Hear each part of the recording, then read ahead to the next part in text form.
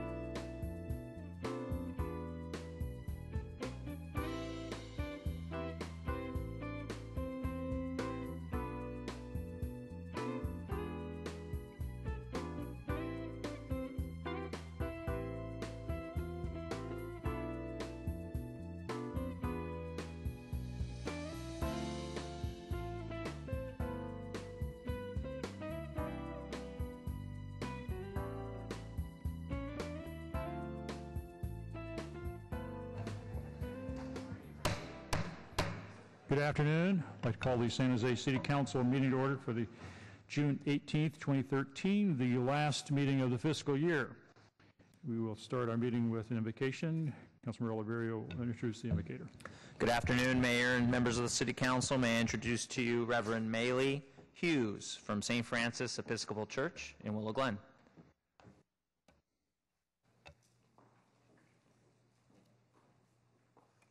First of all, I'll say thank you for inviting me. It's an honor to be here today. And I know that you all have a very busy schedule this afternoon. I was listening to the news, so I know what one of your things is today. And so perhaps it would be a good idea if we just paused for a moment and had just a little piece of silence before I begin the invocation. So please join me in some silence.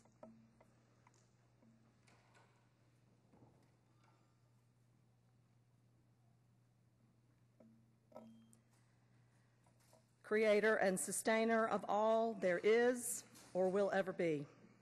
Accept our thanks for this day and all its blessings, for the measure of health we need to fulfill our callings, for sustenance and for friendship.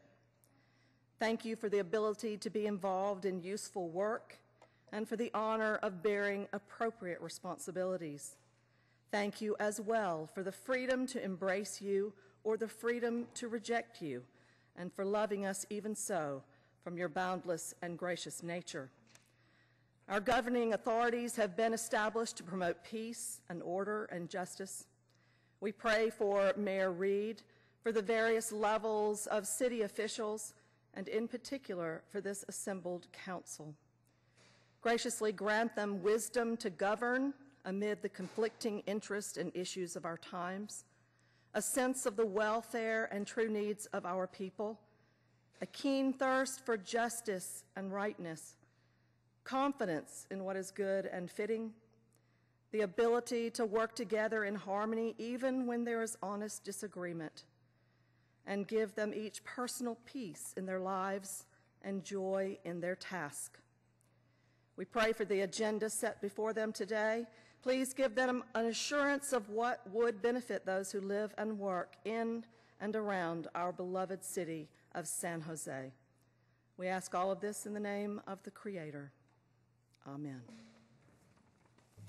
Thank you, Reverend Hughes. Please stand for the Pledge of Allegiance. I pledge allegiance to the flag of the United States of America and to the republic for which it stands, one nation, under God, indivisible, with liberty and justice for all.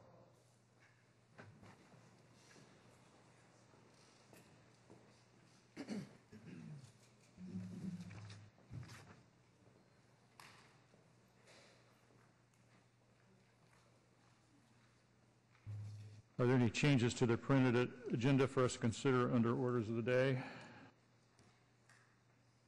Is there a motion? You have a motion to approve the orders of the day. On the motion, all in favor? Opposed? None opposed. Orders are approved. As noted in the orders of the day, we're going to adjourn this meeting in memory of George Romero, who passed away on June 8th, 2013, and Rene Cordero, who passed away on June 9th, 2013. Councilmember Rocha has some comments. Thank you, Mayor. As mentioned, we're adjourning the meeting today in honor of George Romero.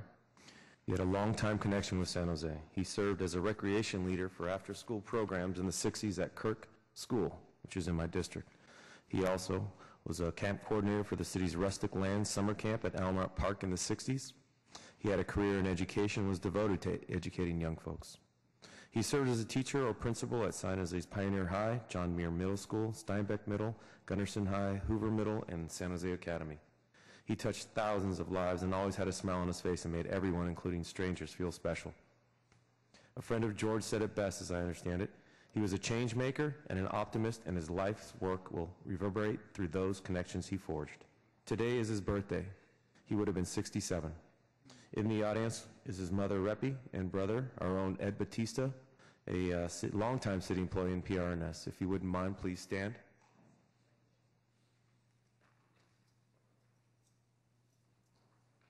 Thank you, Ed. Thank you. It's an honor to recognize him today, and our thoughts are with you in your loss. Thank you, Mayor. Our city manager has some thoughts on Rene Cordero. Thank you, Mayor, members of the council. We are deeply saddened by the sudden loss of a member of our executive team, Rene Cordero, a division manager in our Department of Transportation.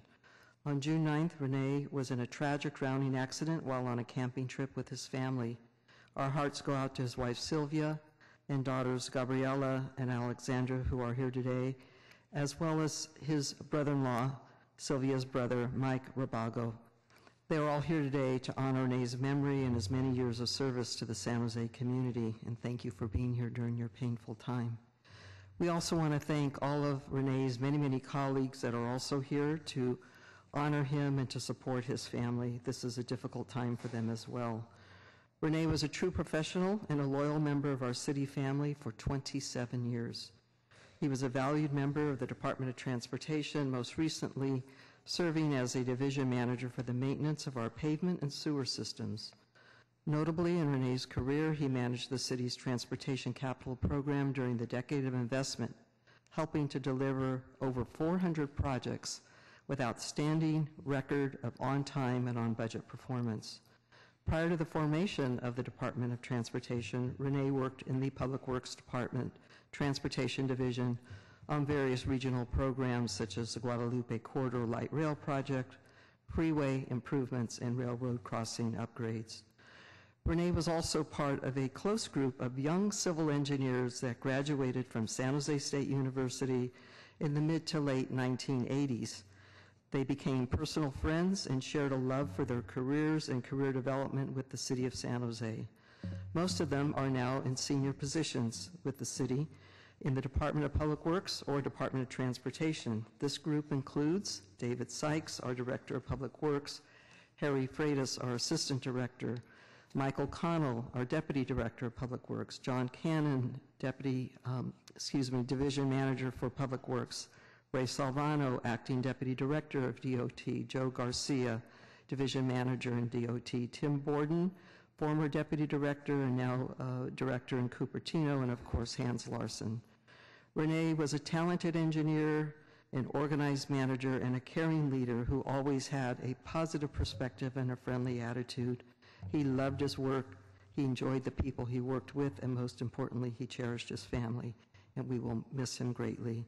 So thank you, Mayor and Council, for the opportunity to adjourn our meeting today to honor our valued colleague, Rene Cordero. Thank you, City Manager. Councilmember Rocha. Next item is the closed session. City Attorney. Yes, Mayor, members of the council, we've been given authority to initiate litigation. It was filed today. The title of the case is City of San Jose et al. Versus the Office of the Commissioner of Baseball. The vote was unanimous.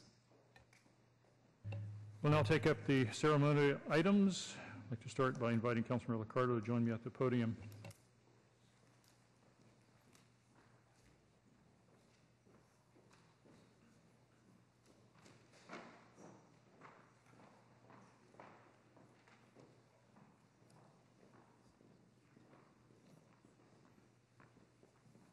Also, I think Councilmember Herrera, Chu, and Kalra are going to join us for this presentation, commemorating the Loma Prieta chapter of the Sierra Club 80th anniversary. So I think there's folks here from the Sierra Club. Come on down.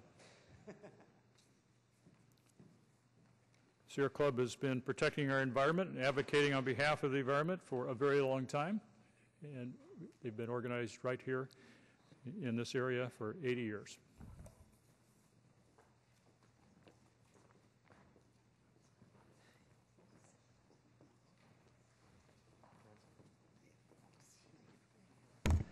So I'm honored to be here with fellow Sierra Club members, council members Kalra, Chu, and Herrera, and Megan Fluke-Medeiros, who is a Conservation and Development Manager, Kenneth Rosales, Rob Means, Gladwin D'Souza, Judy Lindow, and Cindy Denny, all integral parts of what makes Sierra Club so great and so effective, which is the involvement, engagement, and activism of residents throughout our community who are passionate about the environment. The Loma Prieta chapter serves 3 counties, San Mateo, Santa Clara, and San Benito. It was formed back in 1933. It was only the 3rd local club at the time. It was formed by 60 charter members, so basically a group of hikers. And those 60 charter members have grown a bit. There are now 16,000 members today. It has become one of the largest Sierra Club chapters in the country. And over the last 80 years, more than 3 million participants have taken part in the Loma Prieta chapter's comprehensive outings programs. They've organized over 200,000 hikes, nature walks, kayaking trips. You can imagine. If it's fun, it happens at Sierra Club. All right. Now, what we know about them, of course, from the policymaking role is much more. It's about their extraordinary advocacy. And the Loma Prieta chapter has prioritized climate action. They provide a really vital role in permitting reducing solar permit fees in dozens of California cities, and we've seen the impacts throughout this region in particular. They have encouraged cities to adopt robust climate action plans, as the city of San Jose has, and have advocated for sustainable transportation alternatives from transit to bike to pedestrian. We are grateful for the leadership of the Sierra Club and the good people who make the Sierra Club so effective in our community. And with that, I'd like to ask Mayor Reed to present this commendation to the Sierra Club.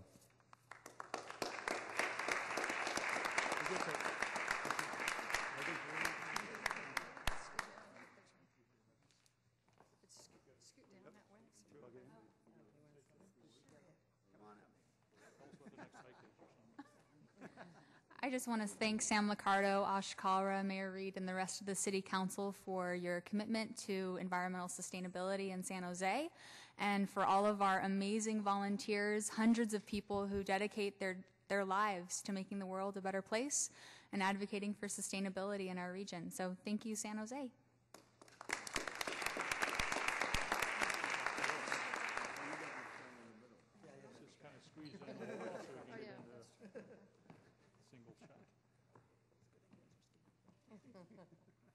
You're tall.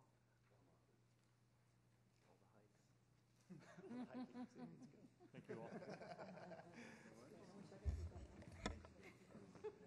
Thank you so much. Next, I'd like to invite Jess Morgan to join me at the podium.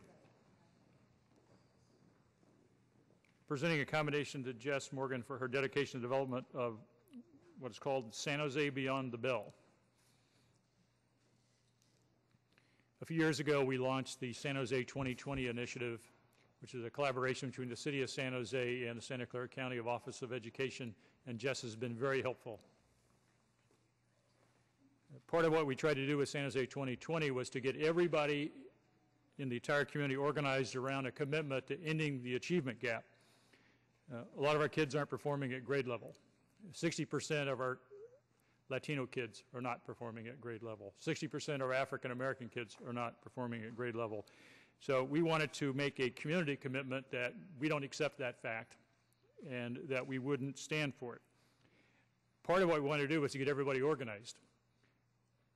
There are many, many, many players in the education area, and there's probably 1,000 programs that are available in one form or another on educational issues for our kids in our community.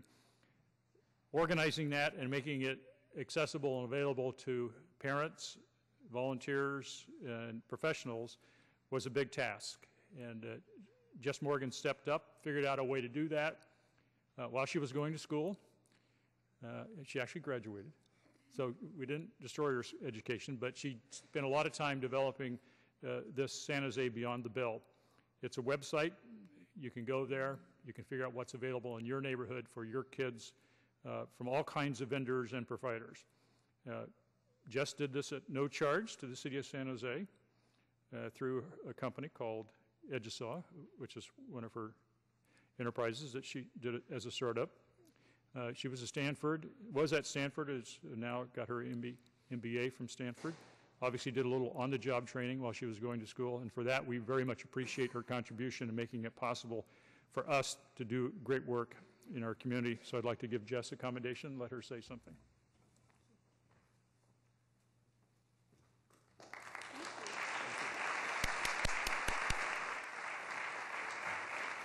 Thank you. I'd just like to thank the City of San Jose and the Mayor for the opportunity to work with you all.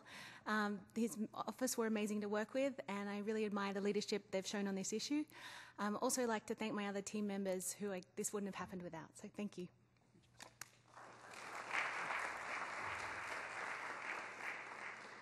Next, I'd like to invite representatives from San Jose Races to join me at the podium as we present a proclamation recognizing June 22nd, 23rd as Radio Amateur Civil Emergency Services Races Field Day in the city of San Jose.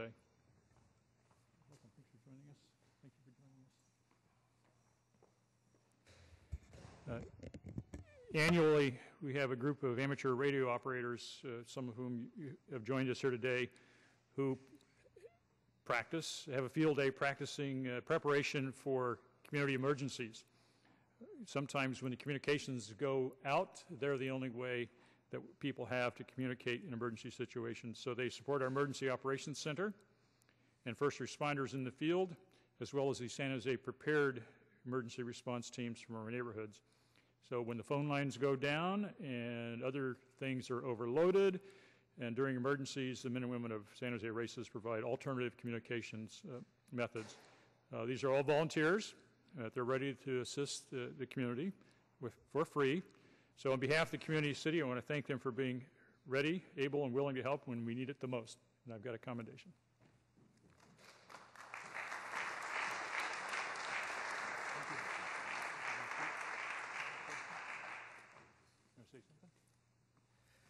Once a year, we take all of our radio equipment and go out somewhere where we are only powered by solar, wind, or generator power and communicate for 24 hours. This year, it's at De Anza Park in south central San Jose from 11 a.m. this Saturday to 11 a.m. this Sunday. Please come visit us and watch us and sign our guest book. Thank you. Thank you.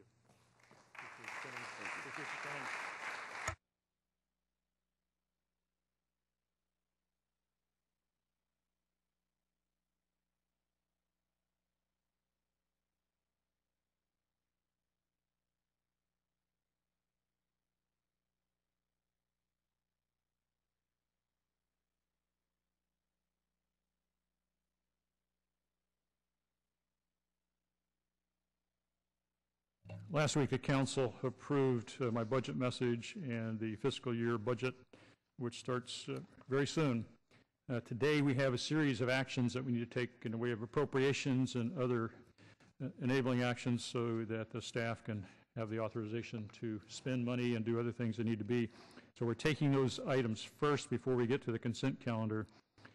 So we have about a half a dozen items that we will do, starting with item 9.1, a reimbursement agreement with the successor agency to the redevelopment agency. We have a motion to approve the reimbursement agreement. On the motion, all in favor? Opposed? None opposed. That's approved. Item 3.3 is approval of various budget actions for fiscal year 12-13. We have a motion to approve. On that motion, all in favor? Opposed? None opposed. Motion carries. 3.4, actions related to sewer service and use charges and storm sewer service charge rates. Motion is to approve. On the motion, all in favor? Opposed? None opposed. That's approved. Item 3.5. Adoption of annual appropriation ordinance and annual funding source resolutions for fiscal year 13-14 budget, and resolution establishing the fiscal year 2013 and 2014 appropriations limit. We have a motion to approve. On that motion, all in favor? Opposed?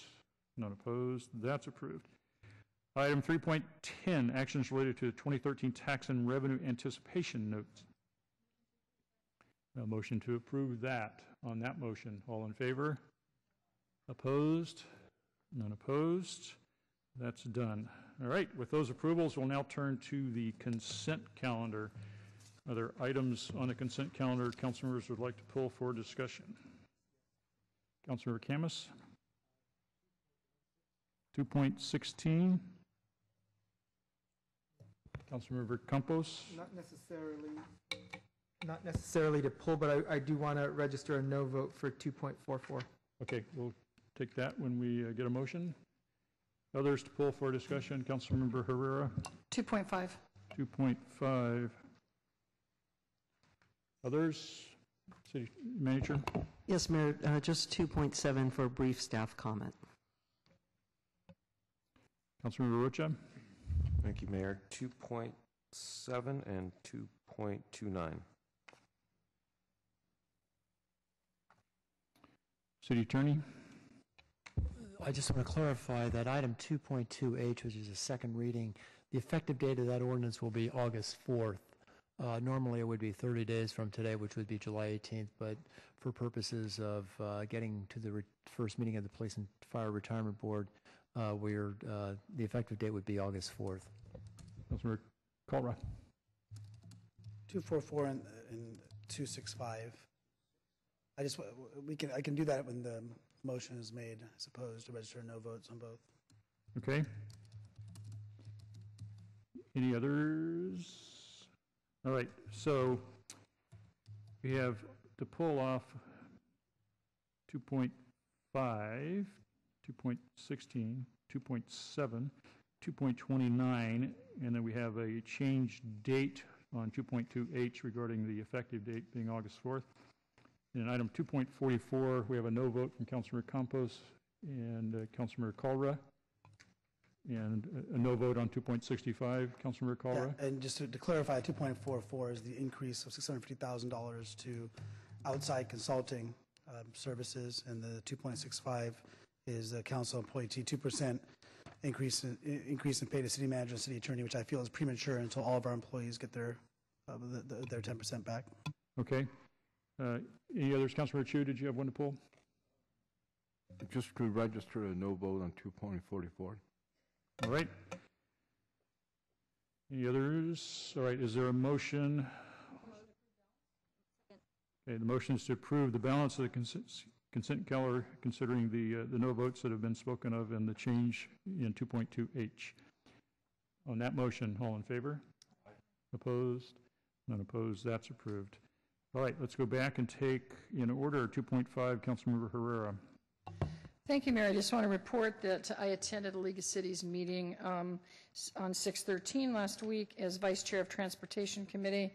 I discussed several different issues, including how to get more revenue for transportation statewide, and also just to report that in the budget report to the entire conference there, or the entire group, that it was reported out that the enterprise zones were not eliminated in the first round of voting by the state legislature in the state budget. So there doesn't mean that they won't be, but at this point they didn't get the 2/3 necessary to eliminate them.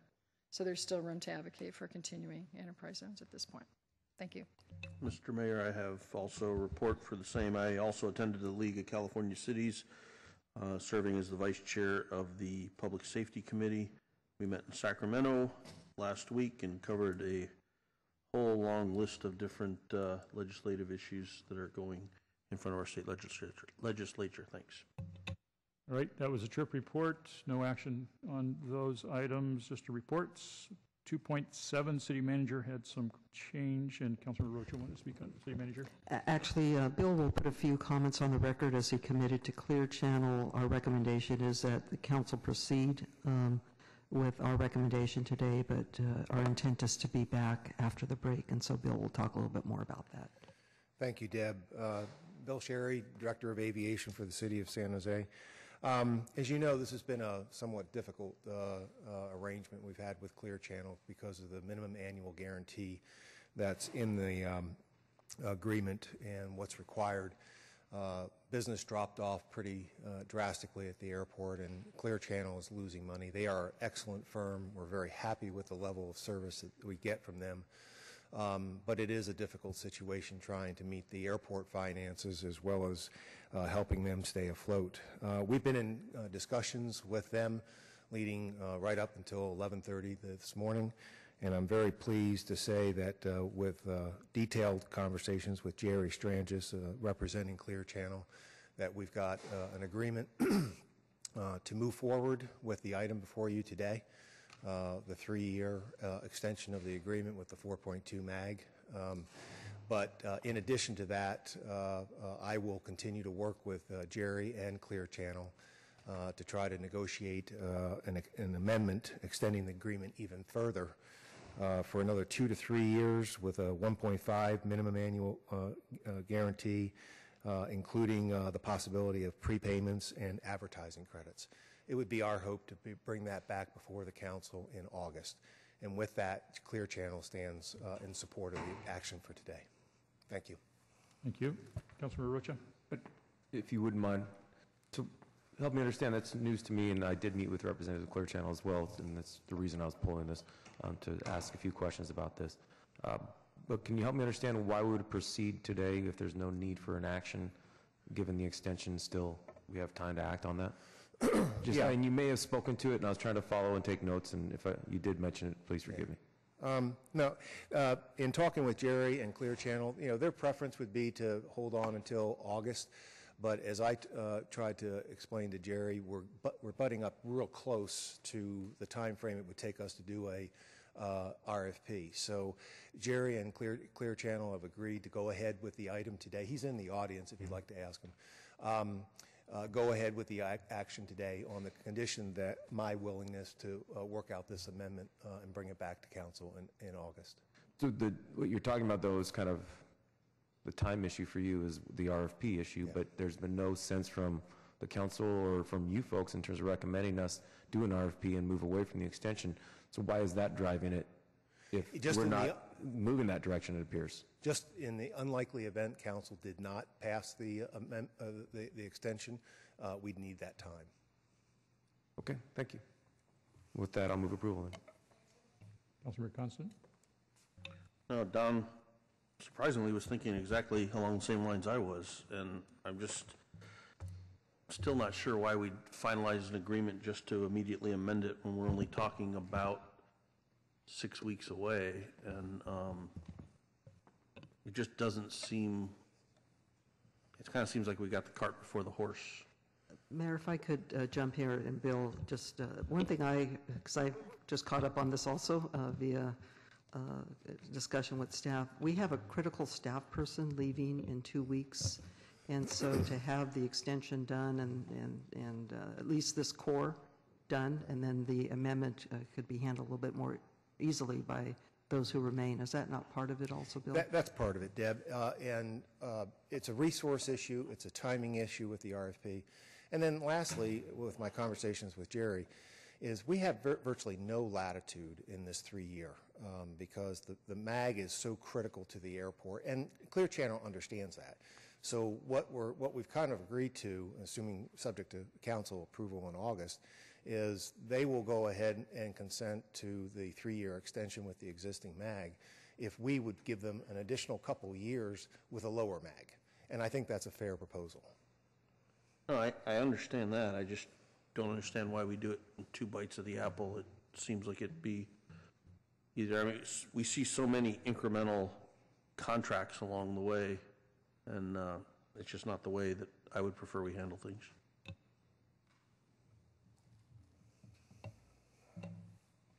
Okay, I think that was the comments on it.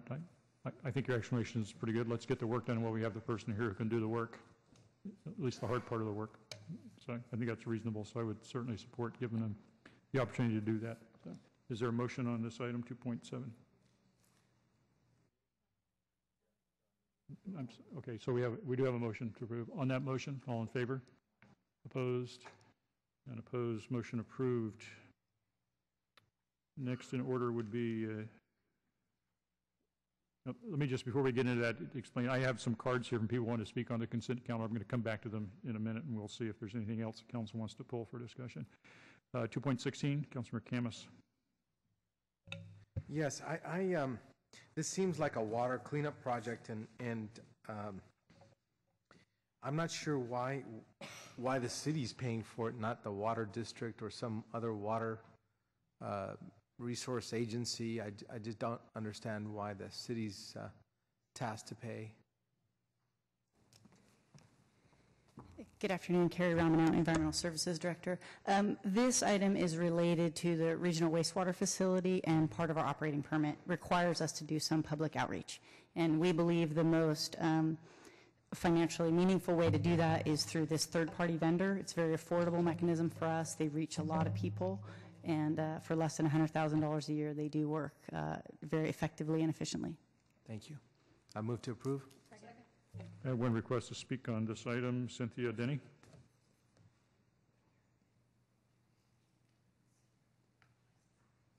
(2.16) Cynthia Denny. Okay, we have a motion to approve. On that motion, all in favor? Aye. Opposed? Not opposed. That's approved. 2.29 Councilmember Rocha. Thank you, Mayor. I had submitted a memo associated with this item requesting deferral of action and some direction to staff. I'd like to move that memo. We have a motion to defer action.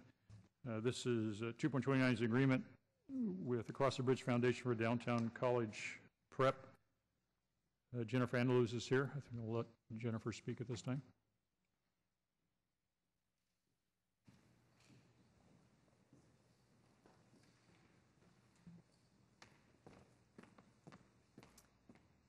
Mayor and council members, it's good to be here. Thank you for the opportunity to speak about this awesome opportunity to help us to expand our impact in East San Jose. DCP was founded in 1999 and with the explicit mission to take academically underachieving students who are first in their family to go to college and prepare them for college success. In 1998, there was a study done by Santa Clara University that 1 in 100 Latino students in San Jose would complete college. Last Saturday, 3 DCP students graduated from Santa Clara University. 2 are going to continue on for grad studies, and they were joined by dozens of peers across the state of California who graduated with their classes of 2009, 8, and 7. DCP is a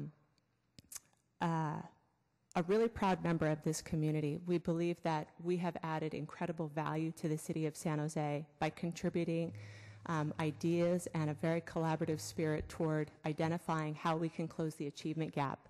We were an organization lead with the San Jose 2020, along with the Mayor's Office and the Santa Clara County Office of Education. By forgiving this loan, it would enable us to continue to grow our impact in East San Jose. Specifically, we have a middle school that will be rolling up a high school starting this fall. The forgiveness of this loan would enable us to build out the facilities as well as the staffing to accommodate our growth. We hope that over the next few years we're going to grow to serve over 3,000 students in San Jose.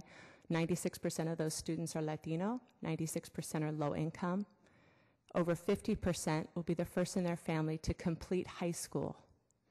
One statistic that we don't often talk about is the fact that DCP really serves those students who have the greatest needs. Recently we had to complete a federal study on homelessness, and nearly 15% of our students are designated homeless.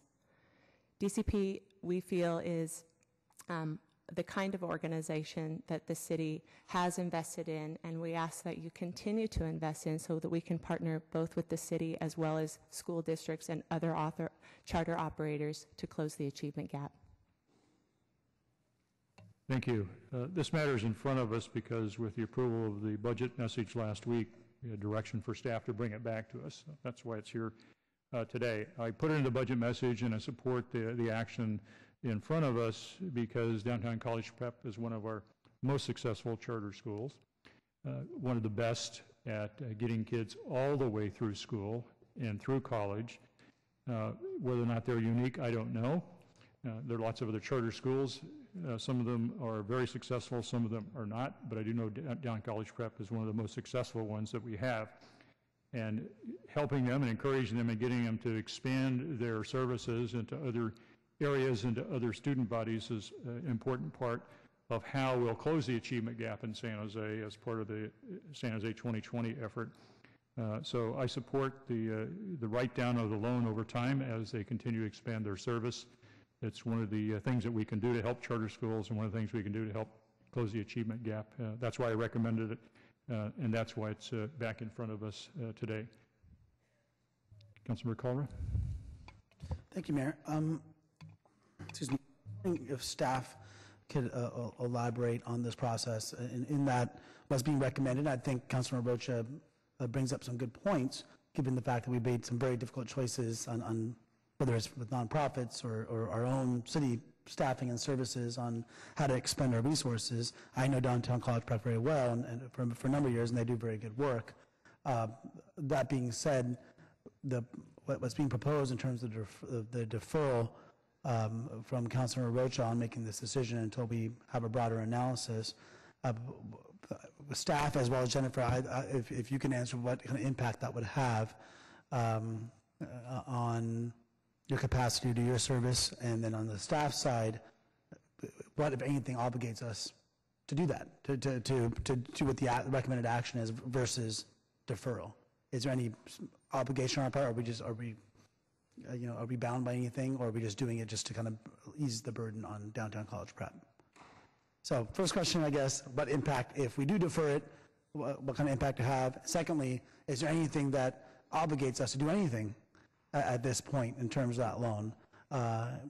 Or can we do a deferral and then come back and make a decision as to what the appropriate action could be?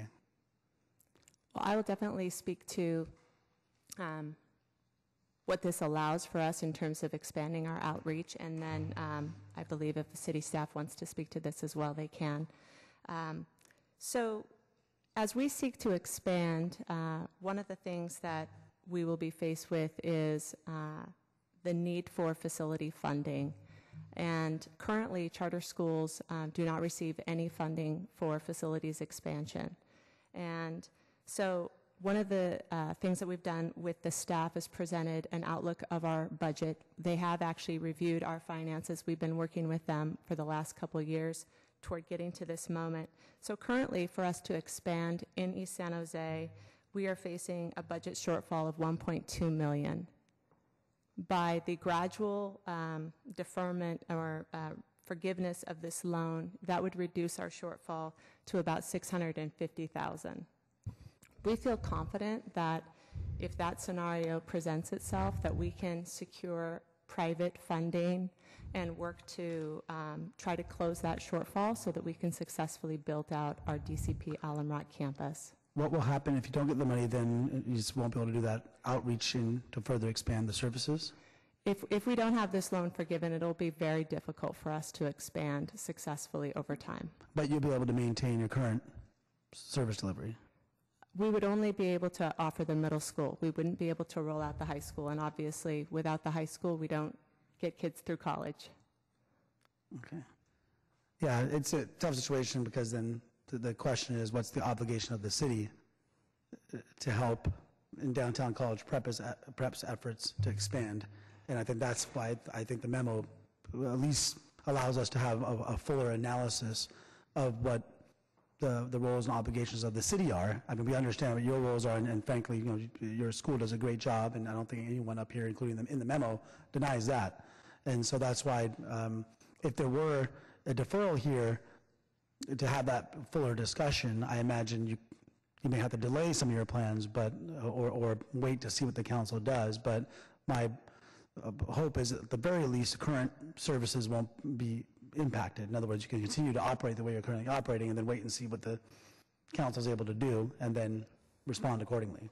We would have 420 Eastside families who would be very dismayed by the fact that they have made a commitment to founding a new school in their community, and that this opportunity to enable the successful development of our campus was delayed. But it was delayed because of a loan that wasn't forgiven. In other words, it's a loan that was made. The city doesn't have an obligation to forgive it. There's a discussion. The mayor's making a recommendation to forgive it prior, and I think Councilmember Rocha and KANSEN and others may feel at least we should have that discussion before we forgive loans that we're making to outside parties. Perhaps this would be a good time for city staff to speak to their financial review. Yeah, and so I don't know, Deb, if there's anyone that can speak to that. Yes, I had asked Jackie Morales-Ferran to be prepared to advise council on how we would proceed with the review, which was my basic question, and so she's prepared to speak to that. Hi, I'm Jackie Morales-Ferran, the Assistant Director for the Housing Department. And first of all, one of the issues would be they do have a payment due in June, $30,000 payment, so we would have to address that payment. Otherwise, they would be in default if you didn't take an action today. Okay. And we've just done a very preliminary review of their financial situation. So we've been able to look at their financial statements so we can see how much cash they're carrying on board and how much they need for the project. But what we haven't done is obviously a more thorough analysis regarding what their fundraising plans are and what their current budgets are, and what options they have to fill this gap. How soon can we do an analysis? It would take a little bit of time for us to do that. Certainly past June 30th. Yes, certainly past June 30th before. So they would absolutely need some sort of deferral for at least 2 months until August, until we could come back with some additional review. Would the maker of the motion consider that just to have a deferral of the payments for 90 days until this analysis is done, and then we can decide how to proceed forward? And it doesn't mean they don't have to pay it, just deferring the payment for 30 days, and then they'll have to pay everything in full if the council decides as such. Is that something that could work? We'd have to at least have 2 months worth of deferral. I was going to say 90 days to defer it. At the end of 90 days, the council decides, you know what, this is not a wise, it's not wise for us to forgive any of the loan, and then they'll be on the hook for all of it, just a 90-day delay in those payments. Just so we can have the analysis. So, because I think the analysis is a good thing to do. And I certainly don't want to go forward with the loan forgiveness without the analysis. At the same time, I would prefer not to detrimentally impact downtown College Park if after the 90 days we decide it is a good thing to do, and now we've just kind of harmed them for at least for the next school year. So I'm trying to find that balance where we can get the analysis done, the council can make its decision, and allow them that at least a small window where where we can relieve the payment, not relieve it, but to defer it for those 90 days so staff has the time to do the report. If I could just speak to the time frame. Currently, we're in negotiations with Alum Rock Union School District regarding providing a revenue source to the district for facilities for our middle school campus. And the school district is reviewing the terms of our lease currently. And so the deferral on this decision would severely impact our ability to move forward with that lease agreement, which we feel like both benefits Alum Rock Union School District and Downtown College Prep. Okay, so I guess it doesn't matter then either way. Even if we delayed payments on your end for 90 days so we can get a staff report, either way, it's going to put in jeopardy your opportunity to expand into Alum Rock. Okay. Yeah, it's a tough situation. I mean, I think that there's certainly a situation where we need more information, and so I don't know if maybe I'm a little bit at a loss because it's a difficult situation because I don't want to do something detrimental to the school, but the city's not obligated to do the loan forgiveness, and if we have council members that I think appropriately want more information before making that decision, I think that's reasonable. So it's kind of stuck in that place. Vice Mayor Nguyen. Thank you, Mayor Reed. I just wanted to echo Mayor Reed's comments. I think that, yes, it's true that the council doesn't have an obligation to forgive the loan, but at the same time, we put forth SJ 2020 a few years ago to help close the achievement gap. And essentially, I look at Downtown College Prep as one of those charter schools that continues to do an outstanding job of preparing our students to go on to college and graduate from college. And we always talk about supporting good schools, whether the public schools or charter schools. And here you have a prime example here in our city and downtown that doing just what we wanted them to do, and that is to prepare our students to achieve academically, and going on to college. And so I don't want to punish an organization that's doing great work. I know that, some of my colleagues might want more information in regards to, why the city should do this, but we make decisions every given Tuesday, whether we wanted to forgive loans, for our cultural facilities here in downtown San Jose, different nonprofit organizations, And in this particular case, it's a charter school that has done so well preparing our students to be future workers here in Silicon Valley. And so I think this is a policy call on our part. If we feel that this is something that we can do to put forth the direction that we're given in SJ 2020, then I think it's the right call, and I would hope that my colleague would support for giving this loan and allow Downtown College Prep to continue to educate our students. Thank you. Councilmember LICCARDO. I really join and echo Vice Mayor Nguyen's comments and the mayor's as well. Am I right in believing, I guess a question, I know Prop 39 came along and supposedly required districts to provide equitable facilities. Was this loan made prior to that time or after? I'm trying to remember. Yes, so the loan was made prior to Prop 39. Right. And DCP was the first charter school in the county, and that was back in 1999. And so since then, there have been laws created that require districts to work with charter schools to help them secure facilities, such as Prop 39, which was funded or established in 2006. Thank you, Jennifer. I appreciate that. I think that's an important perspective here, because at the time this decision was made, there simply wasn't a way for Downtown College Prep to find a home without some city help. And I view this as an important economic development investment because the cities that are going to excel in the future are those that are going to win the war for talent. And the best way to win the war for talent is to grow it right here at home. And DCP has been really critical in helping bridge the gap for so many students to be able to come from many challenging neighborhoods and make that critical leap to college. And I'm grateful for all the great work DCP does in our community, so I wholeheartedly support this.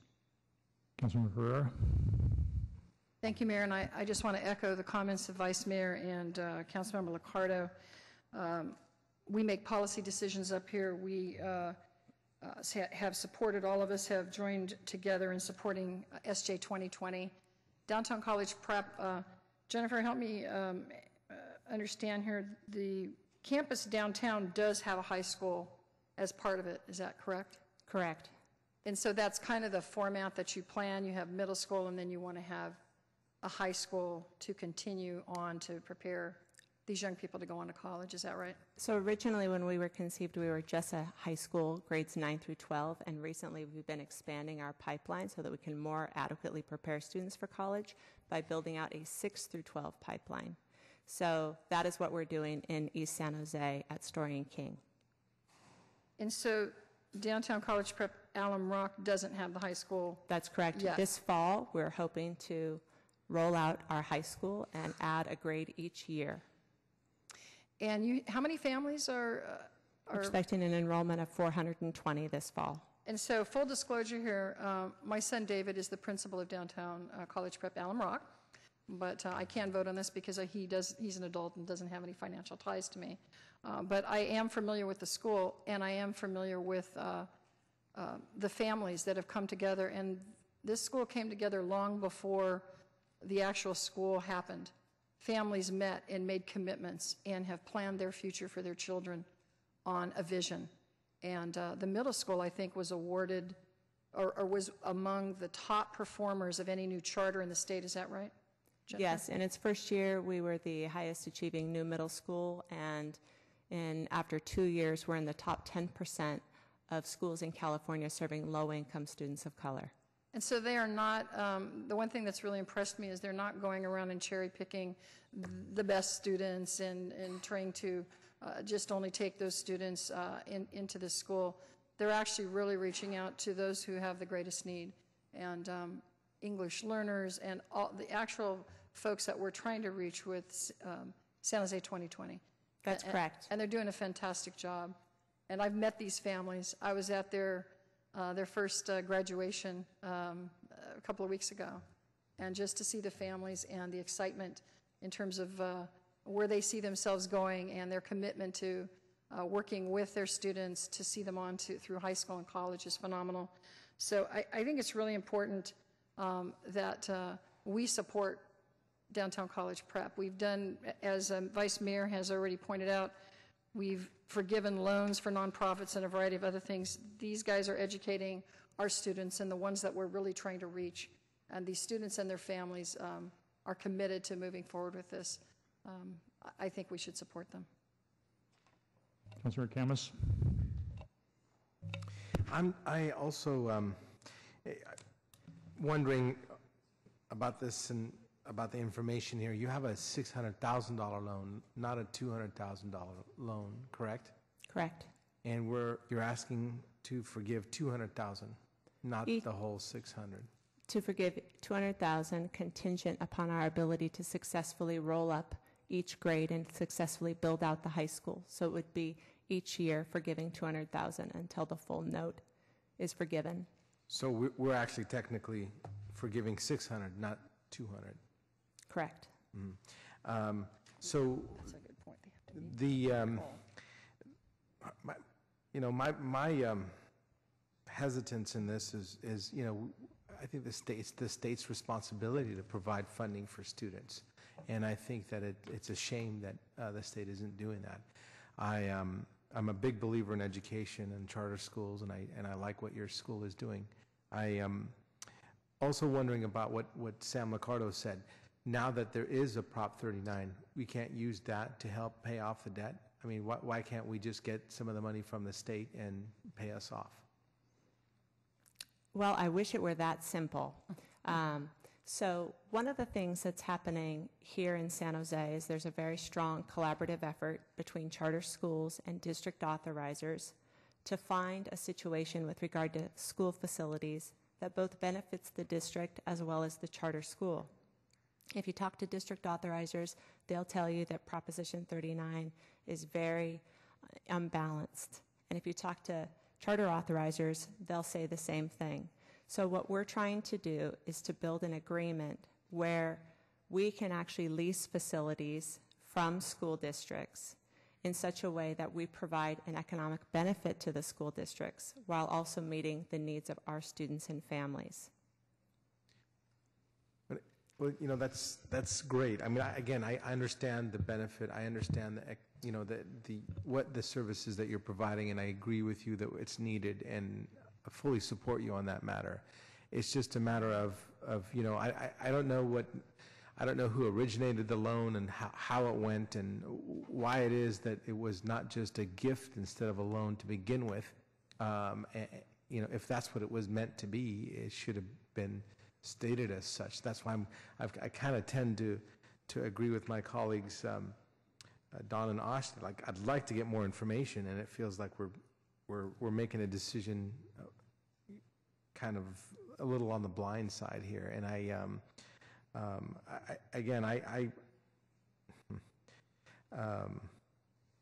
very hesitant to forgive $600,000, not knowing the original circumstances that brought us to the situation to begin with. And as I said, I do support the school. I'm finding it hard to understand also how is it that you're going to get the other $650,000 after we forgive this first $600,000. How is it that you're going to get the rest of the $600,000, and why can't you tap those resources to get the first $600,000, if you get what I'm saying? So. Is that a question you'd like me to answer? Yes, yeah, absolutely. Yeah. So one of the things that by forgiving this loan, it will allow us to more aggressively secure private philanthropy. Obviously, charter schools are significantly underfunded. It is estimated that we're underfunded by $500 to $600 per pupil compared with traditional public schools. In addition, we do not have access to the kinds of facilities that our traditional public schools have. We obviously work with our charter school authorizers to try to create the best situation. When this line of credit was issued back in 1999, there were no such laws on the books. I was one of two co-founders who founded the school. We were former teachers who quit our jobs and worked out of Starbucks and tried to create a vision in this city around college success for students who didn't have access to opportunities. That vision has thrived in this community, and it has laid a foundation for so many thousands of students to see the possibility of academic and college success in their lives. We leveraged that line of credit to do construction on a building in 2003 so that we could bring all 400 of our students under one roof. Up to that point, we had been operating out of 4 church sites, commuting between each of the sites 20 minutes across San Jose State's campus. That gesture that the city made was profound. Had we not been able to leverage that line of credit, there is absolutely no way in which downtown College Prep would have continued to exist. And I suspect that the kind of movement and inroads we've been able to make around creating a mindset that all children can be successful, that our Latino students deserve an opportunity to have access to the courses that will make them college ready, I am absolutely convinced that we would not have made momentum and that things like San Jose 2020 would not be on our horizon as they currently are. Thank you. Let me just respond to Councilor KHAMIS's question, because I was here when this was done. Mayor Gonzalez recommended we do it as a loan. We did it as a loan, a line of credit. If he'd recommended that we would make it a grant, I'm pretty sure the council would have made it as a grant either way. But it was the old days when the charter schools got nothing from school districts, which is why the city stepped in to help to get the first charter school. Obviously, it's been a great investment. They've done a great work. We're not obligated under state law or any other law to do that, although we have helped a few charter schools along the way, and probably will have opportunities in the future. But the circumstances of it getting started really was very different financial environment, just because it was pre-Prop 39, and that's why we got engaged with the line of credit. Councilmember Campos. Thank you, Mayor. So just to, I'm trying to grasp a hold of this. So delaying the decision today, does that jeopardize the middle school you have at the Miller site right now? Because that's the site you're talking about, right? Yes, it does. So delaying the action would mean you would not be able to have your 6th, 7th, and 8th grade school there at the Miller site for next year? Yes. Okay. So really what we're talking about is your existing middle school, because the Alum Rock District is under no obligation to provide you space for your high school, right? That's correct. Okay. So we're talking about the middle school. Our current facilities at the Miller site are not adequate. We cannot successfully sustain our 6th, 7th, and 8th grade students there. So our current discussions with Alum Rock have to do with the lease agreement that would allow us to successfully roll out the 6th, 7th, and 8th grade. We are also in conversations with Eastside Union High School District around our 9 through 12. And I wish I could be more specific, but I don't want to compromise the integrity of that negotiation. So right now, the forgiveness of this loan is really pressing for DCP. It allows us to basically take our facility and grade level expansion plan and to execute it.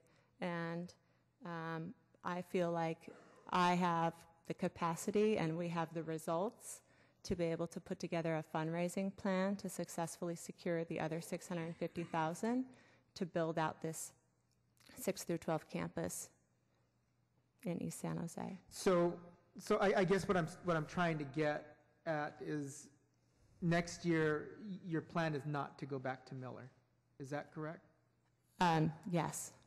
Okay, and you can't, you know, I understand you're in negotiations to figure out another spot, but that would be on an Alum Rock campus. Correct. Okay. Let's see. So will you have a freshman class next year for your high school? If we can successfully enter into this lease agreement, yes. And this is, so what you're looking at is to merge the two, because I would imagine that your 8th graders that graduated this year would correct. Continue with you. Okay. That's correct. Okay. You know, I mean,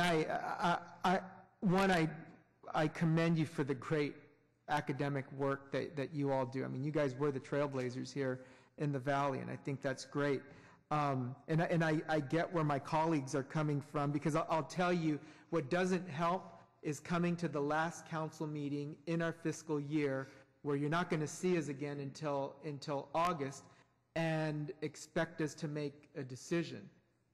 That's also not fair for us. And I don't know how long this has been in front of you, knowing that you're going to have to come to us so that we could ask our questions, or even have some flexibility to ask staff to go back and do more due diligence and still stay on your timeline. But I hope you understand where my colleagues are at. But what I'm doing is I'm weighing what I already know about what you're doing at the Miller site and the importance of having to have that continuity.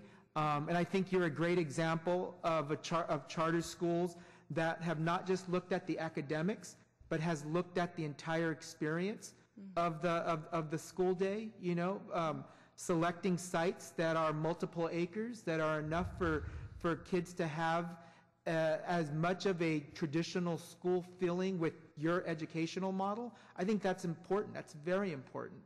And so, you know, I'm going to support, you know, my colleagues that want to move forward with your request, but it doesn't feel good. And I would hope that if you ever have to come back and work with the city again, please give us time to work, because this, you know, I mean, I could feel just as good, you know, asking for the delay as well, for more information. But you know, I sort of understand your situation a little bit more, so I feel comfortable making a decision today. Thank you. Thank you, Councilmember Campos. The scheduling of this is not Jennifer's responsibility or doing. We started on this a couple of months ago, trying to get here, but as you know, things get stacked up at the end of the year, so here we are at the last meeting. But you know, the staff has been working on getting the information for a while, and it's really out of Jennifer's control. So I appreciate the support, though. Councilmember Constant. Thank you. There's no doubt that DCP does great work, and you know, Jennifer, I've known you, I think, since you guys first moved into that location downtown.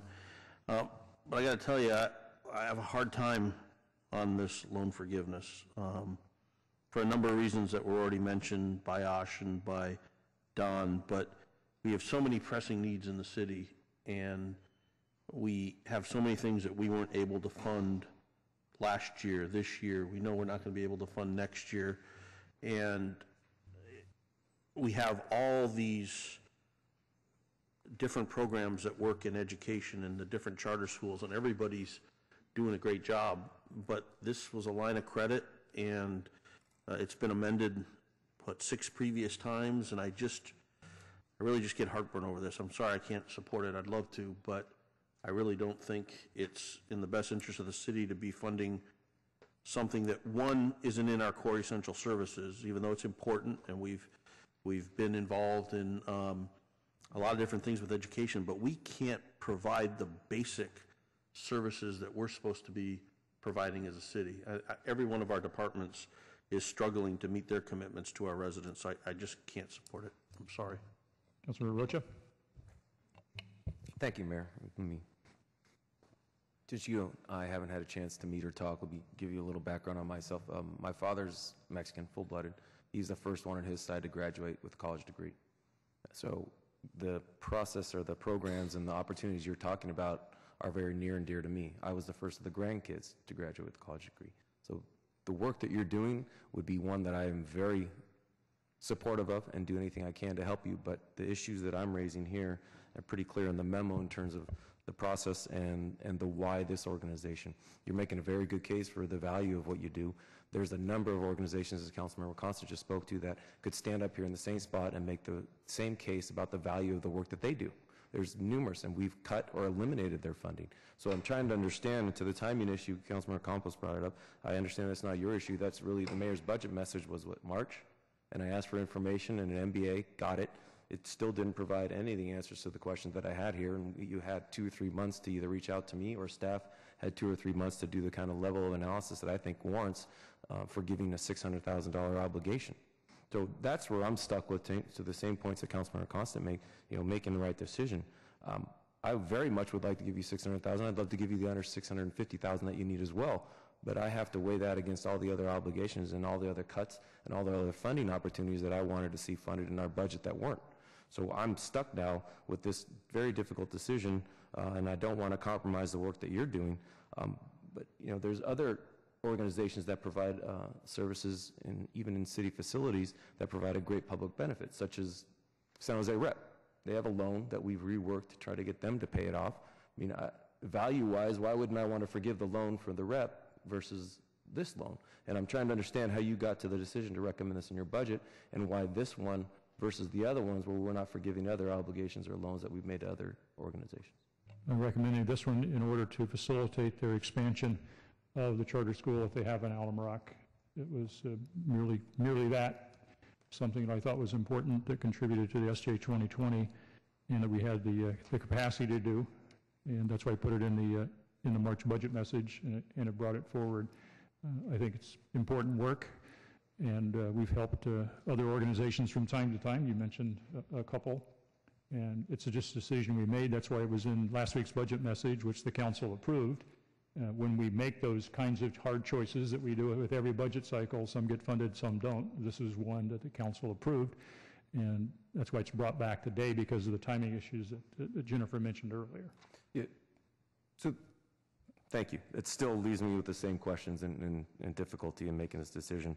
I mean, I'm looking at an organization that's asking for money, support us in our expansion, but I can't pay you back the money that I owe you. I mean, who would make an investment in a business that says, I owe you money, I'm not going to pay you that money, but support me in expanding those operations? And I understand that that's how you start businesses, and that's the whole startup concept. And again, we're not talking about a product, we're talking about people.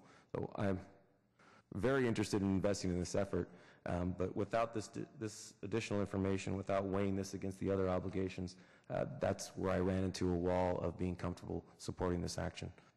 So thank you, Mayor. Councilmember Herrera. Thank you, Mayor, and I want to thank Councilmember Campos for his comments and focusing it on the critical choices that the school has to make in the very near future, and that it would put at risk the school currently at Miller. I think staff in recommending this is looking at, in terms of a return on investment, or in terms of DCP having to perform, they have to add an additional grade level at the Alum Rock campus for every year. So they do have to perform. We are asking something from them, and I think, having run a business, I do understand profit and loss and return on investment, but what we're looking at here is the return we're looking at are kids graduating from high school, going on to college, becoming productive members of our community, holding jobs. We're looking at a long-term vision, which is why we all supported 2020. And we want to make sure that all students in our community have that same opportunity. And Downtown College Prep has done that for over 13 years. You've been in business, and downtown, the school downtown, this is not a startup that we have to wonder, do they know what they're doing? Can they deliver? They have been delivering. So if it were a startup with no track record, I wouldn't be supporting it.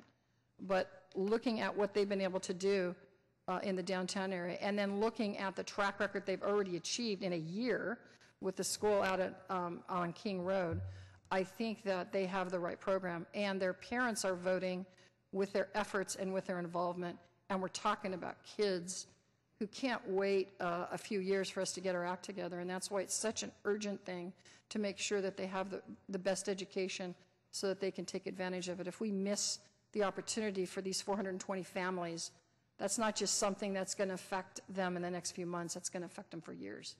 Councilmember LICCARDO.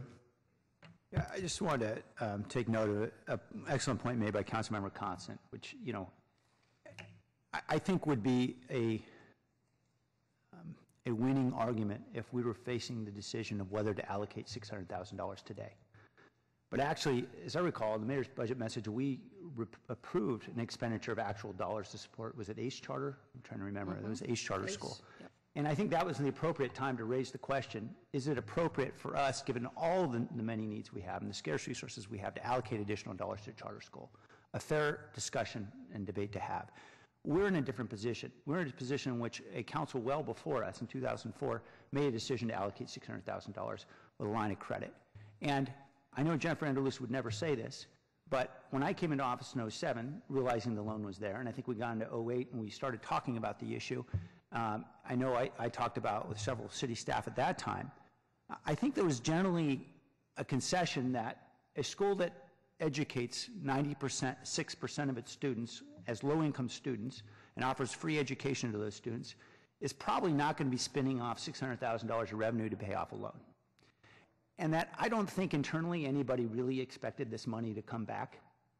We're in a different position. The money is gone. And the question is, by holding out this, keep hanging on to this loan, are we really expecting dollars to come back from an institution that's devoted to educating overwhelmingly a low-income student population? And I think the answer is no. This is not a business. This is a school that educates the poorest students in our community. So I think because we're in a different position, we have to ask ourselves, if we held tight to this, the demands and requirements of this loan, would we get a dollar more?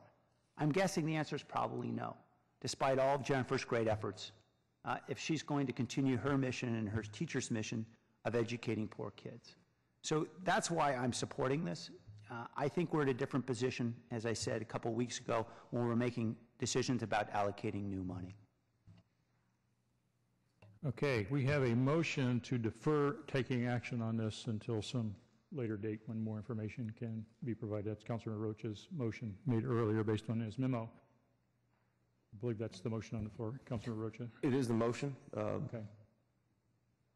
Again, to my earlier point of not having information at all whatsoever, the implications of my deferral request from either the organization or from staff, I'm going to withdraw the motion, and I'd rather you just proceed with your recommendation, and I'll vote how I support on the recommendation. So Okay. You're going to need a motion in place. I'm going to withdraw mine. A motion to approve. I'm sorry, we have the first motion, Don wants to withdraw. I think Pete had the second. Okay to withdraw it? Okay, it's okay with it. So we have a motion to approve the staff recommendation. Further discussion on that motion? All in favor? Opposed? I count 1, 2 opposed, Rocha and Constant opposed. Motion carries. Come on, Pete, I almost had you. Hey, twice I agreed with Don in the first hour of the meeting. That should be notable enough. That's why we have such a long agenda, to give you those opportunities. Look forward to having you all out at our campus. Thank you very much. Thank you. Before we finish the consent calendar, I had some other cards that people wanted to speak. We'll take that comment now, and we'll see then if we want to pull anything else off the consent calendar for further council discussion. There was one item on that the council approved, item 2.47, that I wanted to speak about, and that has to do with the renaming of the HP Pavilion. I know that we have people here representing SAP and Sharks who don't feel the need to come down and speak, but I want to acknowledge the investment of the Sharks and SAP, and support SAP's continued investment and stepping up to do more with our facility. But let's just see if they wanted to speak on the item now that I've brought it up. Looks like they do.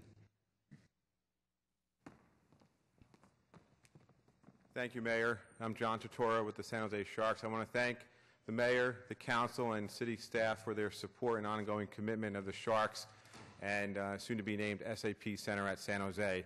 We appreciate it and look forward to the ongoing strong relationship we have with the city. And I'm Jonathan Becker from SAP. On behalf of the 3,500 people here in San Jose and across Silicon Valley, the 65,000 of us around the world, I also thank the City Council, the Mayor. We're looking forward to an even closer relationship with the city. Thank you. Thank you. On some other items, Richard Zappelli and Steve Hosmer or Holmer. Sorry if I can't read the handwriting very well. Why don't you come on down on 2.27. Unless you've lost all interest in speaking after having sat through one of our debates. but you're welcome to come speak before we finish the consent calendar, and we'll see if we'll have further discussion. Yes, hello. I am the founder of a new group. It's a volunteer-based group called Friends of Los Gatos Creek, and we started this initiative on 4/13 with a creekside conversation with people, seeing if there was an interest in trying to set up a group that would be active in cleanups, creek restoration, and I don't know if you're aware, but there at one point were salmon that ran up the Los Gatos Creek in significant numbers. The reason I'm here today is one of the things we're looking at is trying to collaborate with the local city agencies to try and bring a volunteer group asset so that we may be able to blunt some of the costs that would be associated with some of the activities. To date, we are working with the homeless encampment group, and we're going to be following them in when it is, once the areas are cleared out. We will be helping with the final cleanups of these areas with the assistance of the volunteers. We're reaching out to all of the different agencies along the corridor from the confluence of the Guadalupe all the way to Lexington Reservoir. One of the situations that we're running into is in the area of the corridor of Willow Glen, there is a significant problem with homeless encampments, and that's sort of exacerbated by the fact that you have vegetation that has not really been cared for probably in maybe at least 1 decade, maybe longer. So as soon as you effectively clear them from one area, they actually move to an adjacent area, and the situation of cleanups and evictions repeats. So what we've identified is a NOAA grant, and I actually had it's linked to the California Conservation Corps group. They actually came down and they did an assessment from the Lincoln Avenue Bridge all the way to the confluence with the Sorry, Guadalupe. Richard, time is up. Thank Okay. you. Richard Zappelli.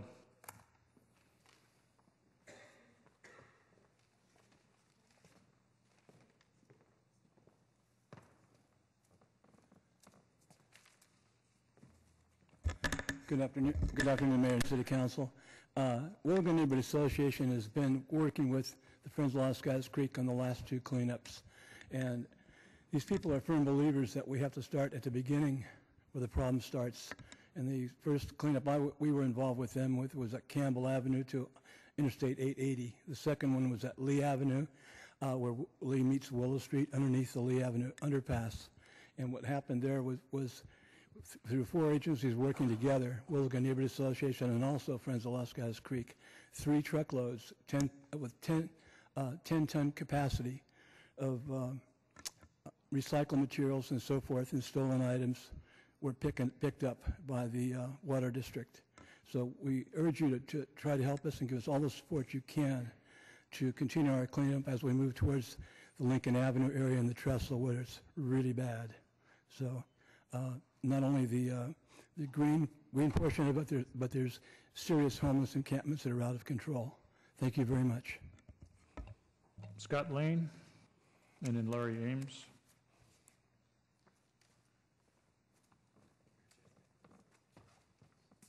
Welcome, everybody. Thanks for your time. My name is Scott Lane. Very active in trails and creeks. I just want to say thank you again for working with the Water District.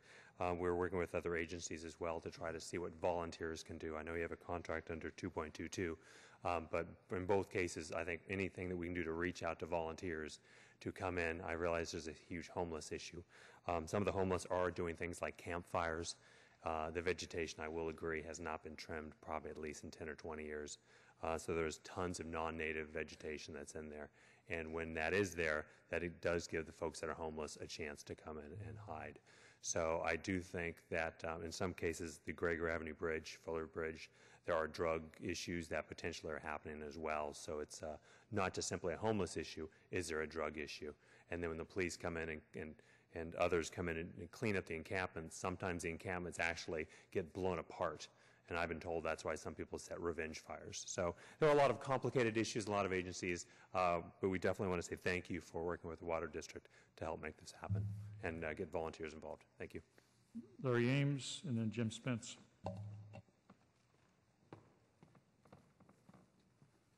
Well, I wanted to talk on item 2.36, which is different. Should I wait? Well, we're taking all the comments on the consent calendar. Oh, okay. Okay, well, I'm here on about 2.36. I was San Jose's rep to the county's Los Gatos Creek Streamside Park Committee for quite some time, and I'm glad that San Jose is working to extend the trail down to the confluence. The item on the agenda is to to hire an engineering company to do the section from San Carlos Street past the railroad line, fire training station over to Montgomery Avenue. I'm just kind of curious as to what that grant is actually for. I mean, if it's going to be to do detailed engineering on it, then there's not been that much community outreach. And if it is to do some outreach, I hope they do a better job than has been done on the trestle. So I'm looking forward to outreach with the community. Also, I want to say that the community worked at the Diridon and the Stadium Good Neighbor meetings on that section about daylighting the Los Gatos Creek to get it out of the culvert in that area. This trail section connects up to that. So I hope that the engineering company will look at the work that we did there and see if it's possible to tie that in, to work with the community on the possible daylighting of the creek there. It would help with the traffic mitigation at the stadium and would make it for a much healthier stream environment. Thank you. Jim Spence. Jim Spence, President of the Association of Retired San Jose Police Officers and Firefighters. It's interesting today that you're going to be looking at a policy about notifying retirees about upcoming city events in regards to benefits for retirees when we never even had any opportunity to talk to the people that were starting to formulate the policy. Also, we didn't even know the policy was supposed to be coming today to City Council until we happened to be checking the agenda and found out that it was there. We sent a letter to each of you, unfortunately, on Monday. I know I've worked in a council person's office before, and to get a letter about an issue that late makes it very difficult and challenging for you to look at and to make any changes. I just wanted to reiterate, for those of you who may not have had a chance to have read the letter, that we really have the meaning. There's a word meaningful within the document that's there, and what we mean by meaningful communication for us is a policy that would go beyond simply having a meeting with retirees immediately prior to an agenda impacting the lives of retirees is scheduled for a city council meeting. Rather, meaningful communication would allow for a thoughtful exchange of ideas and questions prior to the item moving forward in its final adoption. In adopting this policy, we urge the council to see that it's implemented in a manner that goes beyond checking the box in future communication with retirees. We appreciate the thoughtfulness in bringing this matter forward and for your attention to the issue. But if you do look at the policy basically says that they're going to talk to retirees after the policy is already done, just before the final vote of the City Council. Thank you. Thank you. I think that got everybody who wanted to comment on anything on the consent calendar. Are there any items that are on the consent calendar council members would like to pull for further discussion before we move on? Councilmember LICCARDO. 2.22. Okay, 2.22, Councilmember LICCARDO. That's the only one, I think. Go ahead. Okay, thank you. And I know Mr. Lane spoke to this. I just wanted to ask a question. I know housing staff is here, and or anyone who'd like to speak to this, actually. Don't worry, Jackie. Just for our audience. Ray Bramson's coming to the rescue, Jackie, so I think we're okay. Just for our audience at home, 2.22 is a report on a request for proposal and award of contract for homeless encampment cleanups that Great. A couple of people spoke to earlier. Thank you, Mayor. Just a quick question. Ray, I understand obviously we're spending a significant amount of money for Tucker Construction to be coming in. Can you describe what about this requires an outside construction firm as opposed to city employees who would just be doing this as part of the normal course in our work with the Water District and other agencies when we've been out there in the past doing encampment cleanups? Certainly, Councilmember Ray Bramson, San Jose Housing Department. The encampment cleanups require a number of different procedures. In the past, we've used city staff to do property sorting, to work in hazardous environments, places where there might be hazardous material, bio-waste, potentially dangerous situations, using a contractor that's trained in those standards, that works in OSHA, provides a great deal of safety. It provides some efficiency, too, where we're not using city staff and having managers in the field doing things that are far outside of their scope of work. Okay, and I know we've used city staff in the past, and it's also been very expensive. As I understand it, I remember being quoted the cost of cleaning up encampments like in Spring Street on the order of $60,000 or $70,000. Is that fair? Absolutely, Councilmember. Okay, so these are expensive ventures, and I appreciate that they and we are hoping that we can maximize efficiency. And while we're spending more money this year on encampment cleanups than we have in the past, we're thinking we can probably do more in cleanups as well. Good. Well, thank you, Ray. Well, unless you want to move to reconsider 2.22, it was improved as part of the omnibus motion earlier. I just want to give everybody a chance to discuss on that. So I believe we need no further action on the consent calendar. Right, we didn't leave anything off here. I think we covered all of the ones that wanted to be pulled. All right, done with the consent calendar. That takes us to 3.1, report of the city manager. Thank you, Mayor.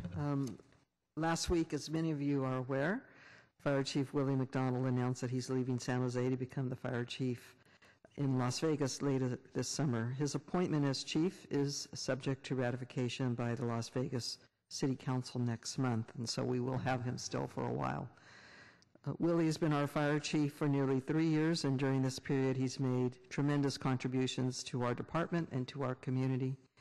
During his tenure, Willie implemented smaller squad apparatus to provide flexible and efficient responses to medical emergencies, successfully managed his department during tight budgets, and obtained federal SAFER grants that allowed San Jose to retain and increase firefighter staffing levels among his many, many accomplishments.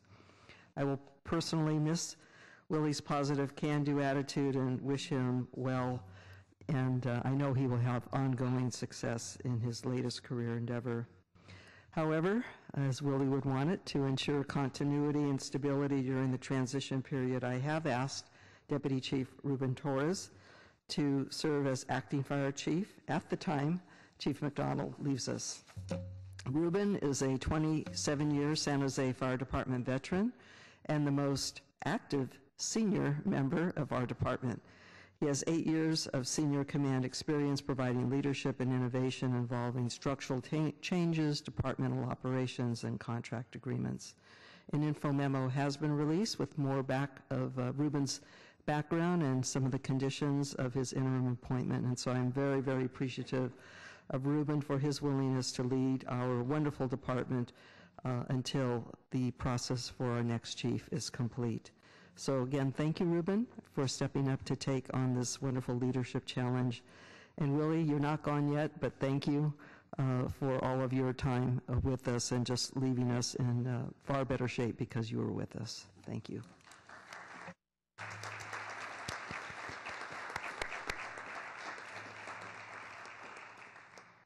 Councilmember LICCARDO, did you have something? I just wanted to echo the thanks for Chief McDonald, and I'm just very grateful for his collaborative leadership style and during a very difficult time. And so thanks to him and well wishes, and congratulations to Ruben Torres.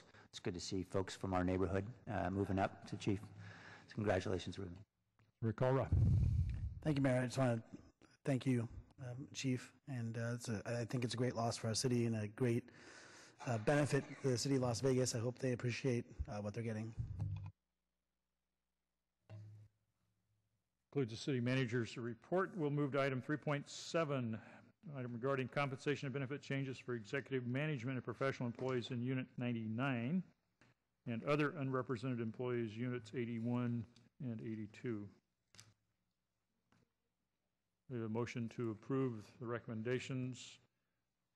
On the motion, all in favor? Opposed? None opposed? That's approved. 3.8, terms of an agreement with the Association of Legal Professionals of San Jose. We have a motion to approve. On the motion, all in favor? Opposed? None opposed? That's approved. 3.9, 2013-14 County Assessment Roll for Sewer Service and Use Charges and Storm Sewer Services. Motion is to approve. On the motion, all in favor? Opposed? None opposed. Those are approved. Item 3.14, implementation of changes retiree health care, four-tier insurance premium rates for bargaining units representing the federated system, and some modifications for employees in Unit 99. I believe Councilmember Constant's going to abstain. Yes, thank you, Mayor. All right. And Mayor, I would just like to thank the entire coalition for their tremendous cooperation in working through these issues with us, and we do look forward as we proceed into the next year working together to solve this challenging problem. We have a motion to approve the recommendations on the motion. All in favor? Opposed? None opposed. Recommendations are approved. Item 4.1, temporary closure of Wool Creek Drive.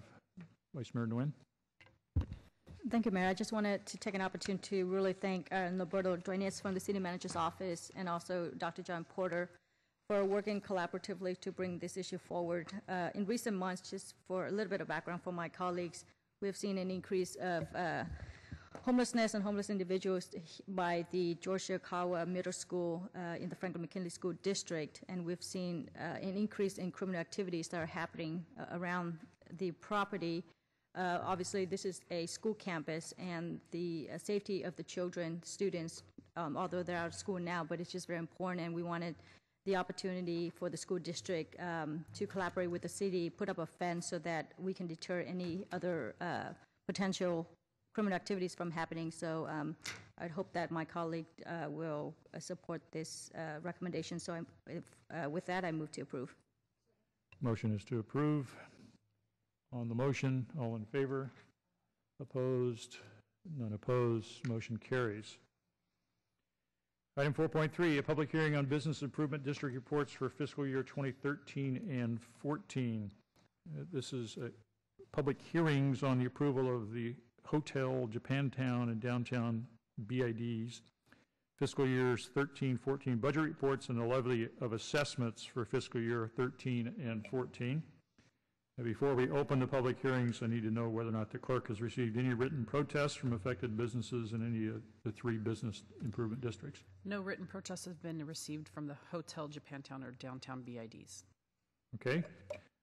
No written protests received, so we'll now open the public hearing, see if anybody wants to speak on this item, protest or otherwise. We have no additional requests to speak, so no additional protests. So I guess what we need is a motion to approve, since we have no protests at all. So we have a motion to approve. That's all 3 matters. On that motion, all in favor? Opposed? None opposed. I'd just like to congratulate our business improvement districts for doing great work. Some of it is really obvious and some of it isn't so obvious, but it's good work, and they're obviously supported by the people in the business improvement districts, which was the whole idea. Item 4.4 is our next item. Those are actions related to the Donner Lofts Apartments projects. We have a motion to approve. On the motion, all in favor? Opposed? None opposed. Item is approved. Item 4.5 is next. That's a reorganization of territory designated as Snell number 30 from the county into the city of San Jose. I have one request to speak. We'll take the public comment at this time. Marilyn Rogers.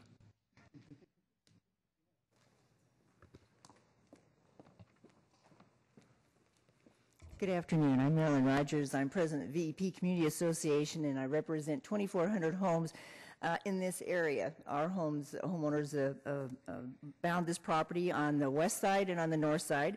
And San Jose is using the designation of Snell number 30. We lovingly call it the Walter Lester property, or soon to be the Marshall Cottle Regional Park, which we're extremely excited about. I'm here to speak in favor of this. It did cause some confusion, and that's why I talked to my council member about it. When the notice went out, just sometimes in terms of the language, it gets a little confused. What services in terms of the annexation was going to be provided? Why was the city annexing, even though it was a planned annexation? So again, I just want to say we're thrilled that we're going forward with the park. Work is actually supposed to start in August, September, in terms of the perimeter trails, which we're all, again, very pleased about. So my concern was if maybe staff could just further explain a little bit about what services will be provided by the city, that would be helpful. Thank you.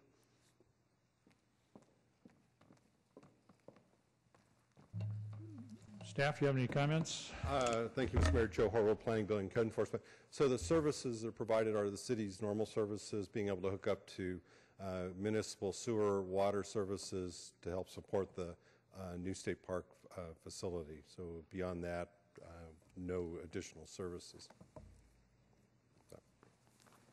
Councilmember KHAMIS. Yeah, I want to thank you and for your work on this. Will they be allowed to have police services as well? No, normally the state polices the parks themselves. I think for emergency response, we do support the state those. Or the county are we talking County, about? This is a county combination. Okay. It's kind of how things were set up. So we would provide, just like we do for other state agencies or government agencies, but not normally the first, or kind of it's not normally our territory to cover. That really would be police department working with them. So my constituents who find something going on in the park would still call 911, but... Correct, and so the law enforcement agencies sort out amongst themselves. So there's county parks enforcement, state parks, city parks. So no, 911 will learn and will know how to dispatch it. They don't have to... Yeah. This action really is about the ability to hook up to city sewers. Is why it's annexing in. If not for that, it would not need to annex into the city. Thank you. I want to thank you on your work, and I'm really looking forward. I think the whole area is going to benefit from this park, and I'm really excited about it. Thank you. And it was Rich Buchman from our staff. He went through, did all the big county park annexation projects. He jumped on this to help meet the schedule that was really aggressive to make this happen. Thank you. Motion to approve. Second. We have a motion to approve. Councilmember Kalra. Thank you, Mayor. And I also just want to share my excitement for this finally going forward. The community has been very excited. It is actually in District 10. It's across the street from the neighborhood I live in, although I'm more than 500 feet away from the actual park. But I can tell you that we're all very excited. And there's been for a number of years now many meetings, a lot of community members involved with the design of this park, and they're very excited. And just to hear that it's actually starting is an amazing thing. I think it's unheard of in this day and age in the middle of an urban area to have a plot that large be donated for a park.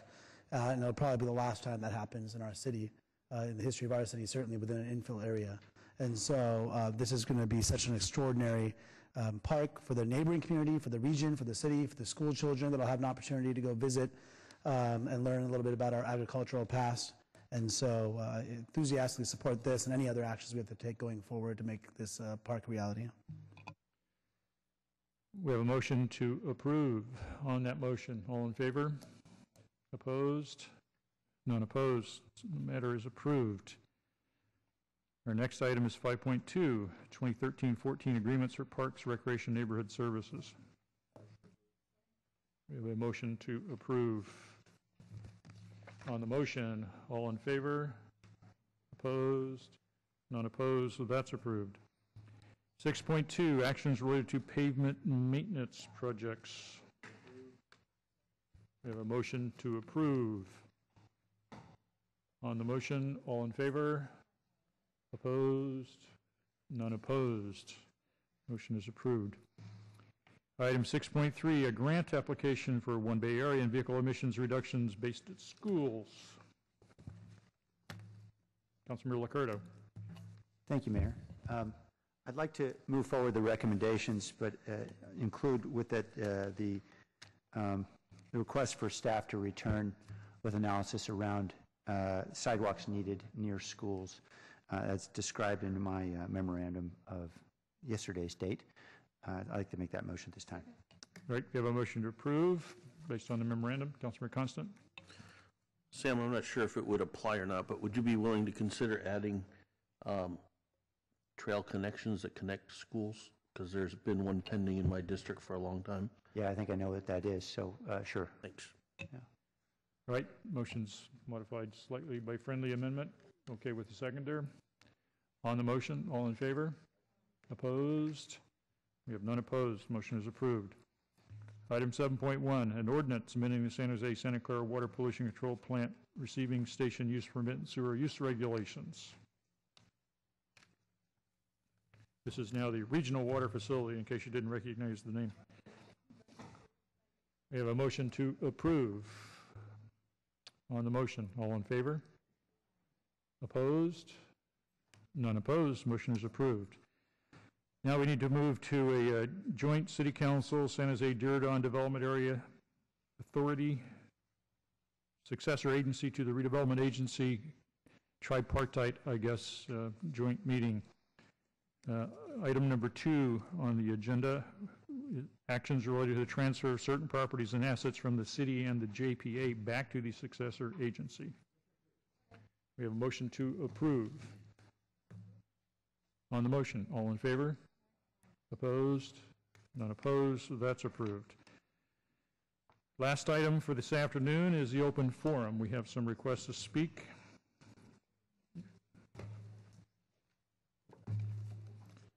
Chuck Johnson? Mr. Johnson, Chuck Johnson? Okay, no one here. No other requests to speak on the open forum. We're going to recess until 7 p.m. and we'll take up the evening agenda.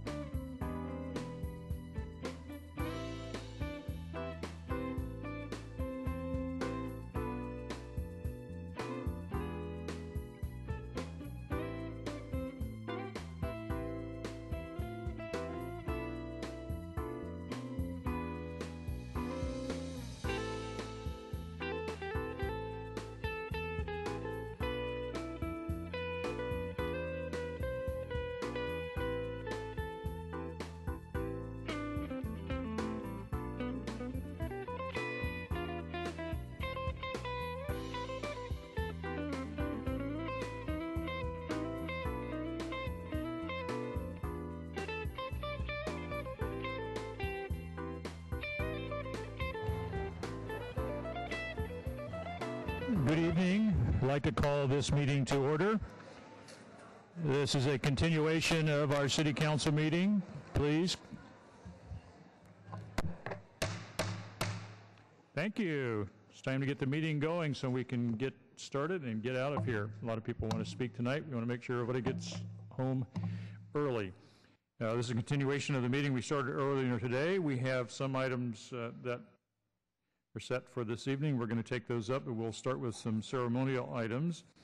But when we get into the hearings, we are going to take the matter regarding the Neighborhoods Commission first, and then we'll go into the land use items, and the item 11.3 regarding modifying a church to include a public school will be last, so that we get the other items, which I think will be relatively short, done and out of the way.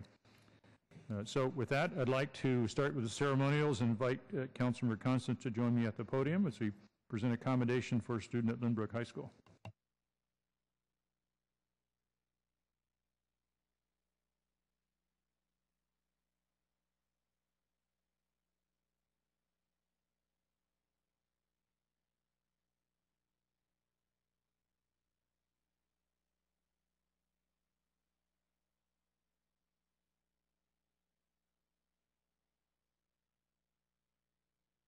Today we're presenting accommodation to Lynbrook High School student Isha Carey for her research and advancement in energy storage technology. And she has some supporters here, and Councilmember Constant has the details. Well, thank you, Mayor. As my colleagues know, I love to bring students from my district and talk about all the great things they're doing, and I'm fortunate that we have some really bright students at a couple of great schools in my district. And tonight we're going to be talking about Isha Carey, and she goes to Lynbrook High School out in West San Jose. And she has done some incredible stuff, and I want to tell you a little bit about it. She has her family here today. I don't think Gail made it from the high school, did she? Gail didn't make it. But we have Greg Fagan and Jessica Von Schell from Intel Corporation, Katie Korsmeyer from Santa Clara University, Mary Lou Stewart from LifeScan, Elaine Collins from San Jose State University, all of them who have helped Isha on her journey to success. She is a very bright 18-year-old who recently graduated from Lynbrook High School. And like many of us, she got frustrated when her cell phone battery always died. And more frustrating, I know she had an older cell phone that took a little longer to charge, and those old batteries I know don't stay charged very long. And she, like me, gets very frustrated because it takes longer to charge than you would like, and she thought she was going to do something about it. So she began doing some research at UC Santa Cruz under the advisement of Professor Yat Lee, who unfortunately can't join us here tonight. But after spending 3 years of struggling with this, she invented a supercapacitor prototype small enough to fit in a cell phone. This nanotech device can withstand up to 100,000 charges, and the current technology, just so you know, only lets you charge it about 1,000 times.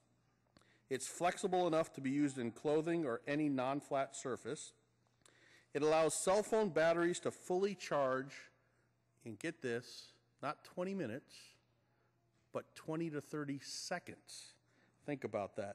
Her technology has the potential to develop into something that can power a lot of things that are run by batteries. Think cars. I bet you we're going to see some, instead of gas stations, we're going to see some battery stations with her technology soon, where you'll drive up and be able to charge your car quicker than you could put gas in it.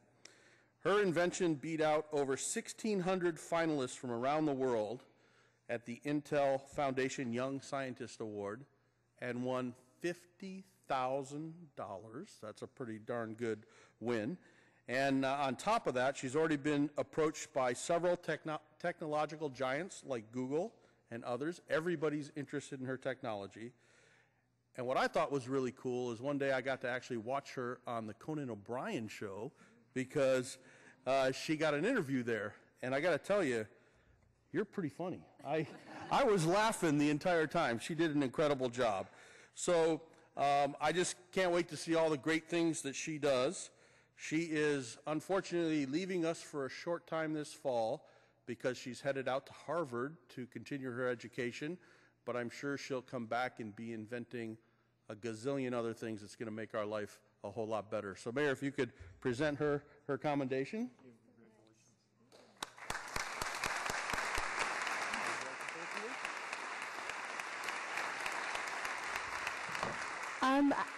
Thank you so much. I just wanted to say that I really am a product of all the people who've helped me throughout my science journey. Science is wonderful because it helps you engage in your inner curiosity, but helping me along the way have been many really important people, including my wonderful school, Lynbrook High School in San Jose. It's wonderful and passionate teachers, and also just my research mentors. Research is a way to apply textbook knowledge to real-world applications, as I have done in my chemistry project. And along the way, I've had help from the Bridge to Employment program, which gave me my first internship. Dr. Korsmeyer and Ms. Stewart are from that program. Also, Dr. Lane Collins was my very first mentor who helped me work on my biochemistry project. And from there, I've really had a wonderful start for research, and I hope to continue in years to come. Thank you very much.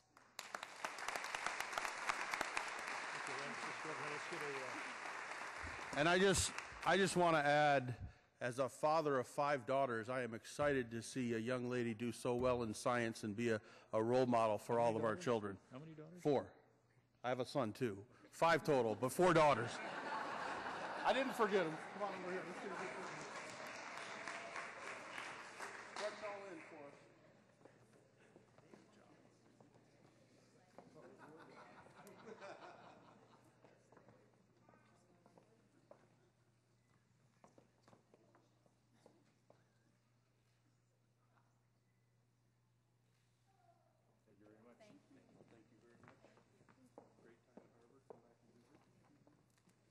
Next, we're going to have the city clerk administer the oath of office to our youth commissioners.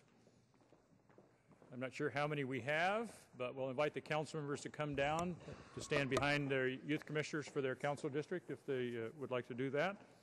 And I would let the city clerk take over. We have 8 commissioners to swear in tonight.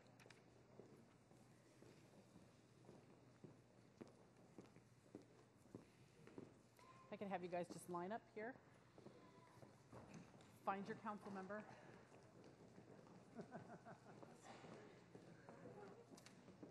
Coming all this way. So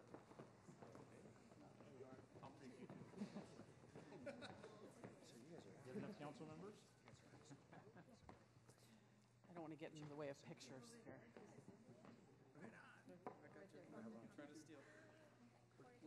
Where is he? Councilmember Chu?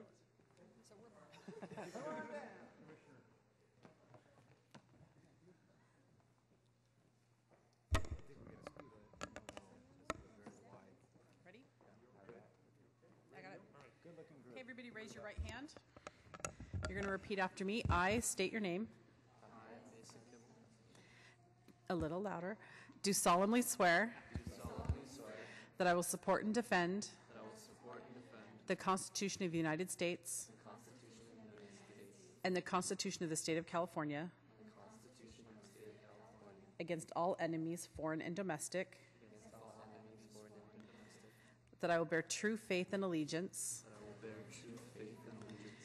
to the Constitution of the United States and the Constitution of the State of California, that I take this obligation freely without any mental reservation or purpose of evasion, and that I will well and faithfully discharge the duties upon which I am about to enter. Congratulations.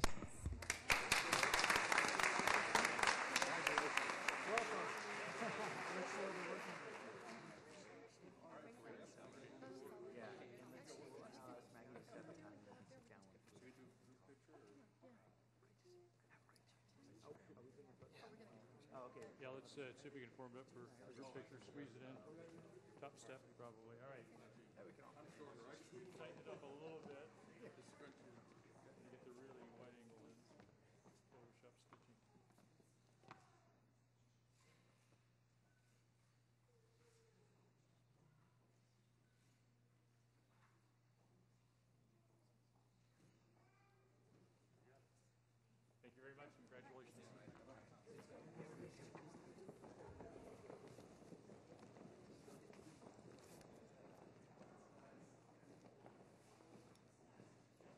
I'd like to invite Councilmember Campos to join me.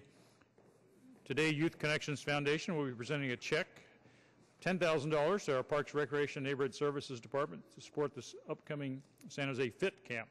So I'd like to have those folks come down and join Councilmember Campos.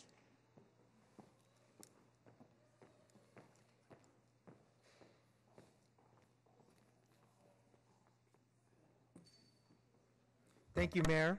We'll wait for our folks to come up.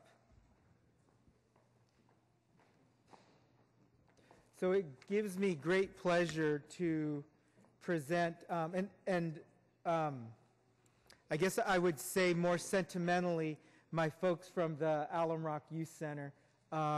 This group of folks got that youth center built back in the late 90s, and if it wasn't for them, the Alum Rock Youth Center would not be in existence. So I think they deserve a round of applause.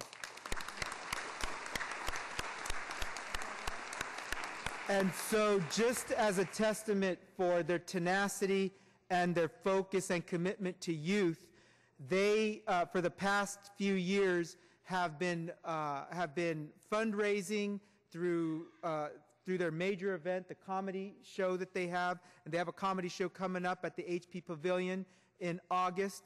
Headliner to be determined, but they'll be very good and funny, right? Right, Ed? If not, Ed will be the headliner, right, Ed? And so they raised tons of money. One, so kids can have scholarships to be able to participate in some of our programs. And then one of their other ultimate goals is to bring the Alum Rock Youth Center back under the operation of the city of San Jose.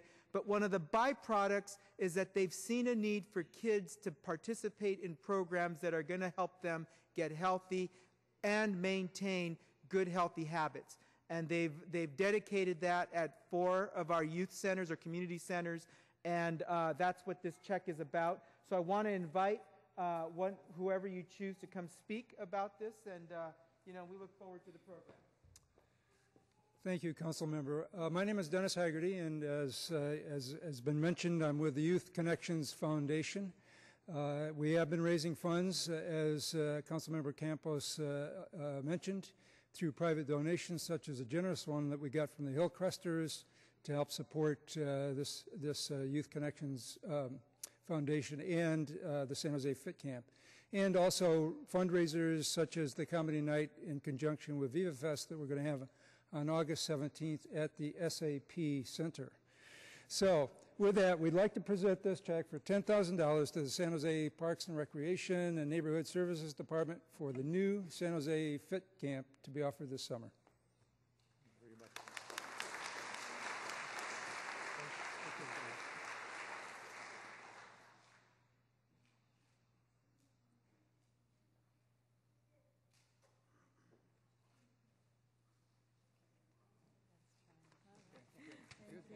Thank you.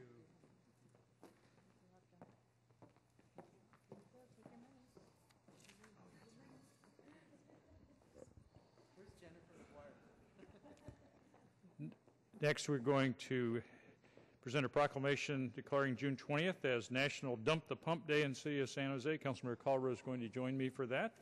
He has the details of the commendation. Thank you, Mayor. And joining me is Chris Lepe, a community planner for the Silicon Valley area for Transform California. 8 years ago, the American Public Transportation Association founded the National Dump the Pump Day to serve as a day that encourages people to ride public transportation to save money, protect the environment, reduce our dependence on foreign oil, and improve the quality of life for all Americans. People who ride public transportation can save, on average, more than $9,700 per year. And for every $1 invested in public transportation, $4 is generated in economic returns. The U.S. public transportation use saves 4.2 billion gallons of gas annually and reduces the country's carbon footprint by 37 million metric tons.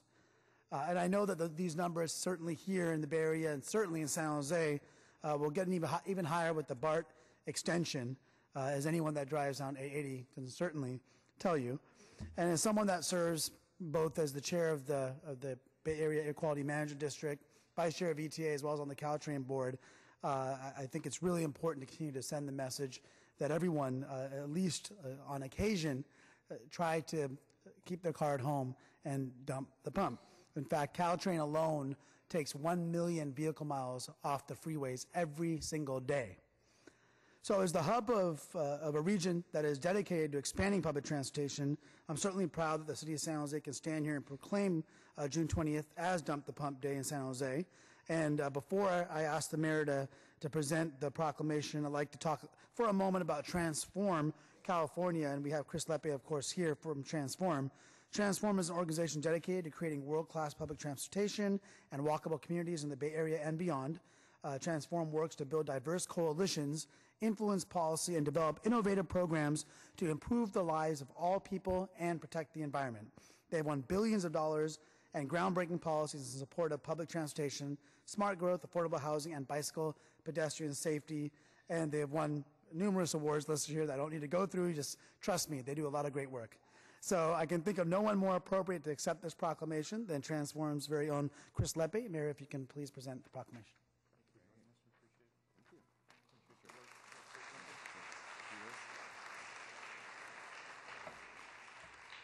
So thank you, Mayor, Councilmember Rocha Kalra, and the San Jose City Council for this proclamation.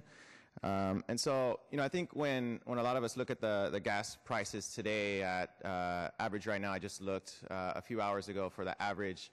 As of yesterday, it was at $4 a gallon in San Jose, and I'm sure some of you have seen gas prices reaching closer to $4.50 at some of the gas stations around here.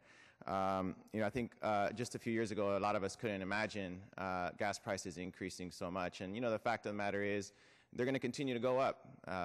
Gasoline is, as many of you know, a non-renewable resource. So it's really, really critical that we invest in high-quality public transportation options so that we do have that option really to get from point A to point B and not just have to rely on the automobile.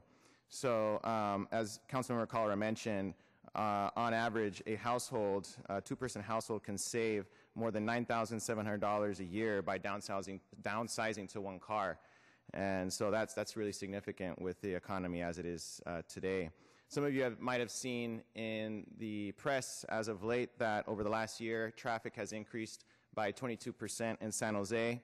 San Jose has the 7th worst traffic congestion in the United States, with the average commuter spending 31 hours a year stuck in traffic. So clearly we have a lot of work to do, and I think our city leaders and other leaders in Santa Clara County and the Bay Area are helping to pave the way towards you know, a brighter future in that regard, with things like bus rapid transit coming to Silicon Valley, as well as BART to San Jose, and Caltrain's modernization and electrification.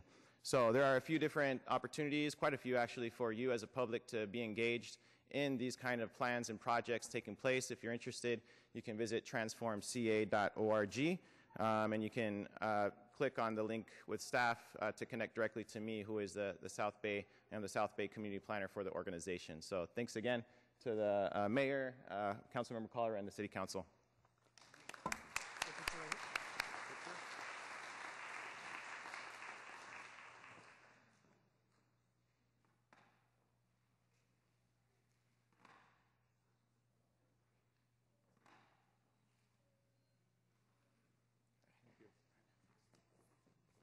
Next, I'd like to have the winners of the 2013 Falcon Naming Contest to join me at the podium. We can have the winners and their families come down.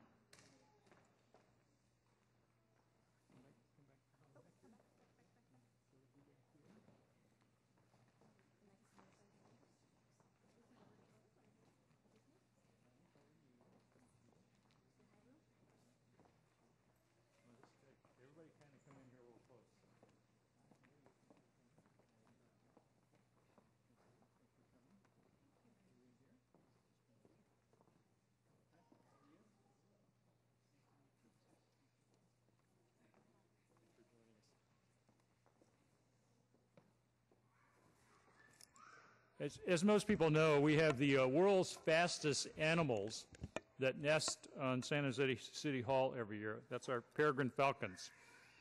And we have a naming contest every year to name the babies. And tonight we're recognizing the winners of our contest. So when I call your name, so you just wave so people know who you are. Nate Pritchett came up with the name Orion after the great hunter in Greek mythology, and falcons are great hunters. They work for pigeons, so they're pretty cheap, but they're great hunters. Dakota Nguyen submitted the name Comet, a fitting name for the young falcon because they appear to dive as fast as a comet. Lauren Russell and Kathleen Wagoner both submitted the name Striker, a name that personifies the way a falcon strikes in the wind to catch its prey.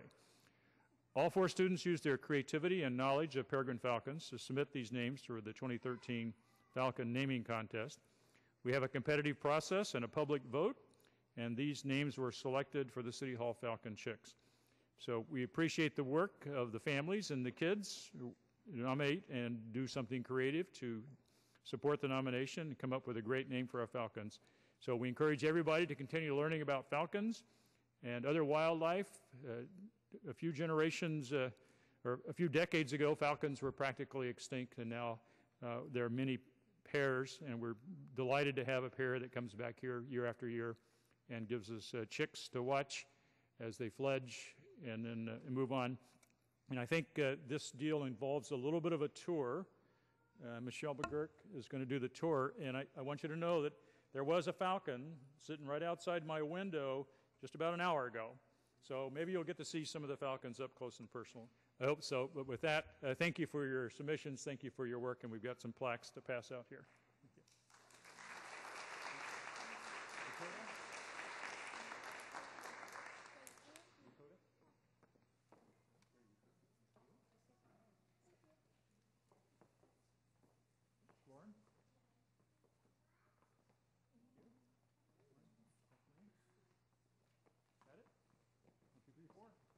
Okay. Now let's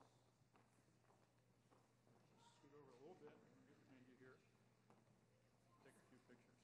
How many pictures do you think they need? Is that enough?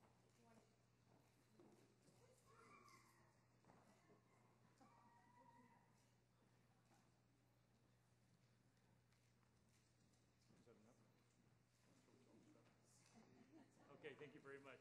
Thank you guys for coming. Congratulations. You're welcome.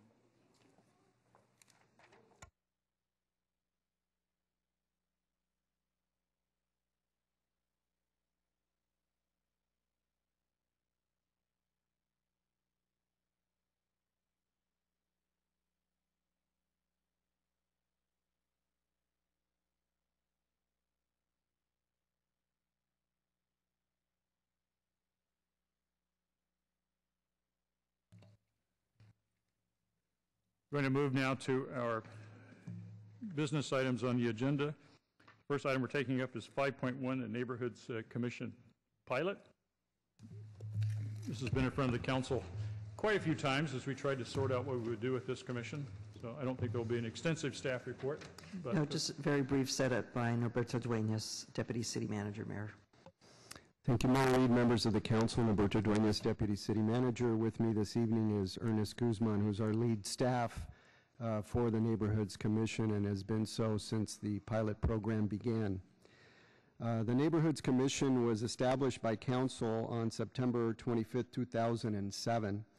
And on October 23rd, 2012, the City Council extended the Neighborhoods Commission pilot a third time and directed the Commission to develop recommendations regarding its structure and mission to be considered by the City Council within the context of the overall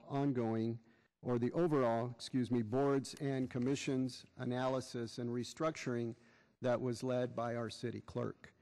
To that end, the Neighborhoods Commission met 8 times over the last 5 months, and with the support of an outside consultant, developed recommendations on establishing a permanent commission.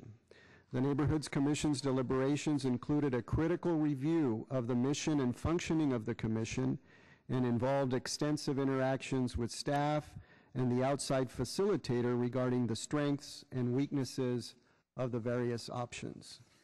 Staff seeks direction from the mayor and the council today on the future of the Neighborhoods Commission. We have a staff report that summarizes staff's recommendations. They are presented to you as options and alternatives, policy alternatives included in the staff report.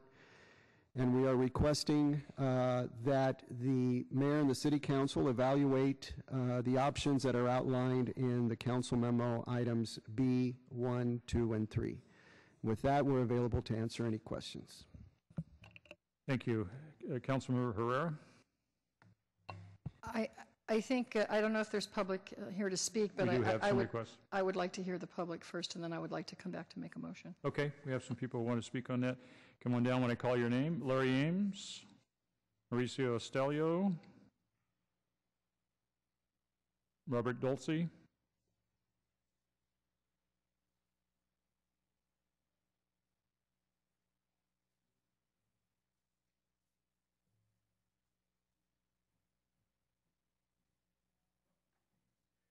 Members of City Council, Madam City Manager, and Mr.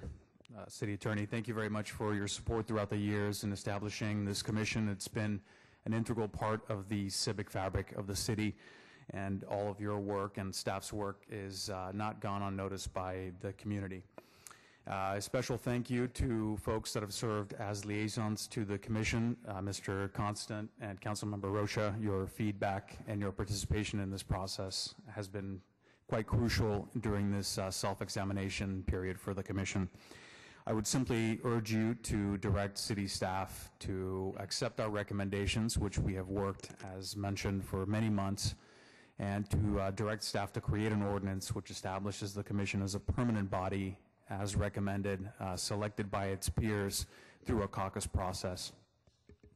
We remain committed to working with City Council, with city staff, and with the community to continue to make the commission most effective and to better serve the aims of the community. And again, respectfully request that you institute it as a permanent commission within the city fabric. Thank you very much. Larry Ames, Robert Dulce, Richard Zappelli. Yes, hi, thank you. I want to thank you, Mayor and Councilmember Herrera, for your memo. I support those recommendations. The caucus process assures independence and community participation. By having individual caucuses in the different council districts, you make it so they have 1 or 2 staff members working in each one in turn, rather than having a whole bunch of staff working at one single meeting. And we on the commission can help staff the caucuses in the other commissions, other districts, I mean. There's going to be challenging from the implementation of the Green Vision and Envision 2040. There's going to be challenges with balancing community wishes with budget constraints, and there are various quality of life issues throughout the neighborhood. So there'll be a lot of work for us to do. Look forward to continuing it. Thank you. Robert Dulce, Richard Zappelli. Members of the council and mayor, we appreciate the support that you have lent to the Neighborhoods Commission, and I ask your support of the Neighborhoods Commission's recommendations, especially as it relates to 2 delegates per district, because that will facilitate by-way communication from and to the neighborhoods and the council and the city staff by a variety of members and not just one member per district, because that will help to get greater participation by the members of the community in those issues affecting the quality of life in our community. And also the process of having a caucus in each district is important to the members of the commission, because it will enable more people in the community to be involved in that democratic process, which again helps get people involved in, interested in, and committed to issues affecting the quality of life of our neighborhoods. And so both of these approaches, having more delegates than the city staff recommendation, and the process of selecting them, will also help to ensure greater voice from the community to the city and the council, especially when there are fewer city staff people connected to and involved in the issues in the districts. Because of that, I ask you to support the Neighborhoods Pilot Commission recommendation. Thank you. Richard Zappelli.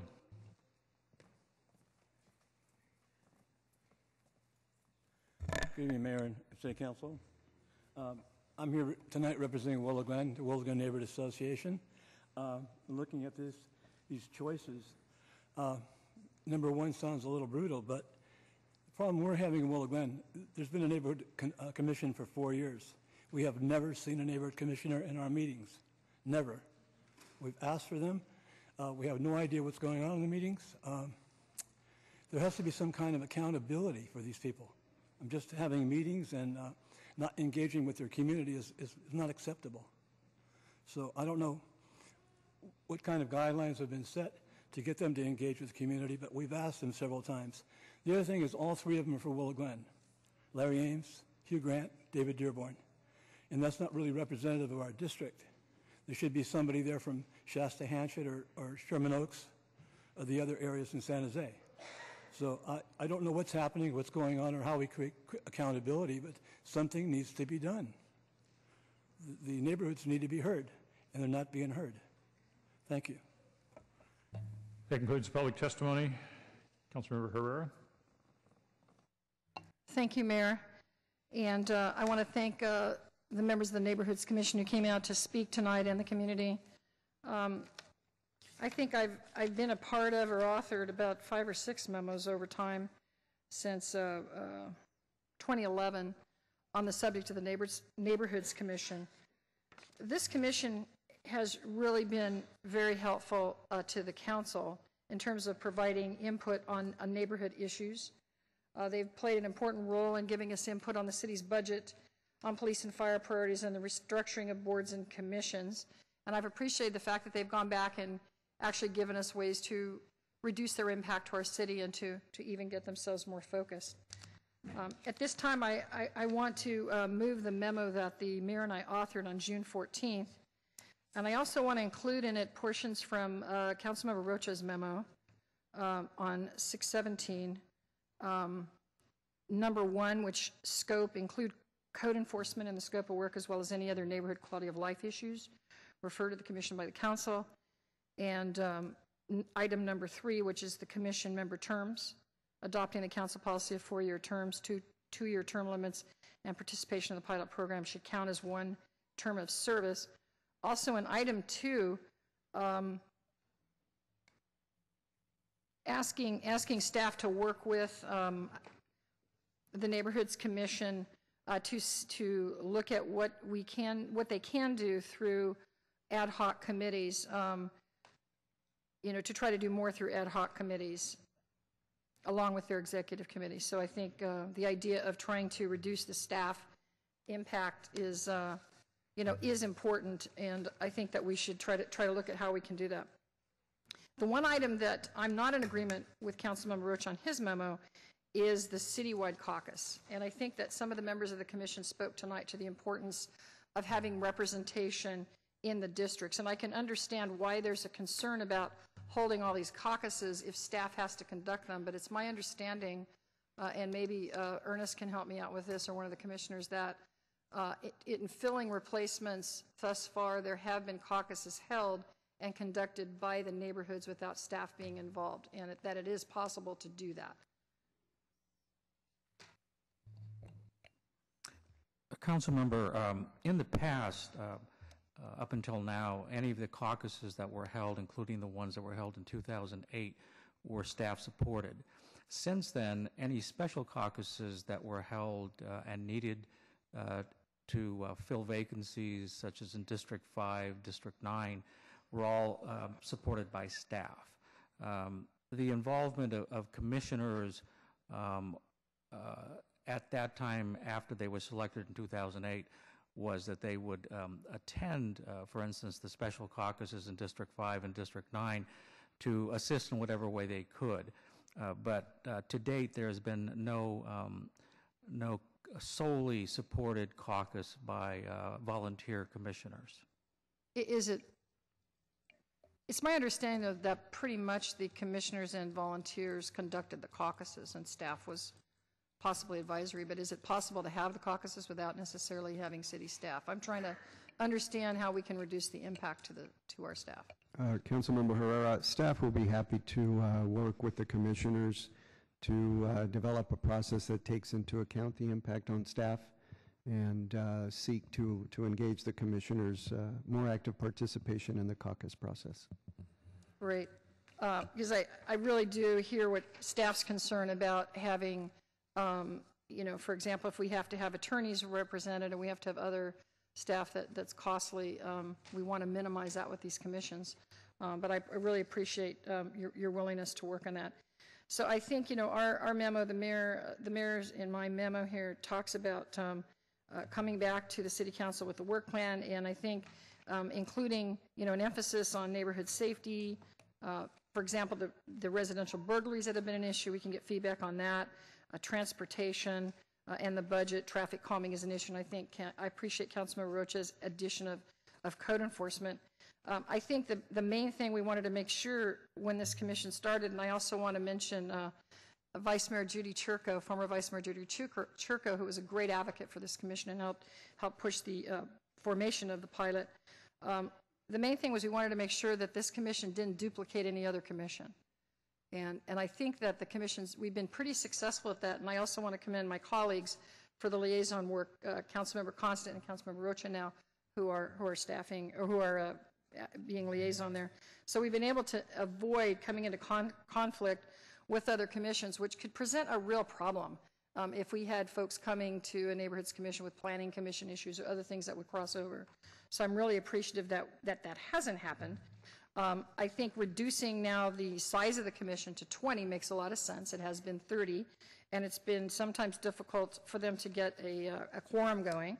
I think one of the things I heard, though, that I thought was an interesting side note was the fact that having that large number of commissioners, folks have had to really learn to listen to each other and work through issues and be able to learn how to work together. So I think that the existing commission has gone through a lot of that process, and I'm glad that Councilmember Rocha suggested 2 terms, with one of the terms being the pilot, so that contemplates some of these folks that have experience being able to stay on the commission as caucuses are held, because we don't want to see the whole commission leave and then start from scratch. So we hope some of those experienced folks can guide them as they fill out the rest of them. Again, I think that it's important that we you know, that we stagger their terms and that we set this new structure so that we follow the council 4-year terms. And so with that, I hope my colleagues will join me. And I think I already did. I think I made a motion. You did make a motion, but I didn't. Did I get a second? Second. Okay, got a second on it. Thank you. Right, and so I hope you'll all join me in supporting this. That is the motion, Vice Mayor.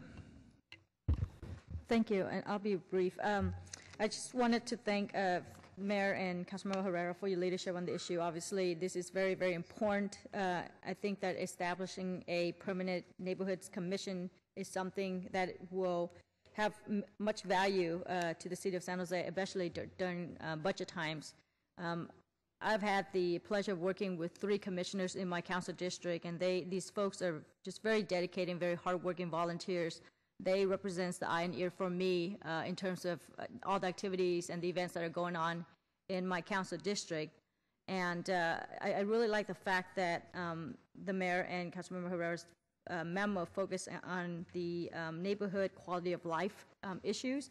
These are the things that our residents care about. And I think that if we have a more specific focus on neighborhood safety, that's something that we can look for from our neighborhood commissioners to help us build a safer city and a safer Pacific Council district in our city. So with that, I wholeheartedly support the motion. Thank you. A couple of things on the motion. City Attorney had a comment regarding the effective date, I believe. Yes, council members, I'm looking at the memo drafted by the mayor and Councilmember Herrera and item number 3. The July 1 date, it would be effective as of the date of the ordinance becomes effective.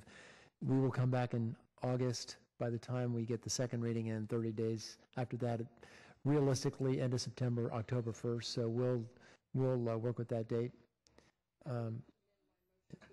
It's sort of a technicality. Amend my motion to contemplate that. The other thing is I want to caution, I just want to make sure that we understand, and we'll work with staff on this and the Neighborhoods Commission, but the Brown Act is strict on what's a standing committee, what's an ad hoc committee. Ad hoc committees are limited to single items, and it's very, very short duration, as opposed to, let's say we have a standing committee on traffic calming or public safety. So I understand the intent of the councilman, and we'll make sure we work with staff on that. Yeah, I wanted to leave some flexibility for staff to go back and see how they could, if we can reduce it, because obviously I think we all agree we want to try to minimize the impact on staff. Councilmember Rocha.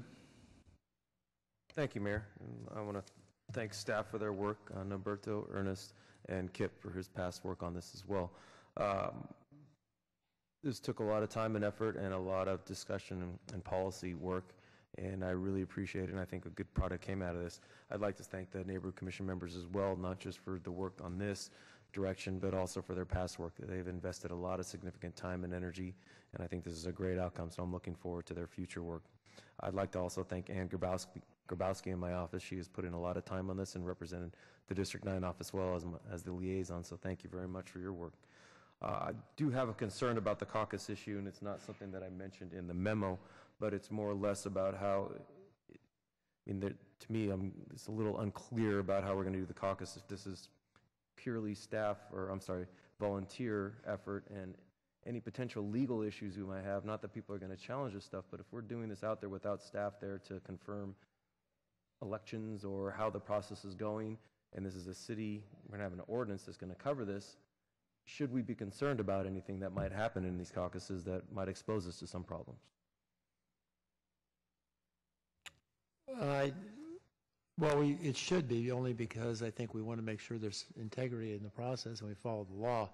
And I think we would have to work with staff on that. And that really goes towards not just the caucuses, but just the operation of the commission. So there is going to be staff time. I think our whole goal is to try to minimize that, and I think that's what but we're going to have some oversight.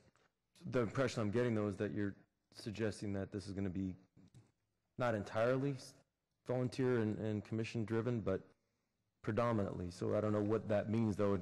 We're still going to have a staff member at all of them, or we're not going to have a staff member at all of them. And I know in some cases we can leave that up to staff to let us know what they think the best product we're going to be, but that's the reason I was a little bit clearer in this, is because I want to make sure that we're covering our side of things, so to speak. If I might answer, I think you're asking me directly. I am of the same mind you are, to try to minimize staff time. The unfortunate thing, if we have one citywide caucus, we're not going to be doing this thing through the districts. Mm-hmm. And that's my concern, to preserve that, because I think that's a very essential part of the Neighborhoods Commission, getting the feedback and the outreach and from those neighborhoods in those variety of districts. So I'm not sure. I think our staff's very creative, and I think the Neighborhoods Commission is also willing to work, and I have faith that we can make this process go smoother and have less staff time involved. And I don't know if we get, I think you had suggested United Neighborhoods. There's other organizations perhaps that we can help. And also, we're not conducting elections here. There are caucuses, and there really is a difference between an election and a caucus. So I think, legally we probably under some different kinds of criteria when we're talking about a caucus versus an election. But I'm not an attorney, and I'm not staff, and I want, I think Norberto indicated that they would go back and look at how they can involve the commissioners more in the process and perhaps streamline it. Or I don't know if you had some things in mind, Norberto, when you made that comment. Again, we would have to engage the commissioners, Councilmember Herrera, but we do understand the and appreciate the direction in terms of impact on staff. That said, as we proceed down this path, if we feel that we need to request some additional oversight, we won't be shy to bring forward any recommendations along those lines. But we certainly will take a good, hard try at making it work within the existing structure. City Manager wanted to add to that. I just want to add to what Norberto said. I think that it will take the willingness of the current commissioners and in moving forward to streamline this effort. I think staff oversight for the integrity reasons is important. but we do have some experience under our belts now to know what caused these processes to be really drawn out. And so I think it's going to take willingness again on the part of the community members, and then staff. I do think staff needs to have a hand in this, at least for oversight purposes. So then as we're contemplating the ordinance drafting, how is that going to be captured within that? I mean, we're, again, still pretty general about how the process is going to be. I would expect that we'd have to be pretty specific about selection and confirmation, so to speak. Well, I suspect the ordinance will talk about the procedure, and I'm thinking out loud here. The rest of us usually do that every Tuesday. So I try to join the crowd. And so we would talk about elected by caucus, or selected by, through a caucus process. The actual implementation or process that's ultimately followed, I don't think has to be part of the ordinance. It can be crafted more at an administrative level, and then we take that to the commission and make sure, I guess, working with the commission, it's worked through. I think the goal here is, I think right up front, we're going to have to expend a lot of staff time to support the commission. I think, getting the caucuses, getting the processes. One thing that my staff always engages with the commissions at the beginning is a workshop on Brown Act issues and sunshine issues, Public Records Act, sort of giving an overview of, the parameters.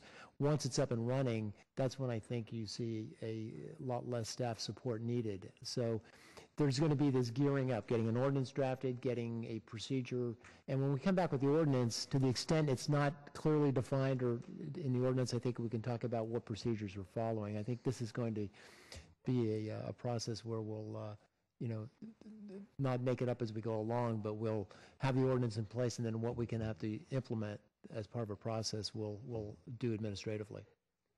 You answer your questions, Councilmember Rocha? It's okay, she's got to jump. Go ahead, she's going to. Right, Councilmember Herrera. I think oversight needs to be in there, and I think, as City Manager just said, there needs to be oversight, and I think the details of that will get flushed out as we move along. The other thing is that if we have some of the members that are still part of the first term, and they stay on for a while, then they'll be able to help with the selection process and moving the commission forward in this new phase, so that you won't just have everybody green. Some of these folks will have gone through your training, Rick, and so you have a commission that is somewhat seasoned when you start, which is why it's important that some of those folks do stick around, some of the experienced folks. If I could just add one thing to Councilmember Rocha's concerns about the process and making sure it's done right. We're talking about the caucuses selecting people. Ultimately, the council is going to appoint them, and I understand that's the recommendation from the commission. That's the way I contemplate it. Like our other commissions, we have nomination process, but ultimately it's here on this dais in a public meeting. So if there are issues about the selection process, there's another opportunity for those to be aired and for us to fix anything that might be pointed out. So it's just another step in the process. Thank you, Mayor. The final question I wanted to follow up with staff on is some good points that Mr. Zappelli made about some policies or suggestions around the commission members engaging with the community groups.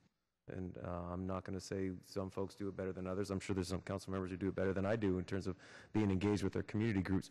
But as far as the expectation on the commission member side, have you had a discussion at that level and heard from the commissioners of what their expectations of themselves are? Could you speak to that?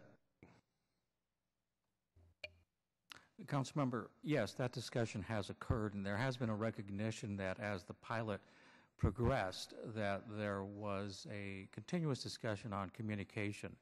Part of the mandate of the pilot was that there would be information that would not just go forward as recommendations to council, but rather that there needed to be two-way communication from the commission also back to the neighborhood groups.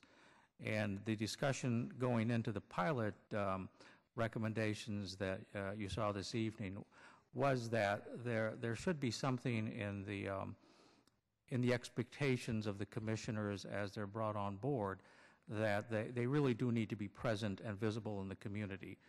And in effect, what happens sometimes is that with certain neighborhoods that exist in different districts, there was a large percentage of neighborhood groups that are in certain districts, and I think that as the commissioners recognize that they need to be smarter about how they reach out to these various neighborhood groups and not leave folks behind in terms of communication, that will be one of the priorities for the commission moving forward. Okay, thank you. Councilmember Constant. Thank you, Mayor. Just a couple of things. First, I want to thank all the neighborhoods commissioners for the work that you've done. I had the opportunity of being the liaison for a couple of years and went to not all the meetings, but most of the meetings, and enjoyed the time I spent there. I wanted to, Charles from my district's up there. Good to see you, Charles. I know in District 1, the neighborhoods commissioners have been very active with our District 1 leadership group, and have had an opportunity to have a discussion with the broader number of neighborhoods. And I was wondering, as we go forward, thinking about the caucus process, is there a way that we can tie those caucuses in with the established neighborhood leadership groups? Because I don't know if every district, but a good majority of the districts, I think, have some sort of leadership group or roundtable group or something like that. And I think that that's something we should contemplate going forward if we're not going to do one citywide one. I don't know, Norberto, if you guys have any input on that. We can certainly take a hard look at trying to do that, Councilmember. I'm also want to make sure as we go forward that we don't end up with one neighborhood having both representatives be from the same neighborhood. And I don't know if there's a way that we can ensure, in the way the ordinance is written, that they're not in the same organized neighborhood association, because you look at some of the districts are geographically really large, and the needs from one end to the other, like in District 4, and I know District 8 are geographically rather large compared to like my district, but even in our smaller districts, there are really completely different issues in different parts of the district. So I'd like to see if we could think about that as we go forward too, and I don't know if you've thought about that yet. We can look at broader representation from each of the within the council districts, understanding clearly that there's a wide range of neighborhoods and different neighborhood associations. And then finally, as far as the areas of jurisdiction or what they'll be covering, I think that it's important that we have that definition, because I know during the time that I was the liaison, there was a lot of uneasiness about what they were going to talk about, what they weren't going to talk about, where things overlapped, and I think this helps define that. My only concern would be making sure if code enforcement issues are being involved, that there's a clear discussion with what goes through the appeals hearing board and that established process, because I know that like in the area of the hazardous vegetation policies and all those went through the appeals hearing board, which I think we want to make sure those type of things stay with that body and make sure we're not duplicating efforts or overlapping or stepping on toes as we move into it with this. So those are just all my comments. Councilmember Oliverio. Thank you, Mayor Reed. As the Neighborhoods Commission was formed, I was always curious onto what it would do, because even when we passed it, and I'd asked staff, well, we're not sure, even though Honolulu and other cities had a Neighborhoods Commission. And now it's sort of developed, and I think there's value in residents from different parts of the city speaking about issues, so that from either side, understanding what's important to them, what's important to the other district, and where's the middle ground, because I think sometimes we have two different cities that have two different needs, and I think that's important. But what I hear a lot of times from the commissioners or in the staff memo is that the Neighborhoods Commission represents the neighborhood. And I honestly can't say that, because I don't think in a representative democracy like what we have here in the City Council, we're elected by the entire district. Each of us on this council by the district is elected by everyone, whatever process that went, the mayor, citywide. Being elected by 12 people in a caucus environment is no way representative. So I'm skeptical of the caucus process. I've attended neighborhood commission meetings in the past. I've attended the caucuses as they were done. So on the question whether it's in the district or doing it one, that's I could go either way. What's important to me though is that the council member who's elected by the entire population of the district appoint one of the two people. So to the point that Mr. Zappelli was bringing up, having two people that live 2 blocks away from each other in a district of almost 100,000 people, probably not the most representative, although good people. So I would like to have ask for an amendment that we do whatever caucus process the will of the council wants to do for one of the positions, and I'll let the council member appoint the other position, ensuring diversity, whether that's geographic, gender, ethnic, things that I can't ensure out of the caucus process, because again, a limited pool of people showing up, it has, in my feeling, too much influence on the commission. So that would be my ask for amendment, or I'll make amendment and then we can vote on it.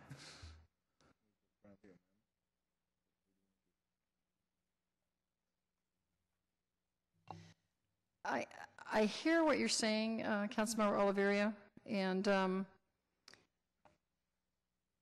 I too am concerned that we have, as much diverse representation as we can.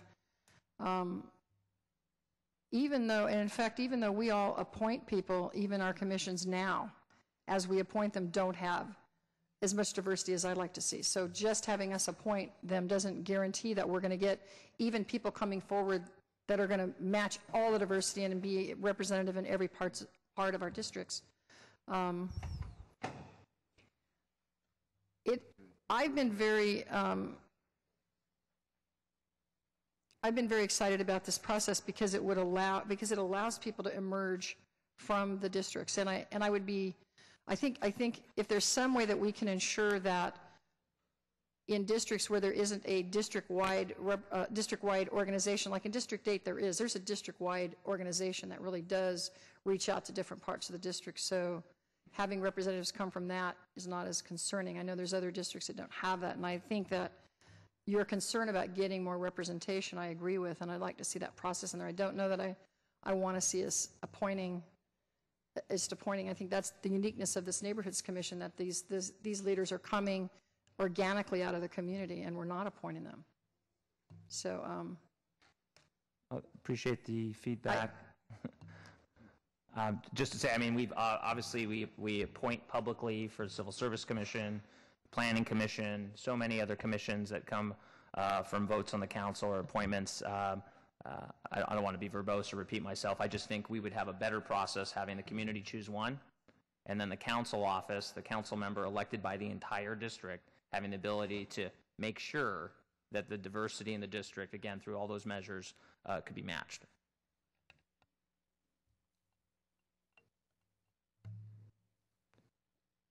I think you had requested a friendly amendment. I'm not accepting it right now. Okay, friendly amendment is not accepted. You still have the floor, Councilmember Oliverio. Well, I would say if there was a second if there was a second from someone on the council for an amendment, and we could vote on the amendment and vote it up or down. All right, so we have a motion to amend to change that one provision regarding the selection, second by Councilmember Chu. So that's the motion to amend is on the floor. Further discussion on that, Councilmember LICCARDO. Thanks, Mayor. First, I just want to thank the Neighborhood Commission members who are here. I know that you've given many, many hours of your lives to be at City Hall and to be in the community because you're passionate about your communities and because you care about public service. So thank you for what you're doing.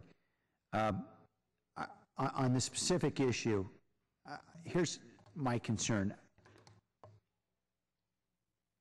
It's not as though we have the most representative democracy to begin with, even in an incredibly expensive process we call elections today.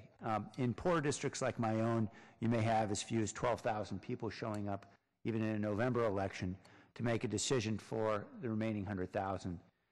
And so, I think we start with an assumption that democracy is a participation sport. You must be present to win. And I think it's okay, as far as I can tell, that the caucus process operates similarly if everyone is operating in good faith to try to do everything they can to engage the community, to try to get out as large a turnout as possible. And I recognize that often doesn't happen. We get it. We show up at neighborhood meetings, and sometimes you have 3 or 4 people in the room.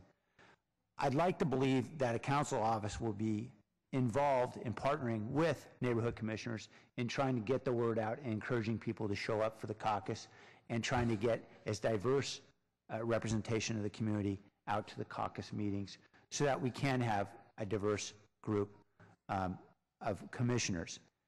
I'm uncomfortable with the notion that the council would be making the appointments. I think it's going to turn the commission, at least in perception, into what will be perceived to be a tool of the council and of the city rather than a body somehow or another representing the interests of neighborhoods and neighborhood leadership. So I appreciate the intention behind Councilmember Oliverio's modification, but I'm not comfortable with a process that has council members choosing representatives. I think that Councilmember Constance's point is well taken. I guess the question I have is around the neighborhood boundaries themselves. I think we've all engaged in our own districts in dealing with next door and the software and fights over who's in what neighborhood and where the lines are and what streets are which. And I guess I want to know, Norberto, is there an official city map that tells us who is exactly in which neighborhood? Or I know we have boundary disputes in my own district. I assume it's true in others as well. Do we have any official neighborhoods map for the city? Ernest is telling me that we do not have an official map. Okay. Council member. I guess I would be happy to at some point insert a requirement that no 2 persons come from the same defined neighborhood as soon as we actually define those neighborhoods.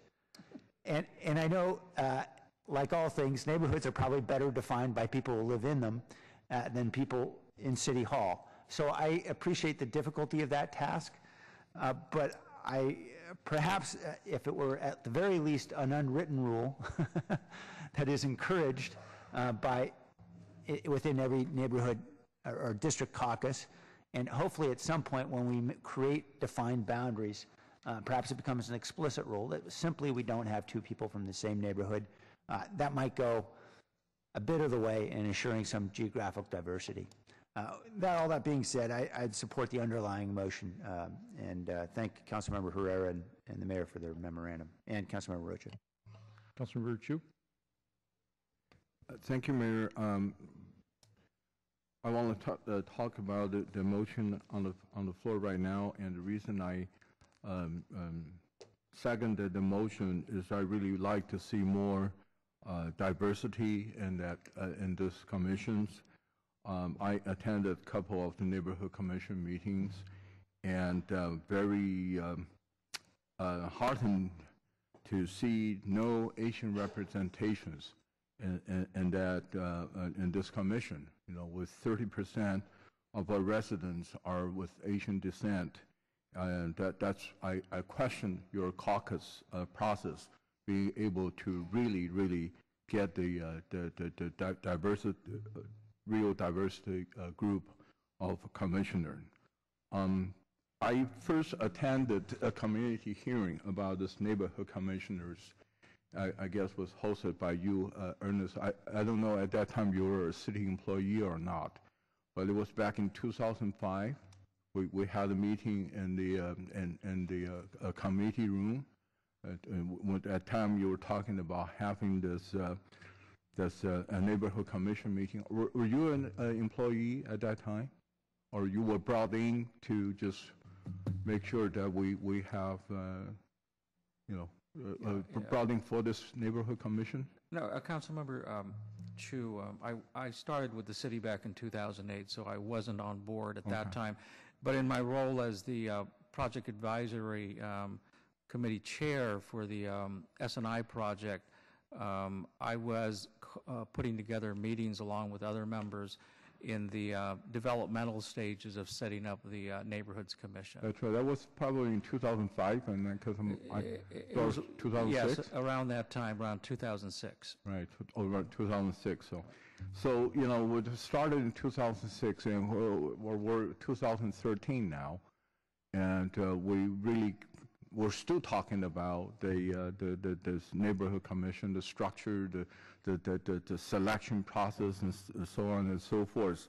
I just wanted to share a little bit with my engineering background, what we have learned, and throughout the years working as an engineer, we always have a term to say if it's too complicated to implement, and it's probably not a good idea.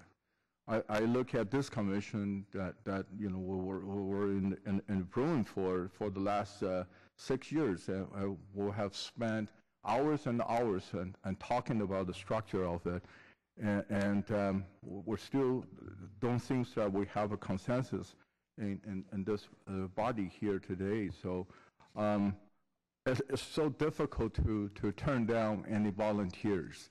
You know, people want to volunteer, want to participate, get involved with our city commissions and civil services. We should always welcome them. So it's difficult for me not to support the neighborhood commissioner, but I'm really, really deeply concerned of the selection process. In District 4, because of the current technology and because of the residents, they mostly work in the high-tech areas, we have so many Yahoo groups. We have about 6, 7 of them. They meet in the cyberspace.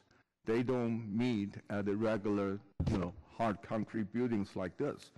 And so we end up having 1, 2, 3 neighborhood group left that probably is registered with the city of San Jose.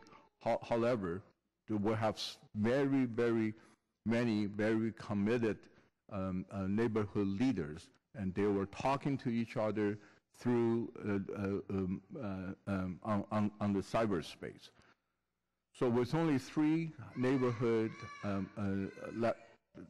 organizations left, it's very, very difficult, you know, to select a good representation from this caucus process. I have heard comments, you know, and Councilmember LICCARDO mentioned about not to have this council appoint at least one of the 2 commissioners. So we don't want to proceed as using the neighborhood commission as a tool of the council. But I have heard from actually from my constituents, and because of the during the budget process, they felt that the neighborhood commissioners are being used as a sounding board for the city manager to get, you know, the mayor or the manager's budget message to the community, you know, and I tend to agree with them because all of us knows how much time that we spend study our budget. We have budget sessions after budget section, but we can never allow that privilege for this neighborhood commissioner to come in and sit through all those budget hearing meetings.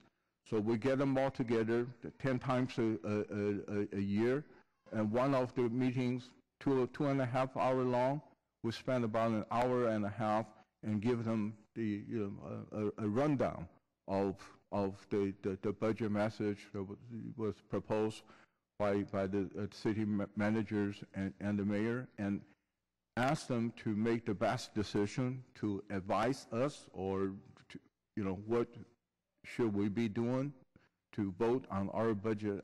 It's really not that not very fair process to me.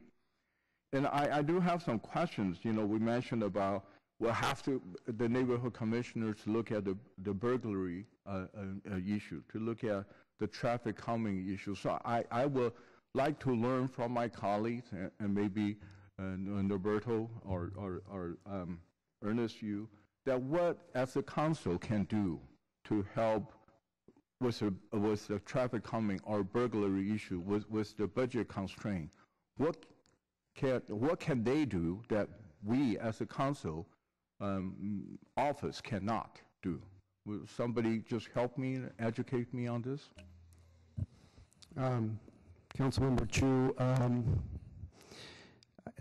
the best way I can respond to that is that, first of all, in terms of the budget process, I think it's very important to highlight that the work that the Neighborhoods Commission was to do during the pilot program, their work plan came before the Neighborhood Services and Education Committee and then to the full council. And the reason why I say that is because I think it's important that the council continue to feel that this is an important advisory body to them.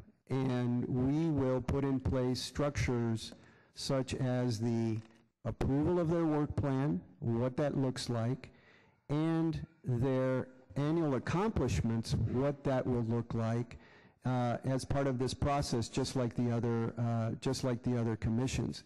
Now, in terms of traffic calming and some of the other items that you've mentioned, we don't know specifically what that will look like until we engage. Those are examples that were given to staff of areas that we would look into in terms of quality of life. But until I engage the departments on some of these issues, I would not be able to tell you exactly what we would be working on. So it sounds like we're still in this, what do you call it, pilot mode and trying to explore what this commission can help with the city council. Again, I'm a strong advocate for the commissioners, the volunteers. I'm heartened that we just last year, earlier this year, dismantled the small business commissions. I felt that they can help us, help the city with a lot of job creation and business opportunities. But because of the budget cut, because of the budget constraint, we cut off the small business commission. So I'm a strong advocate for the more commissions, the better. And I really, really value my commissioners' advice to me. So back to the budget question. If we are only giving them an hour and a half to have to pretty much show them the slides that the mayor prepared to go to the community budget hearing, what kind of input can we honestly expect able to get back from the neighborhood commissioner? If we're not allowing them the opportunity to sit through all of our budget hearings, to ask questions to our staff in the different city services area, what is the quality of advice can I expect from my commissioner? I think Bob would. I think we have a commissioner that may be able to engage in that response. But could you also shed some light before we bring the neighborhood commissioner up? Roberto? Yes. Maybe I can take this one. Go ahead. Councilmember, first of all, to one of your earlier comments, what can the commission come to understand or advise that the council can't? I think my response to that would be this commission is not a substitute for the council. And so I would say on a topic that is very broad, like budget, one of the most useful things that we could do as staff at the appropriate stage in the budget is to take the commission through the budget proposals, maybe even after it's published, how we have that shorter version, so that they at least understand the thinking that went into, let's say, the city manager's proposed budget. I don't think you could realistically get feedback that helps inform your votes, but you would have a body, a very important body, who would understand better what you're going to be contemplating and maybe can advise us on how we can better communicate that budget to the various constituencies, and maybe they can even help with the fielding of questions, not from a technical perspective, but to help target where we might need to do a better job of answering questions in anticipation of the council's deliberations. So I think it becomes more of a informed body that then can help with communication. And then similarly on any other of the other issues that you mentioned, for example, the burglary issue, again, you know, you're going to rely on our chief and our department to be determining what the technical issues are, but given they are pretty stretched, again, an important commission that is more well-informed and maybe can help the community take some responsibility for itself, almost like an extension of your offices, what you typically do. I thank you very yes. Thank you very much for the answer. You know, I just just want to make sure that like Councilmember Constant mentioned, that this commissioner do not duplicate with other commissions, or do not duplicate with what the council office has been doing. So, and it sounds like we're still in the trial out, in the pilot mode, and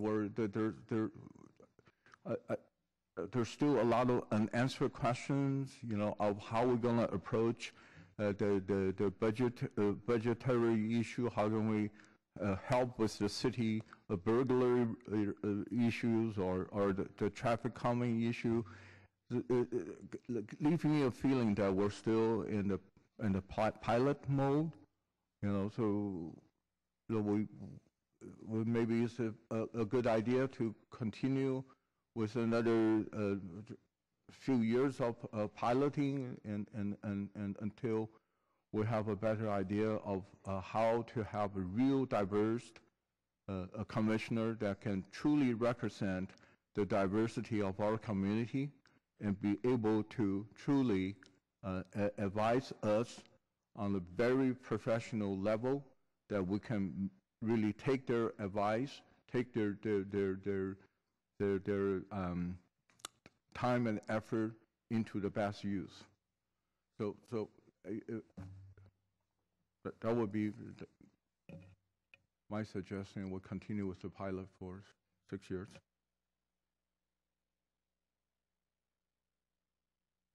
Councilmember KHAMIS. Yeah, I'm actually agree with I'm sorry, Councilmember KHAMIS. Robert, I'm not going to get the commissioners involved in this. This is a council debate. We do this all the time. We may appear to be confused and not know where we're going, but we eventually work it out. Councilmember KHAMIS. I think you have a lot of confidence in us. I don't know if it's appropriate right now. I want to agree with Pierluigi Oliverio. I think, you know, just in my community, I've actually had some negative feedback on this Neighborhoods Commission in the past, and just because it's a little disorganized.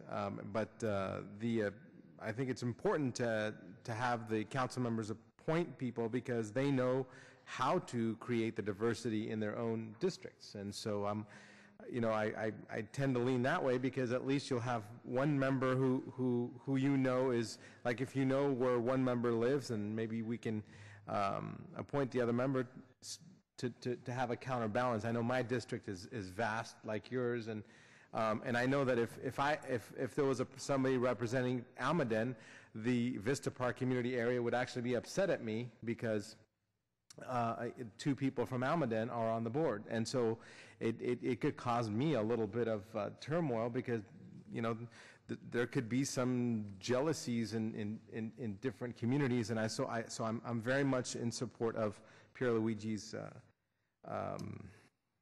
Is it an amendment, or is it a supplemental? It's a motion to amend. Okay, so I'm supporting that. Councilmember Kalra. Thank you, Mayor. In the you know, the first time I was on a city commission was, I think, around 11 or 12 years ago. The entire time, and then I was on 2 different commissions before I got on the council, and looking at the total pool of commissioners, you know, in terms of diversity, I don't think the council's done a great job at all of making sure that our commissions are very diverse, and so I certainly don't think having council members now jump into the fray is going to help matters, particularly because this commission was specifically created with the idea that the council would stay out of it and allow the neighborhoods to decide who the commissioners are. Now, that doesn't mean it's going to be perfect. It doesn't mean that everyone's going to be happy, and it doesn't mean there's not a lot of work to do. And I think a lot of that work does depend on us to ensure that we're reaching to every corner of our district, not to try to convince someone to be a commissioner, not to try to, you know, coax one person over another, but just to inform all neighborhoods throughout the district of what this neighborhood commission is about and to get them to show up. I think that in my council district, we've seen in the time I've been in office, we've certainly seen a dramatic increase in neighborhood participation, and I think that's led to a pretty good caucus process, and we've had pretty diverse commissioners come through that process in terms of geography around the district for certain, as well as gender and ethnicity, and we can't guarantee that for certain. I mean, it's a democratic process, and so, you know, we're not trying to say we want you know, a quota of one way or the other, but I do think that we collectively as a community have to take responsibility if we don't feel that the commissioners are adequately representing the districts, whether it be they're in one part of town versus the other. I certainly think that we can ensure, hopefully codify in some sense, that they're not from the same neighborhood association. I think that that's something that makes sense and that we should certainly put in there. And it would be nice to find a way to make sure that that there's representation from different parts of the district, and there may be a way to do that. You know, we try to spread out city services in that way. There may be a way to find some way to do that, even though it certainly would be challenging. But, you know, we can maybe, you know, continue to work on that. But I think it's really important that we keep the politicians out of this. And at the end of the day, they're going to support people that support them, whether we want to believe that or not. That's just the reality of it. And you're going to have half the commission with political allies on there. And that's not what we want. It doesn't mean that we're not going to have friends and allies on there that are organically chosen through the caucus process. People that are involved and engaged tend to be involved and engaged in many different ways, including in city, in civic, you know, politics, what have you, on occasion. But to directly have a council member select commissioners, I think that goes against what this commission was initially formed to be. And I still think there's work to do, and I think I do agree with some of the concerns as far as the scope of the commission and what work the commission will focus on. At the end of the day, the council can do whatever it wants when it comes to what commission you know, the majority of the council oftentimes will ignore what the planning commission says. We'll ignore what the parties. We're going to do what we want. These are advisory bodies. They don't bind us in any way. But I do think it's important to have this commission of all be one that really, to the best that we can, comes from the neighborhoods. And I think the obligations amongst all of us up here, as well as all of those in the community, to ensure that happens. I think that our outreach in general when it comes to commissions leaves a lot to be desired. You know, I think just putting flyers in Spanish and Vietnamese is not outreach. We really have to do more to get more diversity on all of our city commissions. And the neighborhood commission is certainly no exception. I will not support the motion to have council members appoint half of the commissioners. I will support the underlying motion with some of the concerns I just laid out. Councilmember Herrera. I hope my colleagues will think about those, especially those who remember how this commission got started. I really appreciate the comments from Councilmember Kalra and Councilmember LICCARDO, and appreciate their supporting that we continue to have a process where these commissioners are selected organically from the neighborhoods. We passed this, and we're sort of killing the spirit of this commission if you go to appointment. It basically puts half of these commissioners appointed by us up here, and whether we want to admit it or not, that makes it a political appointment. It sends a message out to our community and to these commissioners and the rest of them who've been working so hard on making this really come from the community. that we don't trust them.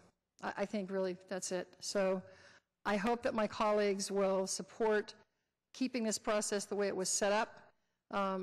If we want to expand, and I totally support Councilmember Chu's call for diversity. I think about that every time I'm looking at appointing on a commission or reaching out. I think we need to reach out to those Yahoo groups. Just like your district, our district has a lot of the Yahoo groups and online groups. We've got to find a way to reach out to them and try to get folks that are online to come offline and participate in actual meetings and get some of those folks to be representatives if we can. But I trust this community. I think that the caucus process, although not perfect, is getting people involved. The budget meetings where we've had folks come and talk about what their priorities are, these priority setting sessions are directly impacting the direction of the budget. We're finding out what people's priorities are, and the neighborhood commissioners have been partly responsible for the outreach to get people involved in that. So I think, yes, it has been a pilot. That's why right now we're making a decision to make it permanent.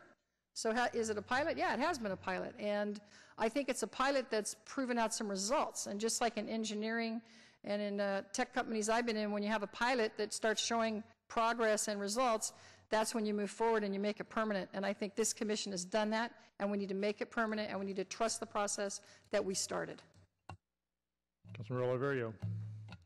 Thank you, Mayor. You know, I think we've done a good job up here the last year on recognizing the diversity by council district. Having a couple council districts make up the entire commission was, even though that's what happened, that probably wasn't the most representative. And this council decided to change that. We decided to have one rep from each council district.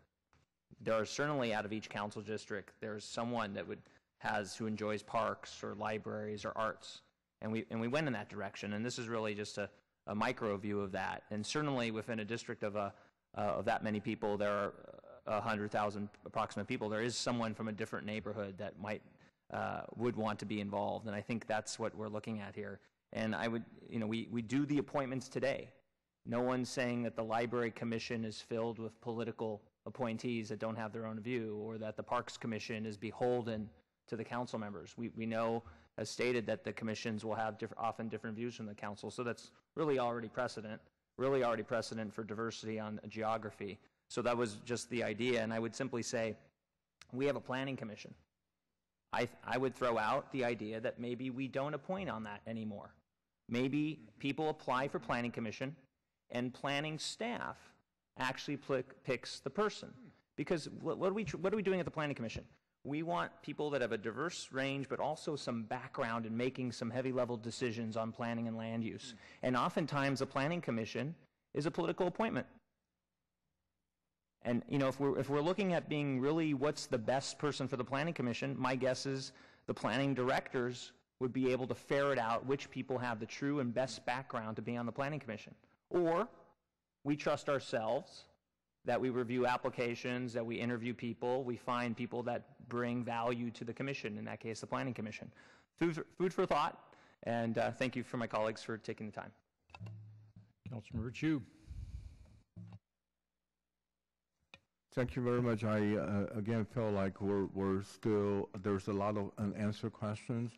Maybe we should consider after we take a up-down vote on the substitute motion, we should consider having another pilot for another year, so a lot of those areas can be a little bit better defined. To say, well, we wanted the neighborhood commissioner to look at the burglary issue. Okay, are we going to give them funding to have a burglary unit, or I just need more information instead of just that we wanted to do the quality of life issue. Yeah, but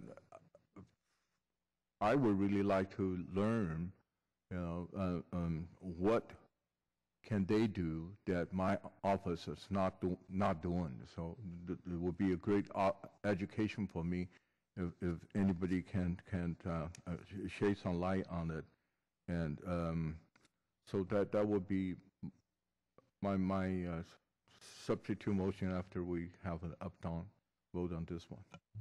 Right now, we have a motion to amend on the floor. Councilmember Oliverio's motion to amend to change the selection process part of the main motion. On that motion to amend, all in favor? Opposed? I count opposed. Kalra, Campos, Reed, Nguyen, Herrera, LICCARDO, and Rocha opposed. I'm not sure where Councilmember KHAMIS was. He was in favor. Okay. So motion fails on a 4-7 vote, so we're back to the main motion, which Councilmember Herrera made a while ago. Councilmember Chu. Thank you, Mayor. I'd like to make a substitute motion to have extended the pilot program for 1 more year. And this is not the first time we extended the pilot program, and I just felt that I'm not given enough information in the scope of work for this neighborhood commissioner. Second. All right, we have a substitute motion to extend the pilot for a year. On that motion, all in favor?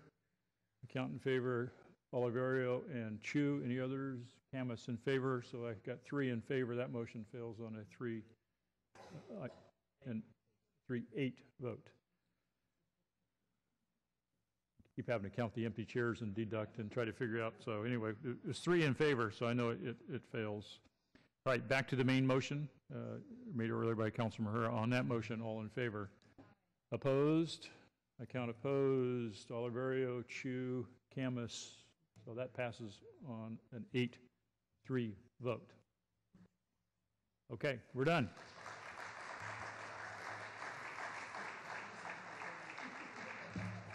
See, I told you we'd figure a way out of this. It just takes us a while, but that's the way it works. We work these things out. Mayor, I think they were applauding because we're done with the item. I'm not going to call into question their motives for applause, but they certainly were entitled to applaud just because we were done, that's for sure. All right, so that takes care of the Neighborhoods Commission. We're going to take what I hope are quick land use matters, get those out of the way before we move to the charter school issue.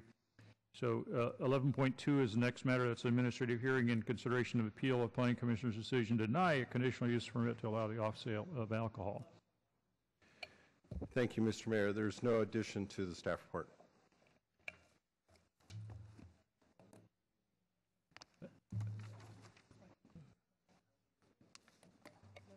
We have 11.1. Okay, well, I managed to skip 11.1. We'll come back to that after we take care of 11.2. On 11.2, are there any requests to speak on 11.2? I assume we have an appellant. So this is an administrative hearing, so we allow the appellant 5 minutes, and then the applicant, respondent / 5 minutes. So the appellant first. Thank you, Mr. Mayor, Council. I'm David Elliott. I'm the applicant, the architect for AJ's Mini Market. AJ's Mini Market is a diverse product for the neighborhood that is a grocery store. It's primarily a grocery store. What we were denied was the ability to sell alcohol at this location. It represents about 15% of the store floor area. This is primarily a grocery store, not a liquor store. We have fresh produce, we have fresh meat, and we have 150 residents right behind us in a residential building. 150 letters I sent out for a community meeting, and the community meeting we gathered one participant. One participant, as I began to start my presentation to the one single person that attended the meeting, he stopped me and said, "Now I just got 3 questions." So he gave 3 simple questions and says, "Okay, I'm for it." So this is a product, this is a market that is desired by the residents that are there. And in fact, that's why the market will be successful there, because there are residents that could use this. It's not a liquor store. It is a market that is going to be open and closes at midnight, opens back up at 6 o'clock. And it's primarily, there's more meat and produce than there is alcohol on the floor. And also have represented here, Mr. Joey Munoz represents the owner of the property, and he will be followed by AJ Singh, who will be the operator. Any questions? Nope, not at this point. Go ahead with the next portion. Good evening, Mayor Reed, City Attorney Doyle, City Manager Figone, and esteemed council members. My name is Joe Munoz. I'm the listing broker for the property, 1075 South White Road.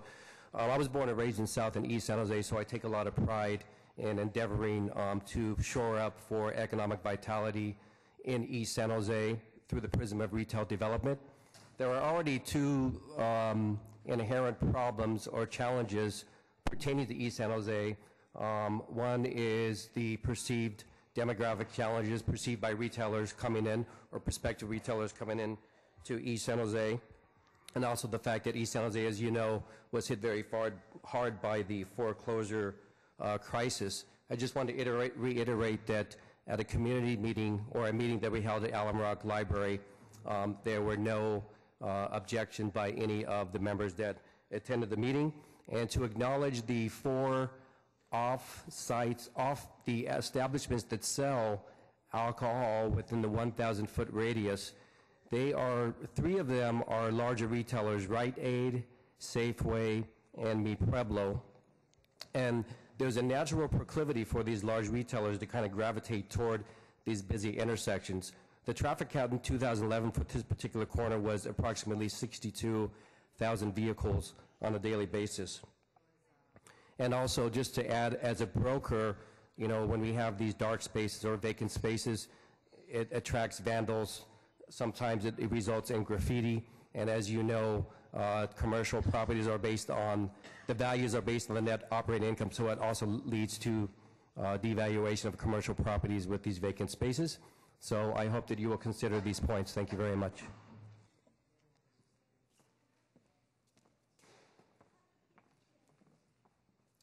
Thank you, Mayor. Thank you, council members. This is mainly going to be a market between the size of 2,700 square feet, strictly going to be as a fresh food, also a fresh meat going to be produced there. I mean, they're going to be served there. Also, it's going to be a dairy section mainly. The alcohol section is going to be a minor section. It's not to be accessible to the customer without asking to the clerks. So also, I'm not asking anything as a single serve. It's just going to be packaged sales we'll be asking for it. And it's limited hour also. I'm asking for a 6 a.m. to 12, not to serve any of the singles.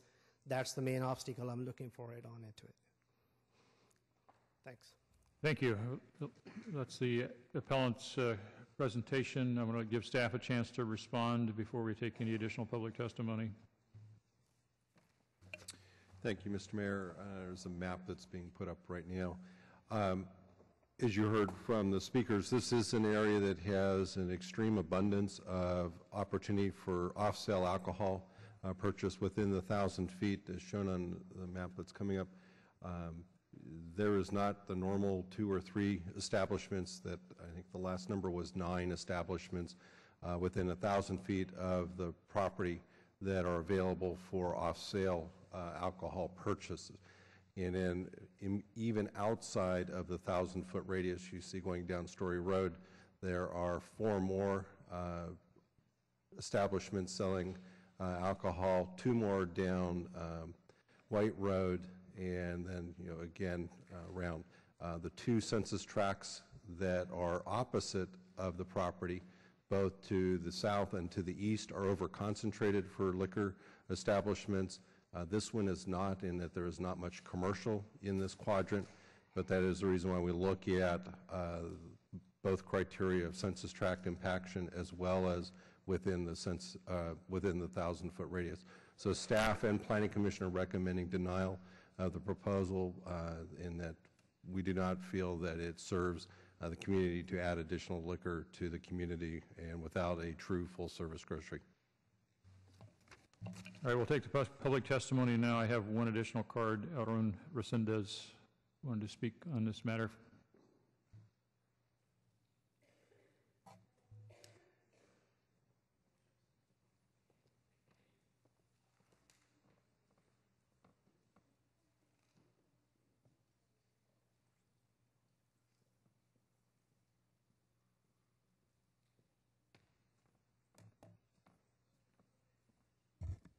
Hi, Mayor and council members. I'm speaking on behalf of Pax Christi East San Jose. I don't know if this business is a scapegoat or the next item, but Lindale Neighborhood Association has supported alcohol in the past, so this is a concentration, the highest concentration of alcohol in all San Jose. So I don't know if you guys gonna prove it or what. Mr. Campo, I saw your memo, and there is just too much alcohol. Let's go to the next item. The school rocket ship is the one that is coming good to East San Jose. That's what we need. No more liquor license in East San Jose. And that's my personal opinion. Thank you. That concludes the public testimony.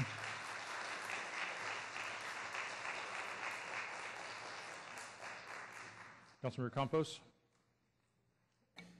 Thank you, Mayor. This map is a little bit dated. That Mount Pleasant bottle shop, that's actually a liquor store. You didn't put a little bit, it would be south of the Rotten Robbie, there's a full-service grocery store. I think is it Fiesta? It's a full-service grocery store that also has an ABC license. So the point that I'm making is that there's actually even more active off-sale ABC licenses here. And I think one of the things that we've done as a council is we've been very, very conscious, and a lot of it by the work of the Planning Commission when Councilmember Kalra and I were on it, as well as the current commission, really trying to define and give the council tools to be able to distinguish what is a full-service grocery store, where any alcohol sale is going to be incidental to everything else that's being sold in the store, and what is a mini-mart that is dedicating a lot of its shelf space and floor space to alcohol, or liquor stores, and let's call them what they are. And I think what we've had before us, and there's is clearly not a grocery store. Grocery stores have fresh meats that are cut by butchers on site. Grocery stores have fresh fruits and vegetables that are, that are in a cooler or a crisper that's maintaining their freshness. Most grocery stores have bakeries, fresh bakeries that are there. I think what we have here is a market that, its intentions are I think are good. You're trying to bring a service to the community to be able to expand their retail choices, but what we don't need is another off-sale permit to a mini-mart that on any given day, once a CUP is approved, on any given day they can completely change their model and turn themselves into a liquor store. They can do that. And for that reason, I believe, as the commission deliberated on this, they took all of that into account. I believe that's probably also went into the director making his recommendation, and that's the reason why I put forward this memo to ask this council to deny this request and to support the staff recommendation. So that would be my motion to accept the staff recommendation and deny this appeal. We have a motion, a second by Vice Mayor Nguyen. On the motion, any further discussion? On the motion, all in favor? Opposed? None opposed. The appeal is denied. Decision was upheld.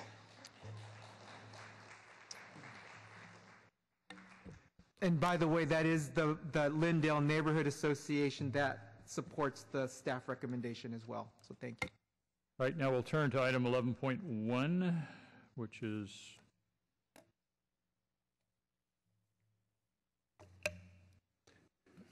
it's on the consent calendar, but there's only one matter on the consent calendar. That's an ordinance rezoning property at East Heading Street and North 2nd Street. Councilmember LICCARDO. Thank you, Mayor, for allowing me to pull this item. I'd like to make a recommendation that's reflected in my memorandum June 17th. Yes. Second. All right, we have a second.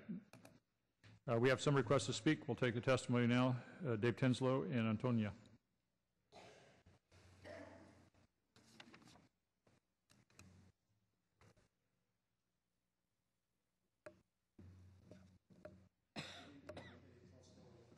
Hyde Park Neighborhood Association. First of all, Dave, I need to get you a little closer to the microphone. Thank you.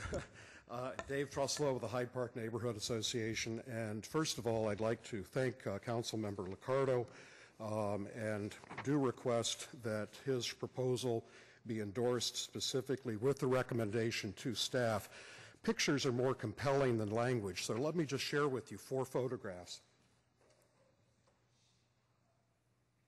This is a bit of an eye test, but which is an understatement. But the point of it is that this is what the property originally looked like, and I think it's important to note how well maintained the lawn is, the landscaping. And I realize it's an eye test, but if you look a little bit of pink right there, you'll see some camellias in bloom. This is the property as it looks now. And you can see the roof is ready to fall in. This was taken 2 weeks ago. The lawn's much more desiccated now. And you can also make out the landscape hasn't been pruned or maintained or anything like that. And to follow up, again, remember what it looked like when people lived in the house. This is the park strip, and you can see it's just gone from green, verdant grass to dirt. But if you notice, and again, it's really difficult to see, I apologize, but way in the back, there's a business here, and way in the back, they have landscaped the park strip with juniper. So it's not a matter that just because it's commercial, it has to be bare dirt. There are people that maintain it. And lastly, well, here's one more shot to the south. And again, you can make out how badly or neglected, actually, not only the park strip, but the area in front of the parking lot where the trees are. And, oh, before I forget. Sorry, your time is up. Okay, but again, you notice the grass is maintained properly at the school across the street. Your time is up, sir. Our next speaker is Antonina.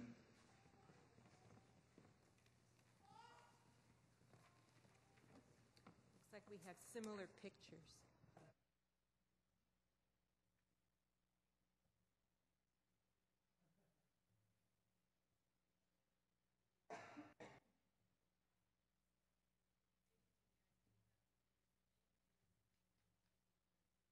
My name is Antonina, and I live in Hyde Park on North 2nd Street near Heading.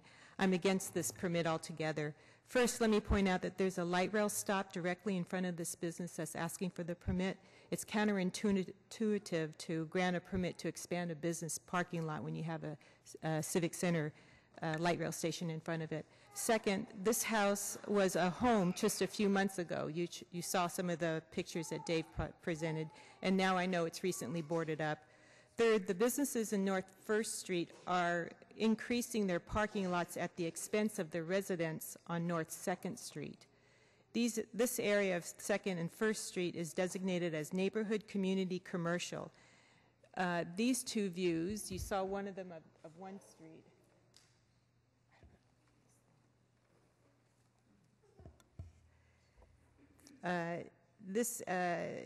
Here it is with this is the business that wants to expand the parking lot. The bottom view is looking at North 2nd Street, the residential part. The parking strip, as you saw, is dirt, and there's very little vegetation from the sidewalk to the parking lot. This is really not neighborly. There's nothing neighborly about this. The other view is looking down 1st Street. As you can see, the parking strip is also still dirt, and there's barely any attended landscaping there. This area will soon have a bike lanes, but it still won't be pedestrian friendly. These businesses have no regard for the residential neighbors that surround them. This is another example of a property on North 2nd Street, which was a residence and now is part of a parking lot. A recent permit that was granted to this business had language that stated, the driveway providing access to 2nd Street shall be closed to both automobiles and pedestrians and landscaped. So what we have here is we have a gated driveway facing a neighborhood. I'm sorry, your time is up. Thank you. Staff, will you check? There may be another card for request to speak. And if somebody just put a card in, I don't know what item it's on. If it's on this item, we'll take it. If not, we'll wait.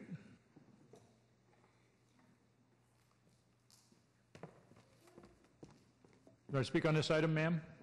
Come on down.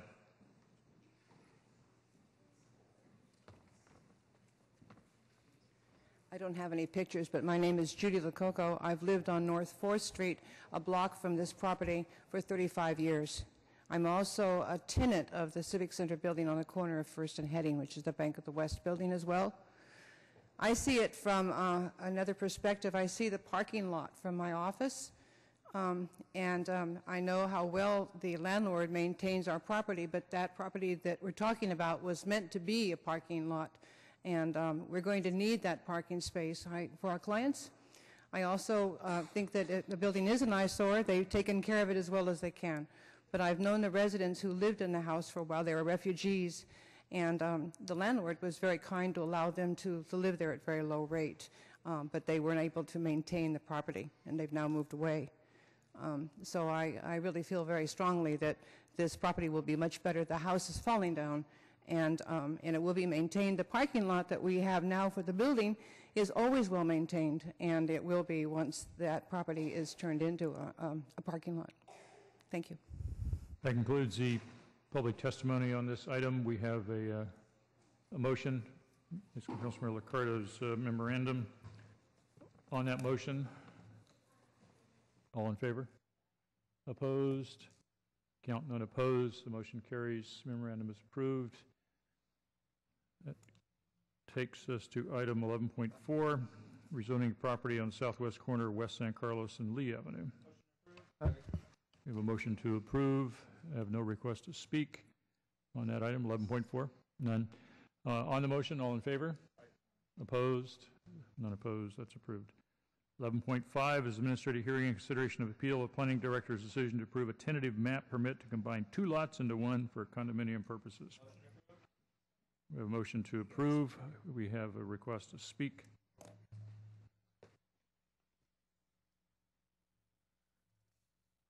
We have the appellant, Tony Clark, and Bill Zart. I'm assuming all part of the same presentation, Mr. Clark and Mr. Zart together? Nope? Okay. Appellant gets 5 minutes.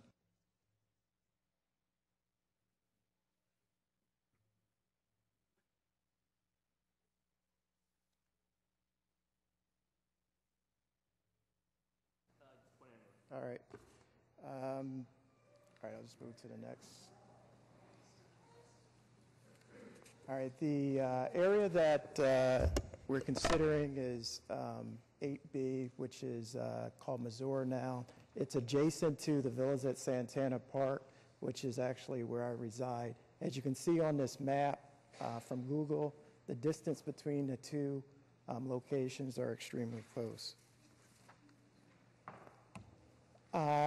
I'm here today to represent a number of neighbors, 57 in total, who have come together in opposition to this permit. And we're going to cite a number of different reasons for that. I first want to say that we love Santana Park area and we're supportive of Santana Row in general. However, we believe that both Frit and the Planning Commission may have lost some perspective. We're frightened that what is now a good thing in terms of Santana Row will be ruined by overbuilding and perhaps short-term thinking. I'm going to give a little bit of background for this thing. It started in 2000. Fritz on Drawings, and this Federal Realty Investment Trust, showed at the current site, which the permit pertains to, 3-level townhomes. That was switched in 2006. They proposed that it actually be 84 feet. There was a strong community outcry and opposition to it. Things went silent for a few years, so that in 2011, Frit came back with a revised proposal, which was shorter in height. We took that as a sign that they were being more constructive, and we withdrew our opposition. However, fast forward to 2013, what was supposed to be 65 feet, as agreed to in 2011, and even shorter than that in 2000, is actually larger. We estimate it's probably somewhere between 70 and 80 feet right now, and it's still under construction. The second reason that we propose for you guys to rule against the permit is that it violates San Jose's On 240 general plan, and there are several areas. The first is regarding the mass and the height of the structure itself. I'll leave it up to you guys to read the various provisions. There are numerous areas in the general plan which actually speak to our concerns regarding the mass and the height, and essentially it creates a towering, massive new structure, and there are absolutely insufficient setbacks between that unit and the two-story units, which is right next to it. I'll take you back to that first slide I showed on the map. Those structures are very close to each other. Second, regarding Santana Park, which is covered under general plan section, really major strategy number 10.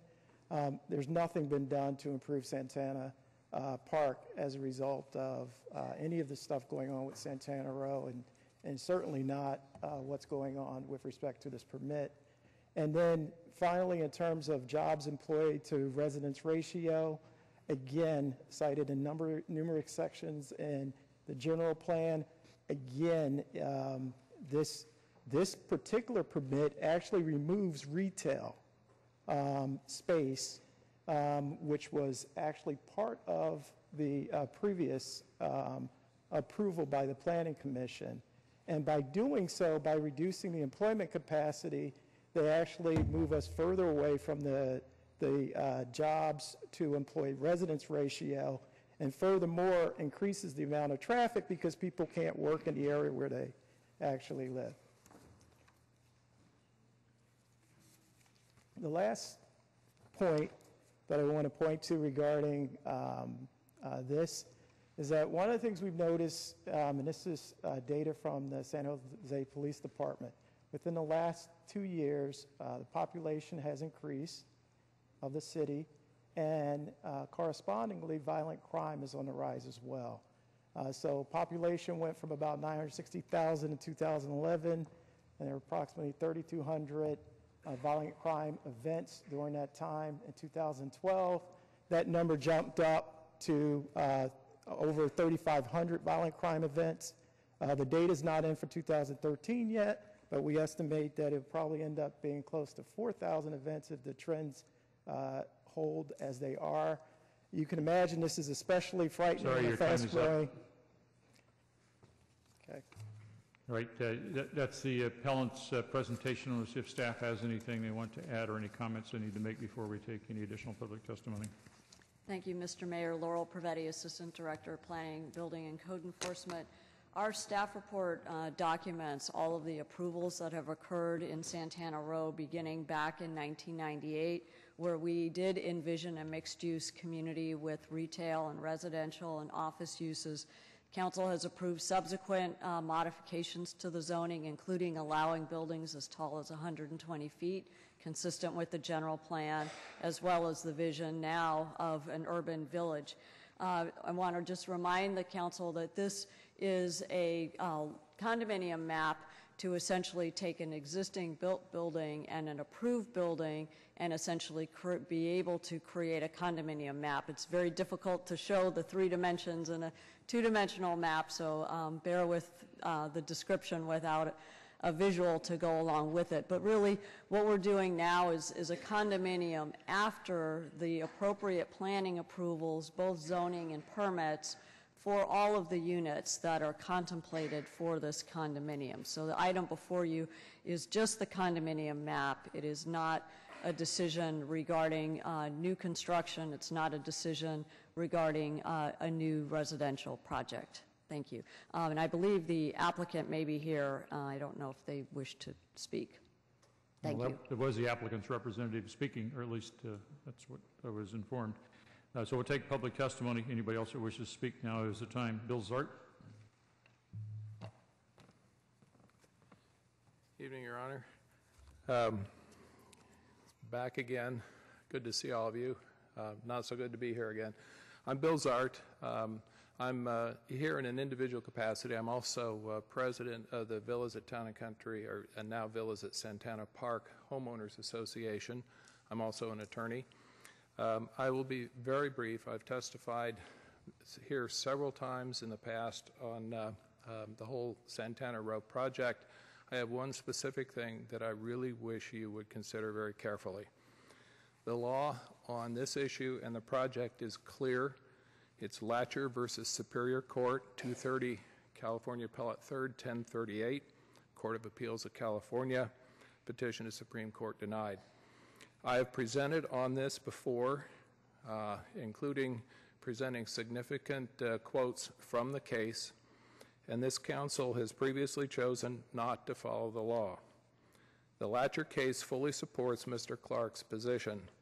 I urge you to carefully reconsider the law as was held in Latcher. You need to consider carefully the consequences once a court takes jurisdiction over this project. When that happens, you will no longer have control. Read the case, understand the law, and then consider carefully before you act. And extemporaneously, I would suggest that you defer a decision tonight until you have reviewed the law on this case and gotten the opinion from your city attorney, Attorney Doyle. That's all I have to say. Thank you. Thank you. I misspoke. We haven't heard from the applicant. We heard from the appellant. And I think the applicant would like to speak now, so we'll take Randy Paul.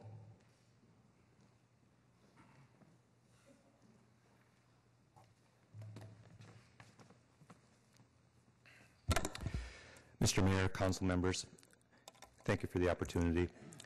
I'll make this very short. My name is Randy Paul. I'm the Vice President for Development for Federal Realty. This is a project that was approved by planning in February of 2012. We're about 60% through construction right now. The permit that is being appealed is simply an administrative permit for tentative mapping to join parcel 8A, which was completed as part of phase 1 build-out with 8B.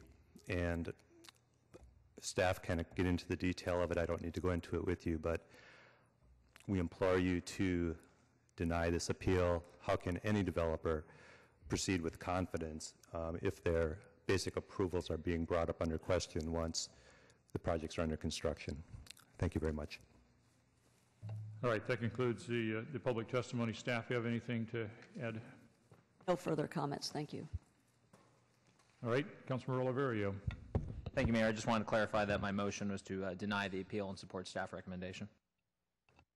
All right, we have a motion to deny the appeal and support staff recommendation.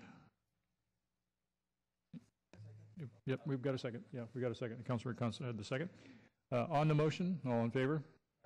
Opposed? None opposed. Motion is approved. Appeal is denied. That takes us to the big event of the evening. I'm sorry everybody's had to wait so long. That's item 11.3, which is administrative hearing and consideration of appeal of Planning Commission's decision to approve a conditional use permit to allow the modification of existing church to include the addition of a public school, also known as rocket ship item. City staff. Thank you. Mayor, may I disclose a conflict of interest, which will require me to recuse myself? Okay, Councilor LICCARDO Thank is you. out. My wife is employed by Rocket Ship. For that reason, I'm going to have to recuse myself and leave the chambers. All right. Staff? Thank you, Mr. Mayor. As you noted, this is an appeal of development permits for the rocket ship campus off of Story Road. This is a site that was extensively studied by the city's public works and transportation departments, looking at the circulation, parking, stacking, drop-off operations for the school. This is an issue that we have worked on other sites and have dealt with some of the challenges on previous facilities that Rocket Ship has built, and so we wanted to, through this process, make sure we were absolute in dealing with those issues. As a part of the proposed project, there is mitigation included with the project to deal with stacking through the site of how that is configured. There is mitigation for crosswalks on Story Road, and also a left turn pocket on Story at Capitol.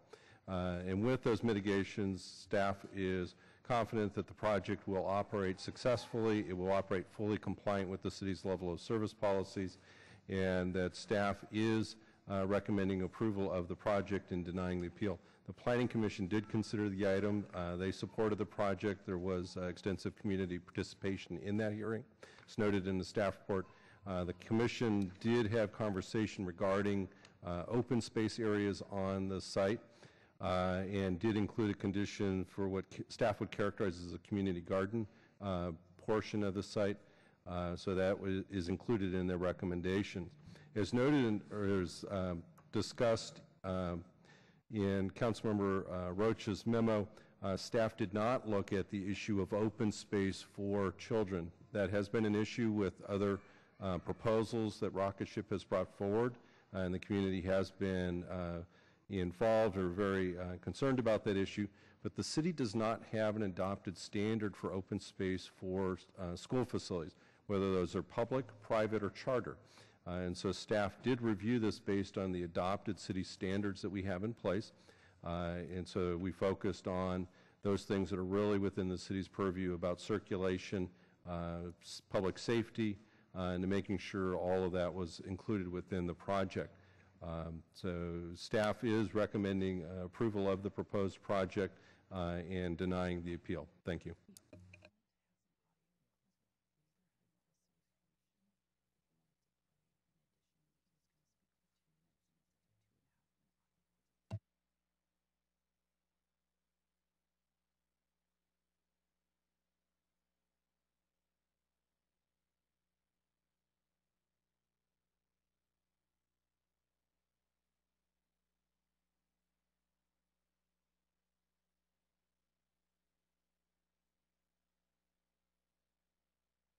Staff, I need to verify who the appellant is in this matter and who's got the authority to speak on behalf of the appellant if it's an association. So I've got the right person at the right time. Thank you, Mr. Mayor. The person filing the appeal is Larry Tilbury from Lindell Avenue. All right, I have a card from Mr. Tilbury. So the way we work this, Mr. Tilbury, you've got 5 minutes. I understand you have an audio file you want to play during that time period. Glad to be here. My name is Larry Tilbury, the mayor and the council. My main objection actually is the traffic, and we've heard a lot about the traffic here tonight. And I've lived on that street for 46 years. My wife lived there 60 years.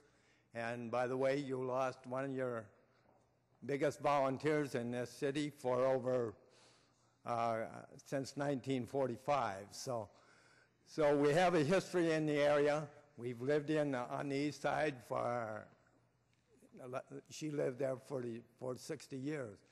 But the main problem is the traffic on Story Road, and there's a lot of things that have came up that wasn't really discussed.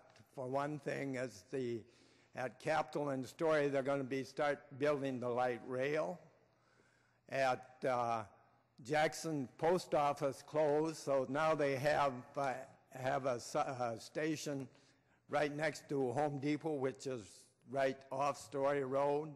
All the postal trucks and the UPS and the other trucks cut across and come through our street.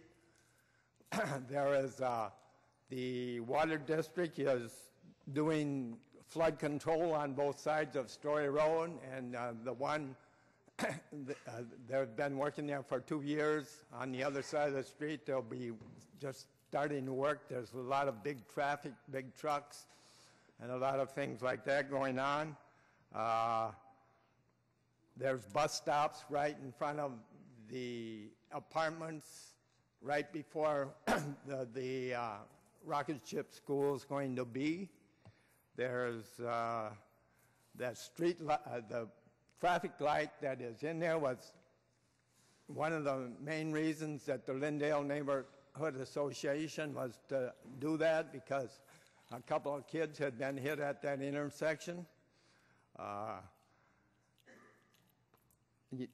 The bus stops, the post office, and so many of these things. The traffic is so bad already, and to think that there's going to be 100 or 200 or 300 more cars there boggles the mind. There's no way of getting out of the back of that parking lot. There's one lane of traffic in, one lane of traffic out. I've volunteered over at Lindale School for the last 13 years. I know what parents do with their kids, and sometimes that's not very smart. So going through all these things, and I've heard it mentioned about the Lindale Neighborhood Association. We just got into the city about 3 years ago because we were in the county for all the other time, and we was promised more patrols and a lot better things, and some of that stuff has not happened. I walk up to the corner and I watch the traffic, and there's a lot of people don't follow what those lights say up there on the, and so the main purpose for me is not whether the rocket ship school is a good school or a bad school or does a good job or doesn't do a good job. The main thing with me is what it will do to the environment, what is happening. Also, there was a man there yesterday talking to one of our neighbors, just like this thing was all ready to go. They was talking about how the crosswalks were going to be and everything else. Now, that doesn't seem right to me unless it had been approved already. And also the idea of the sign that tells what is going to happen with this school. It's a 2 by 3 foot wooden sign that you got to be 1.5 feet away from to read it and see what it's about. So I know these things because I've walked over there 2, 3, or 4 times a week. So I don't feel that the people have looked into this thing properly about the traffic and what is happening in the area. I'm sure that there's locations where the rocket ship school could do their thing a whole lot better than what that is. There's a big apartment building right next to the rocket ship school. There's fire trucks and by the way, just to drive into either the apartments or... Sorry, your time is up, sir. All right, thank you. Thank you. That was the appellant. Now we're going to hear from the applicant. I believe Eric Schoenauer will represent the applicant, and then we'll see if they have any staff comments, and then we'll take the rest of the public testimony.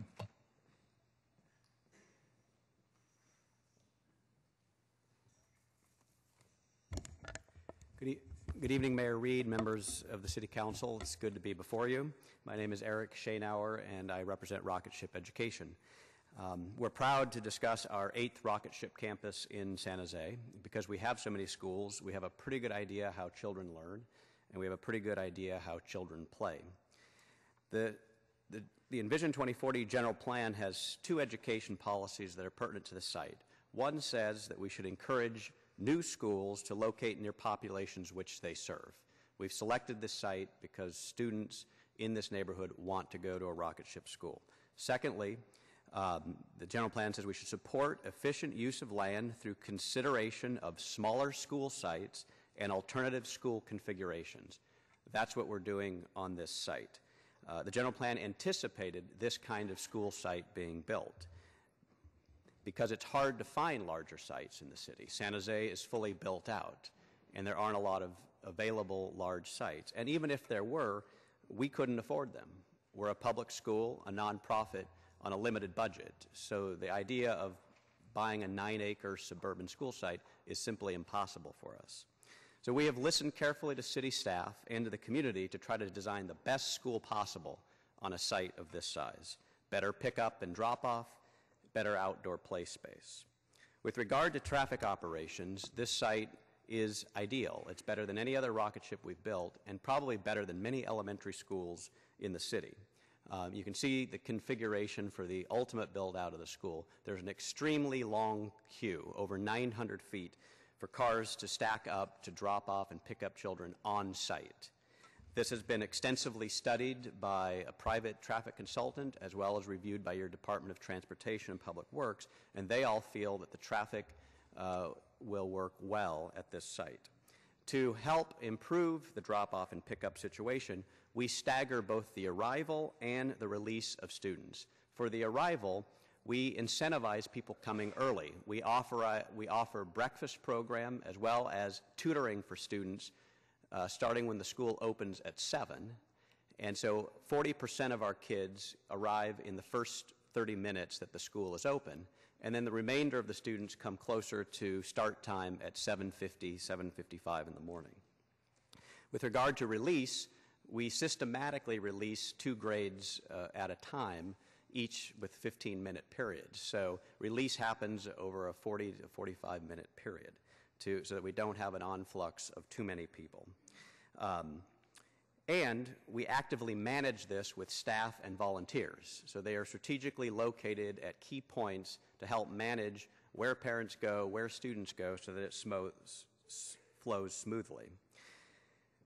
Another good thing about Rocket Ship is we have the ability to adjust quickly. If for some reason our plan doesn't work, our school sites have full autonomy to change the plan, to lengthen the stagger, to change how we operate, because we do not have to subscribe to some mandated district plan. In addition to the traffic on-site, we have to do off-site improvements in the community, adding a new crosswalk across Story Road and adding turn lanes at Story and Capitol. With regard to the outdoor play area, in the ultimate build-out of the plan, you can see we have 3 play areas, a grass, turf, and playground here. We have a playground here. We have a hard court, basketball, tetherball, lunch plaza, as well as a school garden in the back. We think that this is a good amount of open space for the full build-out of the school. In the interim plan, this is what the site looks like. And so in the interim plan, we have the turf area playground. We have a large asphalt area for games. We have the school garden in this location. And then the flex space we have is the blue area here over the parking lot, because the school only requires 33 parking spots. We have 100 because we have to accommodate the church. So it's conceivable to use a portion of the parking lot for outdoor recreation if that's the will of the council going forward. The interim plan, we expect to only be there for 1 year, and then we move forward. All of our students have programmed physical education through the course of the day. We have 40 minutes of enrichment period. During that period, we have enrichment counselors that do physical activity. In addition, we have 40-minute of recess lunch, and those same enrichment counselors manage the recess time so that kids have 60 minutes of outdoor activity every day programmed through their activities. So with that, we hope that you'll support staff's recommendation and commission, and we have other staff here to talk about academics if you have questions about that. Thank you. Your 5 minutes is up, so I'm going to see if staff has any response to the appellant, the applicant. We know no additional response, so I'm going to take the rest of the public testimony at this time. Thomas Lovato, Rosanna Altamira. Please come on down when I call your name. I guess it's probably Rosanna Altamirano.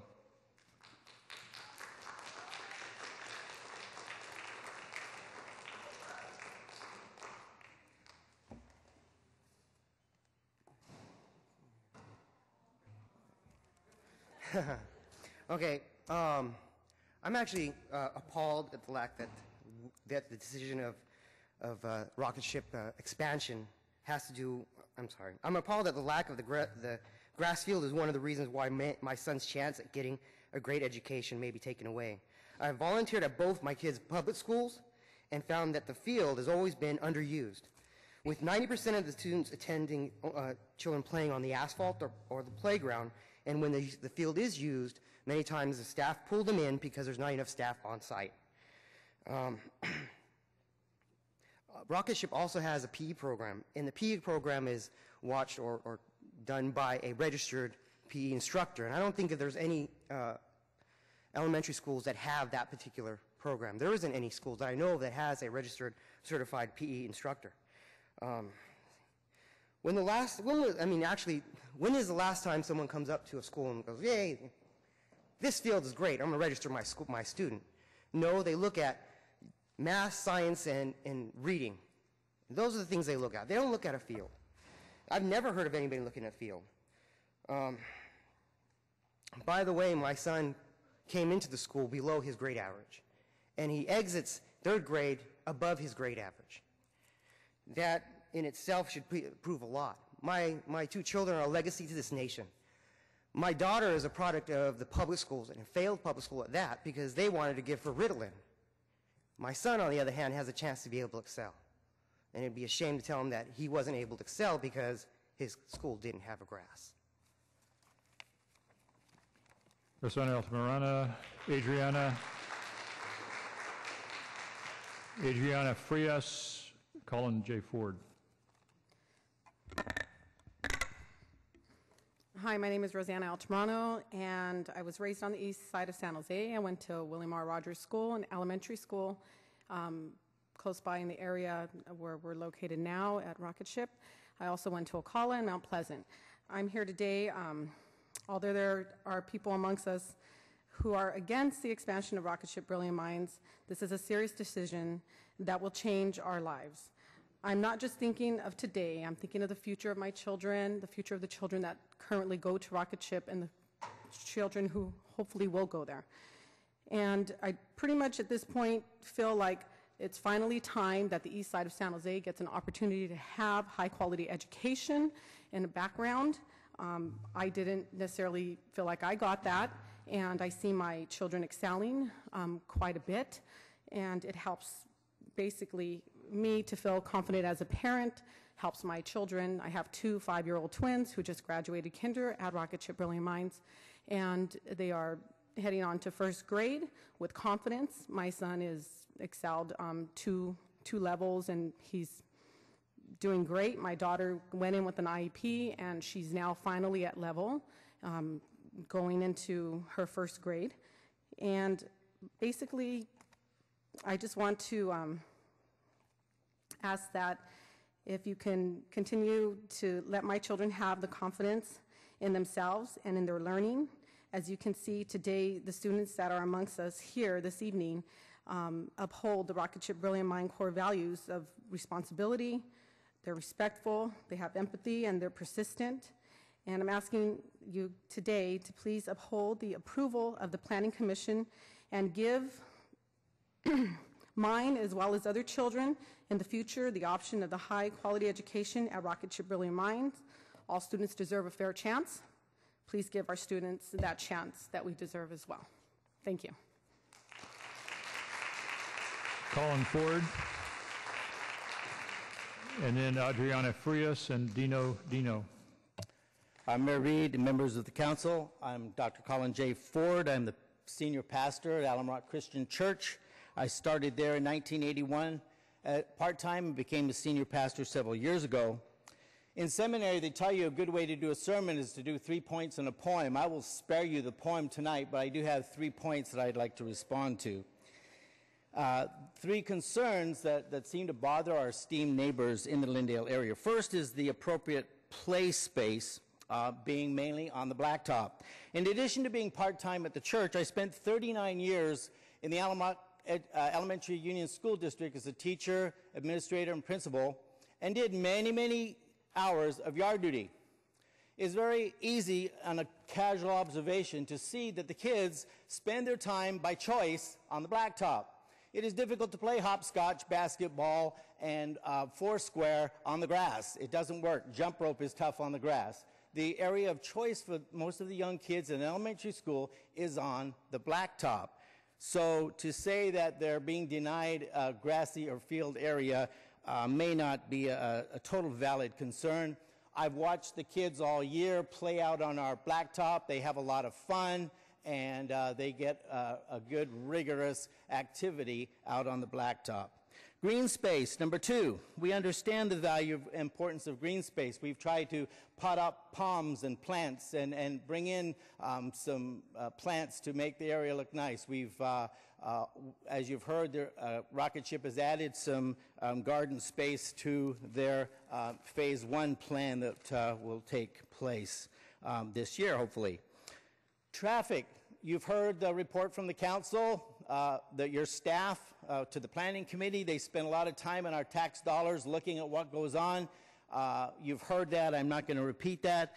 Many of the students actually that go to Rocket Ship will be coming from the Lindale and Ryan areas, so it's not additional traffic. It's pulling traffic from those areas that would be there anyway. Sorry, your time is up, sir. Sorry. Adriana Frias.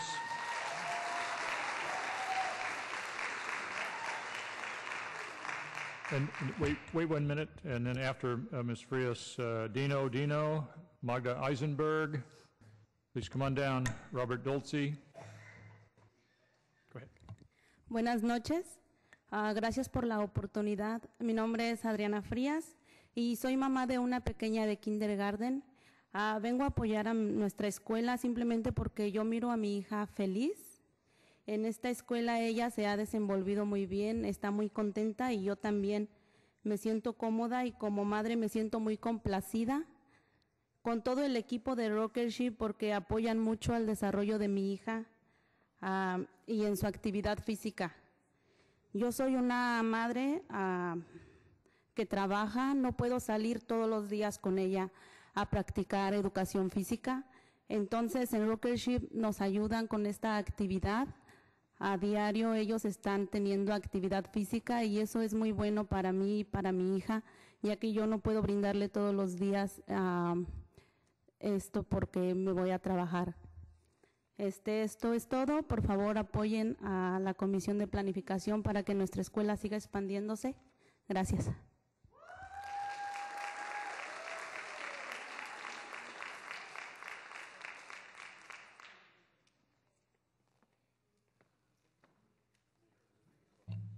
Was somebody going to translate? I'm seeing some efforts here to get to the podium. Mr. Mayor, council member, I'm Clemente Rocha. I'll be able to translate for her. She Yeah, said a come lot on back more. up while he translates.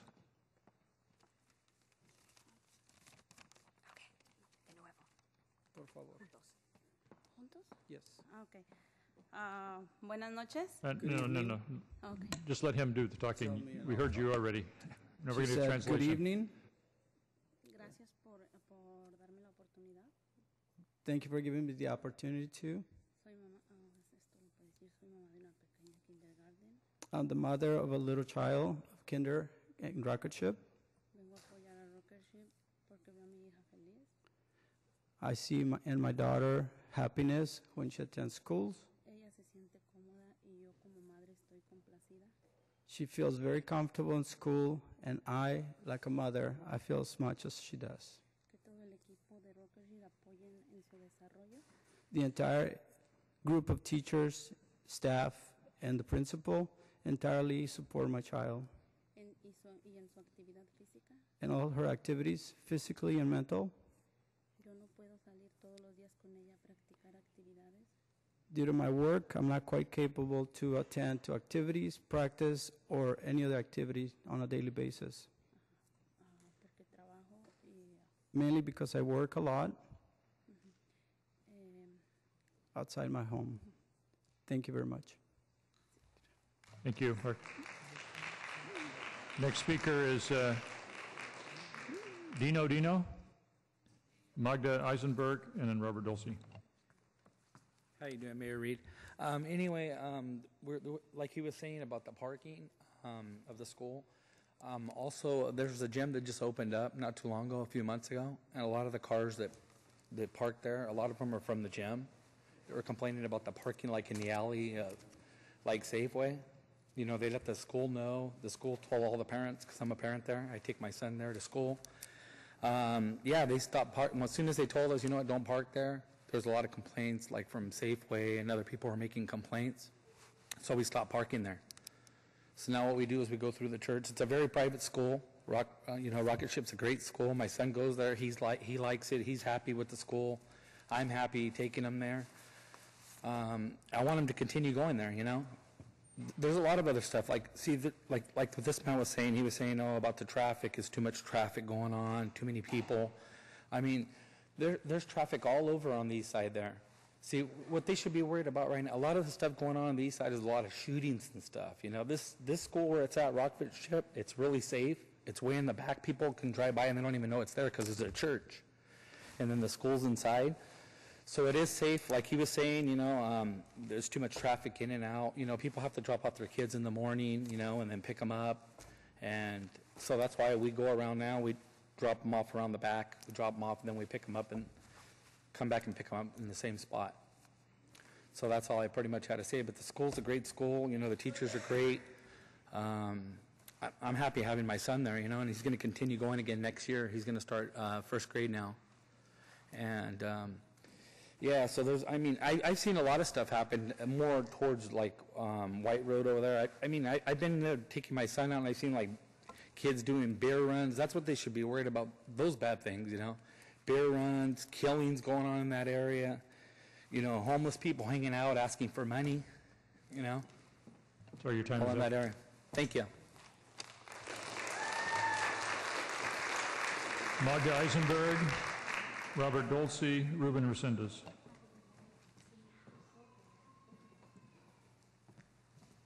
Hi, good evening, Mr. Mayor Reed, City Attorney, Vice Mayor, City Manager, Council members.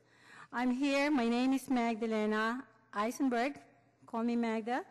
And I live not too far away from Rocket Ship, and I'm advocating Rocket Ship. As a matter of fact, I submitted some of the signatures that was late presenting to you, before you.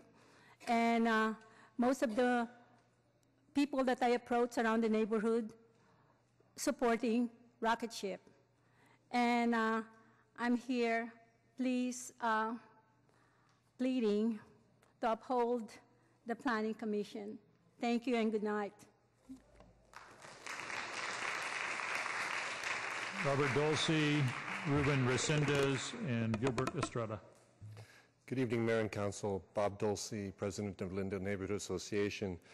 The association has no disagreements with the quality of education of Rocket Ship, so we do not oppose Rocket Ship. However, we think the site is not the best suited because of insufficient space for recreation, even though the mitigations that are being proposed seem to give the indication that that is not the case. But we still think that with those mitigations, it's still not sufficient for 450 children and their recreational purposes.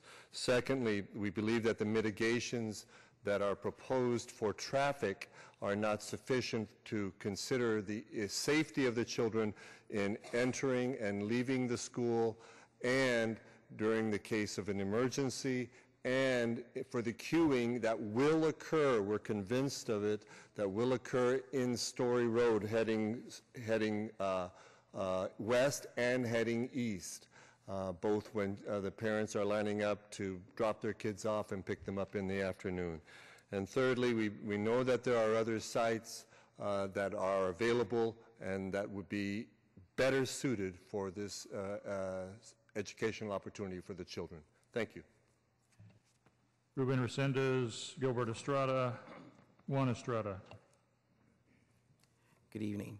I'm Ruben Resendez. I'm on the board of the Glendale Neighborhood Association. I live on Highwood. I've been there for 25 years in the neighborhood. And the concern, like everyone said, we're not against Rocket Ship. It's a great school, what we hear. It's just my concern is I'm on the street back from Story Road. I'm really concerned about cars cutting through. Since they only can make a right turn, they're going to cut through to get back to Glendale to Story Road. And I'm worried about the safety of our kids in our neighborhood also, just like everyone else has the right with their kids. So that's my concern there. And also with Safeway right there, that driveway to Safeway coming out of the shopping center is really close to that driveway they're going to be coming out of. And it's already busy enough already. But all we're asking is just a different location because we're not against what they do. Thank you. Gilbert Estrada, Juan Munoz. Good evening, Mayor, council members. My name is Gilbert Estrada, a member of the LNA, Lindale Neighborhood Association, and also an employee of the Alamo School District. The education in this case is not the issue. It's the safety issue. You're going to have problems. It's bad enough as it is right now. Story Road is not. It's a very busy street. It's not one like one of the other schools where they're back roads, and none of them have a perfect drop-off or pickup area. But there are a lot. The streets are lonelier. They're not as busy as Story Road. Story Road, Lindale, where this rocket ship school is, right next to them is an apartment complex. 100 yards west, you have Home Depot, and there's a stoplight there. Another 75 yards west of that, you have McGinnis Road, another stoplight. Up east, a couple hundred yards is Story and White, and they're all very busy streets. They're all fast moving, you have crazy drivers, and then you've got also all these people that are doing this number here. And you all know what I'm talking about. It's called text messaging, okay? It's an addiction, I think. But anyway, back to what I was saying, it's a fast street, it's a busy street, and when you're going to increase it from approximately 180 kids that they have now to 600, you're asking for an accident, and it's going to happen. It happened before. It took long enough to get that light on Lindale because of accidents, people trying to cross Story Road because it's a busy street. Now you really want to clear it. If you want to do something for rocket ship, there is a school just shut down, Sloniker Elementary School. Is no longer, as far as I know, there might be one wing being used as rocket ship. Well, your time is up. Thank you, sir. Juan Estrada, Juan Munoz, Aaron Resendez. Hello, my name is Juan Estrada. I'm with Lindale Neighborhood Association. I am no relation to the guy, although he has a great last name, Estrada. As Bob Dulce noted, we are not opposed to education or any type of school facility, whether it's public, private, charter. That is not the problem here. There are many reasons why we are opposed. My main reason is kids. I want what's best for those kids. Having grown up as a poor immigrant, not really knowing anybody who was probably poorer than my family, I know what kids deserve, and I will fight for what kids deserve. And all along we've been saying there's insufficient recreational area, and the applicant today proved it by noting that the new version of the Phase 2 plan is a good amount, when the previous version had less than half that. And so we just think it's unfortunate that this site was selected. We want this school to succeed for the sake of your kids, and don't be afraid to fight for recreational area for your kids. And so we just want it at a site that is consistent with the needs of the neighborhood and the families and the kids. So I respectfully ask you to not allow this school to be built at this location for the sake of the kids. Thank you. Juan Munoz, Aaron Resendez, Maria Pina Carrasco.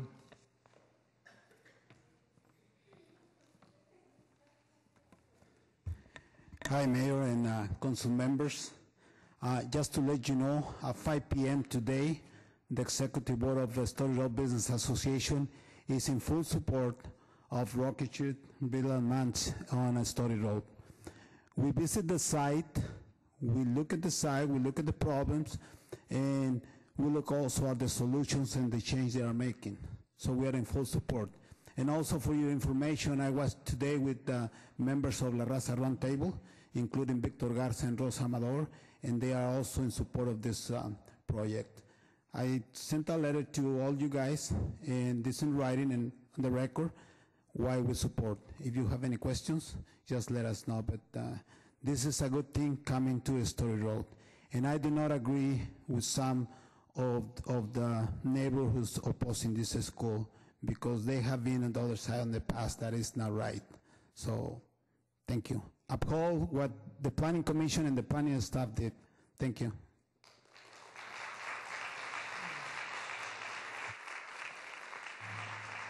Maria Pina Carrasco, Dominic Trapiani, and Kevin Ramos.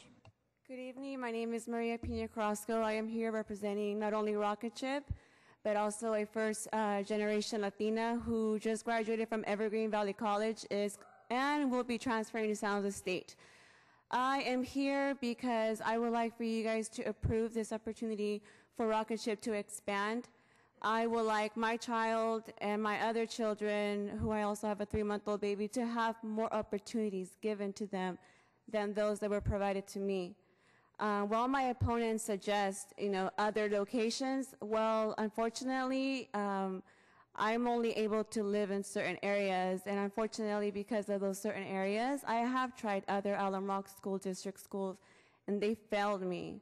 I didn't have a good experience, and when Rocket Ship came into this location and my child was accepted to the program, my child has excelled in so many levels, and his confidence has arisen in so many ways. It is imperative for us. We always hear this motto of our children are the voice of the future. They are the voice of the future, and I am a parent, and I am not going to ever give up on advocating not only for my child, but for other children as well. And I think that it's important for us to be realistic, and sometimes we don't have any other choices. And the choices that we have presented to ourselves are those that we have to advocate most of. Traffic is going to happen no matter where we are, but education is imperative. And I do ask you to think about the students that we have in front of you and those that could not make it tonight. But I am just one example of one first generation willing to go and think of higher education. And I want other children to have that opportunity as well and have those resources presented to them. Thank you. Dominic Trapani, Kevin Ramos, and Lorena Castellanos.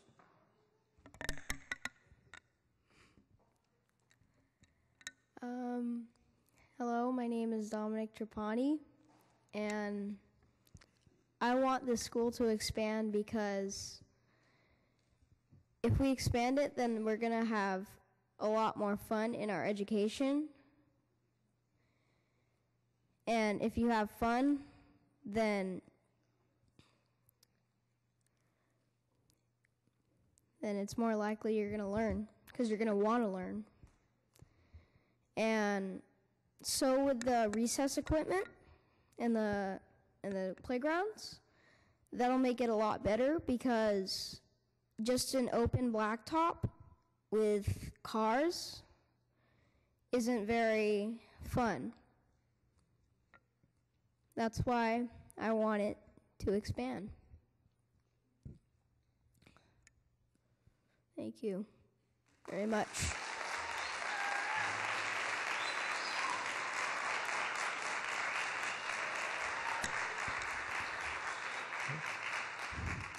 Hello, my name is Kevin Ramos. I want to tell you all about my teachers and why we want a bigger school.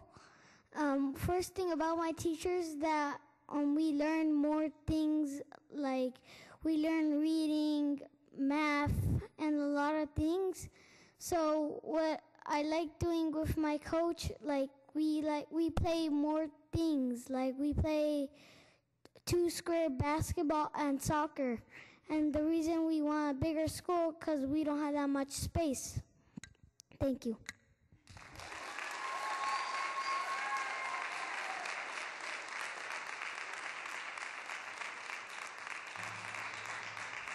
Lorena Castellanos, Genesis Minya, and Uziel Martinez. Buenas noches, mi nombre es Lorena Castellanos. Good evening, my name is Lorena Castellanos. Vivo muy cerca de la escuela Rocha Brilliant Minds y estoy muy interesada en que mi hija asista a esta escuela, ya que voy a ser madre nueva en asistir a esa escuela. I live very close to Rocket Ship Brilliant Minds, and I'm very interested in my daughter attending there. since I will be a new parent coming into the school. He tenido buenas referencias en el enfoque educativo y de seguridad que le dedican a cada estudiante. I have very good references in regards to the school, in regards to the education aspect of it and the safety aspect of it. Me siento tranquila ya que he visitado varias veces el plantel y siempre hay gente del personal fuera de las aulas y además hay cámaras. I feel very confident and I feel very calm in my children attending here, since I have visited several times the school site, and there's always been staff and there's many cameras around. Para mí es muy importante la educación académica y física, y sé que mi hija lo va a obtener en Rocha Brilliant Minds. For me, it is very important aspect of academics and physical education as well, and I know that if my daughter attends Rocketship Brilliant Minds, she will receive that there. Por favor, denos su apoyo para un mejor futuro de nuestros hijos. Please, please, please give us your approval for a better future for our children. Necesitamos una excelente escuela con un alto nivel académico cerca de mi vecindario. We need an excellent school in our neighborhood with a high academic level. Muchas gracias. Thank you.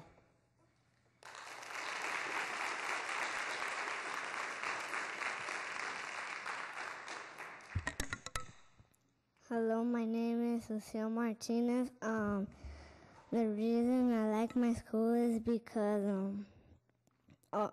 my coach gives us a lot of fun games, and he helps our body get healthy. Thank you.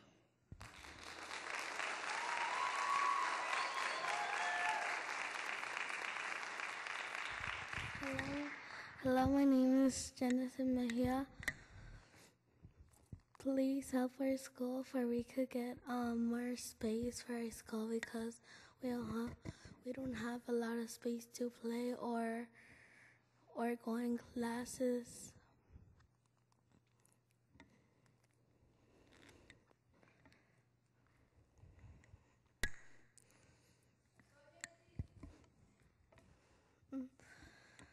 Our teachers help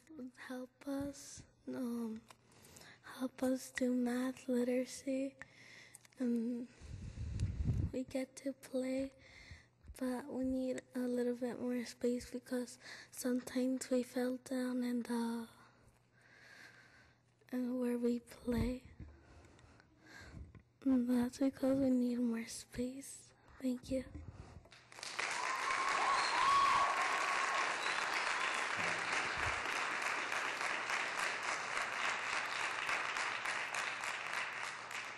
Savannah Magdaleno, Laura M., Daisy Munoz,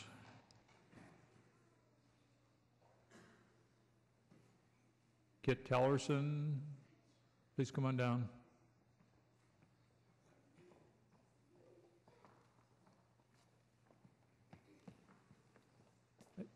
Let me just have you wait 1 minute. There's a way to bring this thing down so that we can actually see the people when they're speaking. There's a button somewhere to bring it down.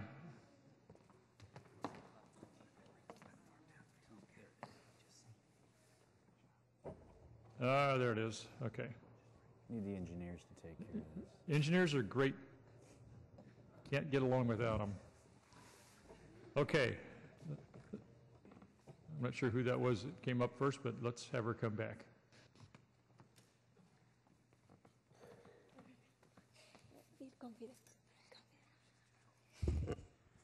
Hi, my name is Savannah Marie. I'm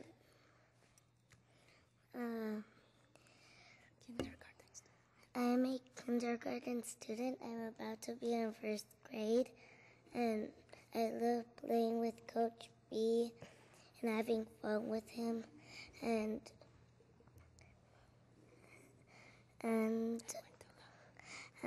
I want to have a new basketball court, and I want to have a new playground for my friends. Please, and me. Thank you.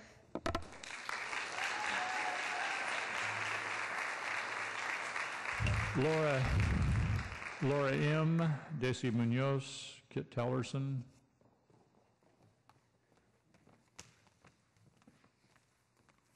Buenas noches, mi nombre es Daisy Muñoz y soy madre de familia. El tráfico no es problema para la escuela, ya que contamos con todo el apoyo del staff al entrar y salir de la misma escuela. Si nos ponemos a pensar en tráfico, en toda la ciudad hay tráfico, no solamente en Storyway. Por favor, apóyennos con el permiso para expandernos. Gracias. Good evening. My name is Daisy Munoz. The traffic is not an issue with our school site. If we really stop and think about it, there is traffic all over San Jose, not just on Story and White. Please support us in having the permit and uphold the decision of the Planning Committee. Thank you. Thank you.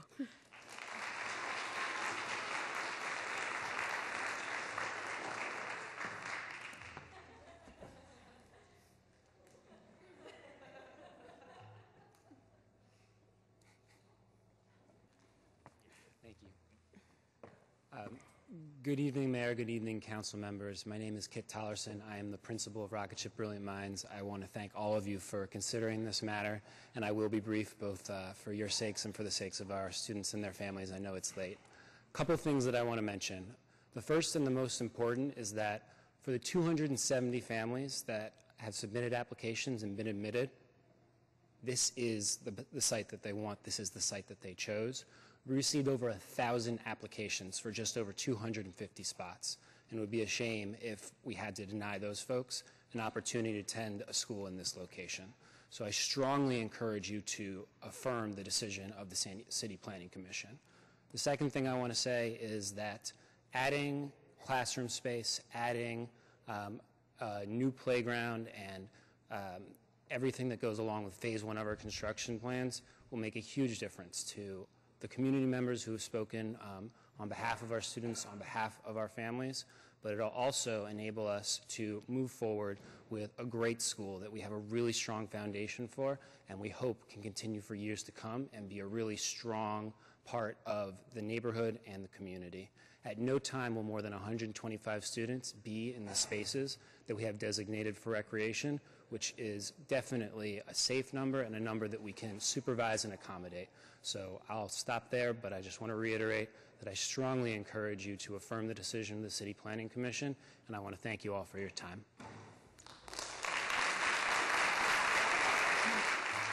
Laura M. And then R.J. Castro and José García. Buenas noches, mi nombre es Laura Medel. Yo vivo muy cerca de la escuela y he ido caminando. Good evening. My name is Laura Medel. I live very close to the school site, and I have walked. Y en carro. And I have driven. Y el tráfico, la verdad, no es tanto. Pongamos a pensarnos en los niños y en lo que la escuela apoyaría, que son alrededor de $300,000. The traffic is not really a big concern. If you really take into account what the rocket ship has planned to support with $350,000. Ayudaría a la ciudad, las calles con más stops para cruzar y también los carros. It would allow us to help with the traffic flow, and it would also allow the cars to be more safely moving. Apóyenos, por favor. Necesitamos mucho su apoyo. Por favor. Please uphold the Planning Commission's decision. Thank you. Thank you. R.J. Castro, José García, Anna Guitron, Pete Eisenberg. Muy buenas noches. Mi nombre es José García. Good evening. My name is José García. Yo soy un padre de un niño que ya terminó la primaria hasta el 5º grado en la escuela Rocket Ship. I am a parent of a former rocket ship education student. A mi niño lo empecé desde la primera escuela que se encontraba en las calles 10 y la San Salvador. My child attended a rocket ship school on 10th and San Salvador. Yo vivo exactamente en la calle Lindale. I live on Lindell Street. Al transcurso del tiempo el niño cada vez lo cambiamos a mi más cerca de donde yo vivo. As time went by, we transferred our child to a closer school, close to where I live. Hasta llegar a la escuela Rocky Chip sí se puede. Until we arrived at Rocket Ship Si Se Puede. Que fue la última escuela la que me quedaba más cerca de mi casa. It was the school closest, it was the rocket ship school closest to our home. En Sí Se Puede, las calles están un poquitito más complicadas por la razón de que son cerradas. At Si Se Puede, the traffic flow is a little more complicated due to the fact that the streets are closed. Y aún así, hay tanta organización en las escuelas con la ayuda de nosotros los padres y de la escuela. And even so, there's so much organization within the rocket ship schools from the staff and the parents. Y han podido llevar muy bien el tráfico. They have been able to accomplish much and not affect traffic. Por eso vemos que ahora me queda más cerca la escuela y me hubiera gustado que en aquel tiempo esa escuela estuviera a donde ahora la están expandiendo. Now, Rocket Ship Brilliant Minds is much closer to my home, and I would have loved for that school to be our school.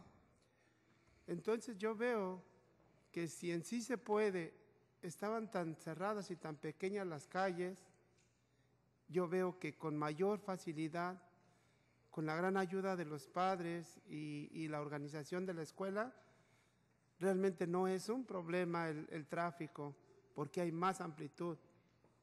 If at Si Se Puede, we were able to do it with such small, contrite spaces, even more so, we will be able to do it with the school staff and the parents' help at Rocket Ship Brilliant Minds. Your time is up. Okay. Thank you. Gracias. Yeah. RJ Castro, Anna Guitron, Peter Eisenberg.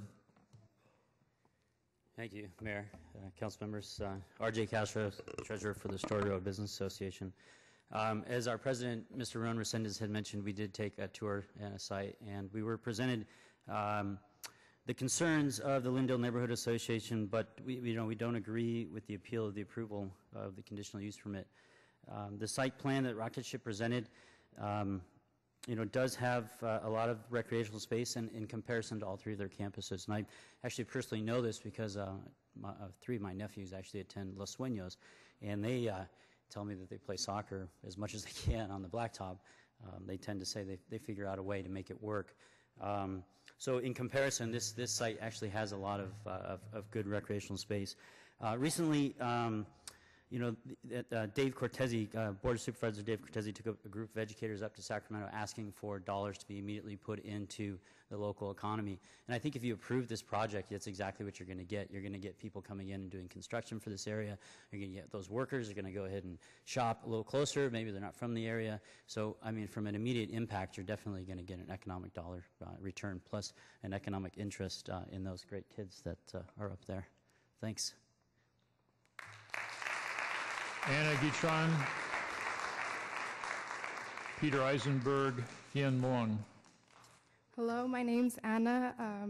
My daughter started kindergarten last year with Rocket Ship Brilliant Minds, which was their first year there. She graduated and she is now going to start first grade in August. Traffic to me is not a problem. I have lived in Story for almost 21 plus years. There's always been traffic. When I pick up and drop off for my daughter is usually no longer than 5 to 6 minutes. She always comes home and she's so happy that she learned a new game with Coach Brown. And just about 3-4 weeks ago, they had this athletic marathon, and she was super happy because for the first time she was learning to play soccer, and they had hopscotch and other activities going on. It was an all-day marathon, so I do not see a problem with traffic or with the recreational. So I'm here so you guys could allow the school to expand and for other families to come and join this community. Thank you. Peter Eisenberg, Tien Long, Lily Nguyen. Good evening. My name is Pete Eisenberg. My family has lived in this area for 27 years. Last August, my granddaughter started to attend this rocket ship. When she started, she could not read. 1 year later, she's reading second grade level. She's doing second grade math, even though she hasn't started second grade yet. This area is generally a poor area. We need this school. This school gives hope to these families who need good education so their children have a real chance in life. And this school is giving them that opportunity. We need your support. Support the Planning Commission's decision. Thank you. Tien Long, Lily Nguyen, Clement Rocha.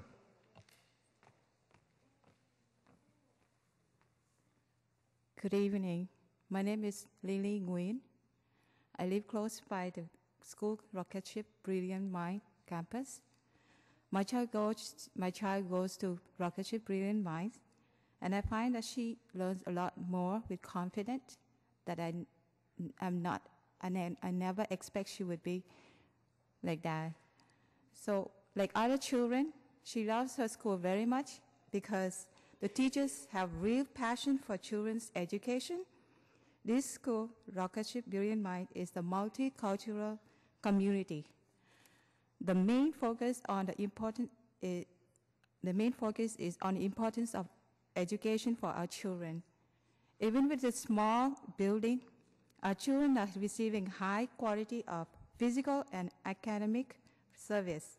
So with the expansion, it will be a great deal for us and for our new community families in the neighborhood. So please help us in the expansion of our school so our children can continue to come to this amazing school. Thank you.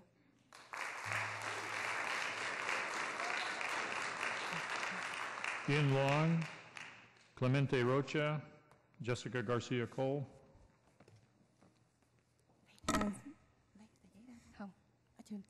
Xin chào quý vị. Tên tôi là Thiên Lương.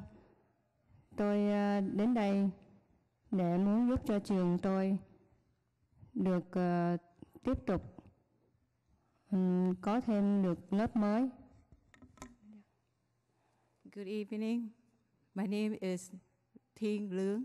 I'm coming here to request for the uphold of our school commission plan. Thank you. Tôi rất vui là vì tôi mới ở Việt Nam sang được 2 năm rưỡi. Hôm nay tôi được đứng lên đây là có cái tiếng nói riêng của mình. I just came from Vietnam 2 years ago. Today I'm happy to be here to help to speak with you about our school. Đối với con trai tôi đang học lớp 1 tại trường Rocket Ship. With my child going to rocket ship.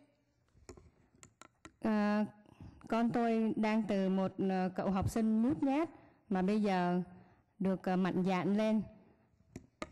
My child used to be a shy little boy, but now he has a lot more of confidence. Con tôi rất là thích học ở trường này bởi vì đã dạy được cho con tôi vi tính, rồi được chơi, thầy cô đối xử công bằng. My son loves the school because he learns a lot of computers, a lot of activities, and the teachers are very good to the children. Còn đối với tôi mà nói, Tôi được cho con tôi học ở gần trường như thế này là rất thuận tiện cho tôi, bởi vì lái xe hay là trường xa thì bất tiện cho tôi lắm. I would like my son to go to this school because I live close by the school campus, and if I go to other school, it would be very inconvenient for me. Tôi rất hy vọng được quý vị ủng hộ để cho con tôi được tiếp tục học những năm về sau. I would like to ask for your request to help my child to continue going to this school for the years to come. Thank you. Thank you.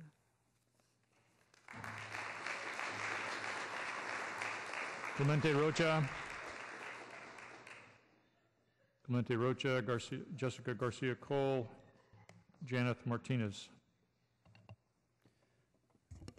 Good evening, Your Honor. The name is Clemente Rocha. I have worked for you for the last 24 years in various capacities. Primo, good evening. I have the privilege and pleasure of being a runaway immigrant from Mexico at the age of 14 years old, self-made. I've been told I'm a man now. I work for you, Your Honor. I work for different districts in support of your candidacy, Your Honor. I'll be working, repairing, and rebuilding stations 16, 11, 15, 4, 5, 30, and some known as legacy stations. If we're to talk about parking, safety, even our fire stations will be questionable. This is the product the fire chief, that rocket ship produces. I hope you can see it. I'm upside down, I apologize. This is my middle child, Noah Rocha.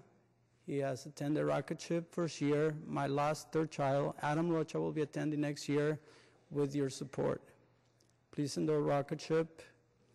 I do my work. I show up and get up as a single dad at 6 o'clock in the morning. I go to bed at 10:30 after I do homework every day. I'm proud of being a parent. Thank you. Good evening, Honorable Mayor, council members. I realize that the decision before you this evening is a land use decision, and from this perspective, this project stands on its own merits. It is completely safe, it is completely sound. And it just so happens that the majority of the Planning Commission agree with me, your own city staff agree with me, and 800 community members living next to this project and near this project agree with me. I want to leave you with a recent study that was published by Innovate Public Schools.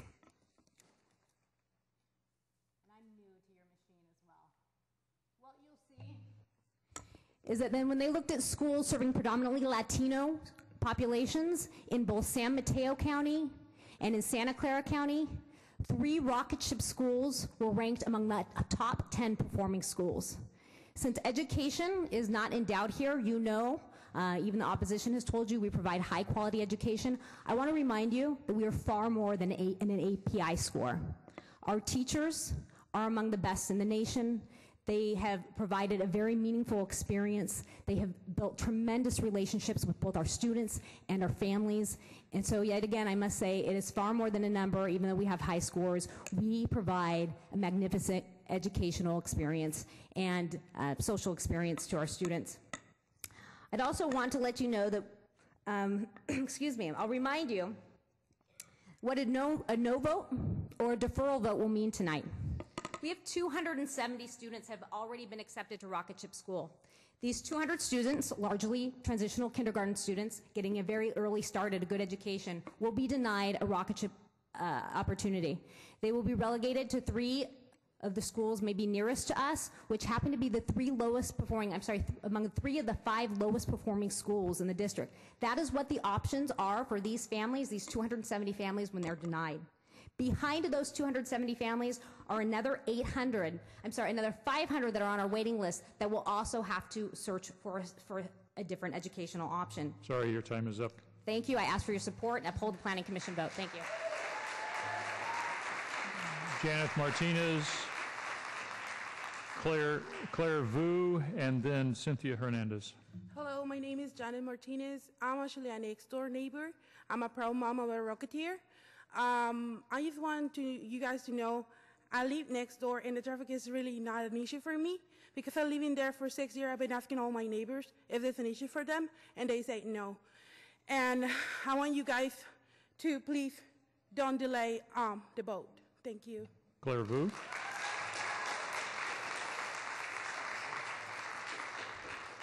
Cynthia Hernandez.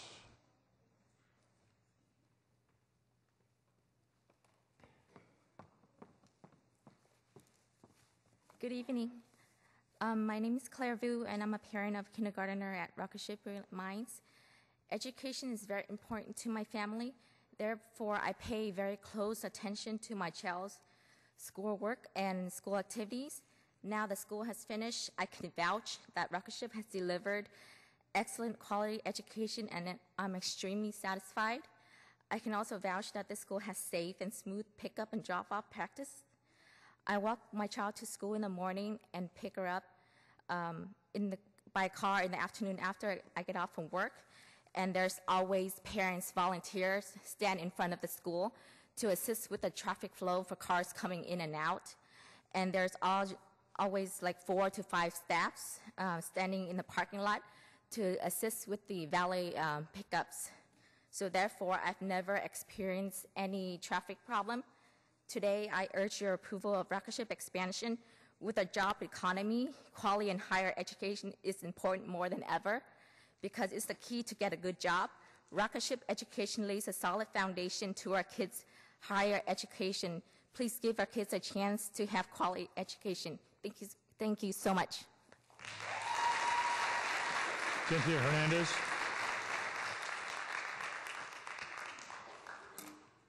Buenas noches, soy Cintia Hernández y soy una de las personas que hacen diariamente el tráfico para Rockaship Brilliant Minds. Hablar de esto para mí es muy significante. Para mí, puesto que todos los días es muy eficiente la manera en que los padres vienen, ya sea caminando o manejando, a recoger a sus hijos a Rockaship Brilliant Minds a la hora de salir. Sí, venimos todos nosotros a pedir de corazón que nuestra escuela sea expandida. De la manera más atenta nos se ha concedido este permiso condicional para hacer crecer nuestra escuela. Solo quiero hacerles saber que nuestra nueva escuela, que nuestros nuevos estudiantes que vienen a nuestra escuela de ninguna manera provocarán un alto impacto en el tráfico, puesto que una gran mayoría son hermanos de nuestros actuales estudiantes y algunos son familiares muy cercanos como primos, y por eso buscan un espacio en nuestra escuela para ayudarse en familia y hacer carpool juntos. Mi hija está en kinder y todos los días me cuenta lo mucho que se divierte en su clase de educación física. Por favor, permítanos ampliar Rockaship Brilliant Minds para estos nuevos estudiantes. Algo muy importante que vi el viernes pasado que terminó el ciclo escolar es que todos los estudiantes lloraban y se decían entre ellos que se verían el próximo lunes y les decían a los maestros que los verían este lunes, sin saber que ya no volverían más y que el ciclo escolar había terminado. Para mí eso significó que Rockaship Brilliant Minds y todo el staff como maestros están haciendo algo muy importante, porque ellos no querían que se terminara el ciclo escolar. Por favor, permítanos darle este espacio a nuestros nuevos estudiantes. Rockaship Brilliant Minds creo que es una de las escuelas que tienen más seguridad porque todos ayudamos a la hora de la salida, desde el principal hasta la persona que nos ayuda a limpiar. Gracias.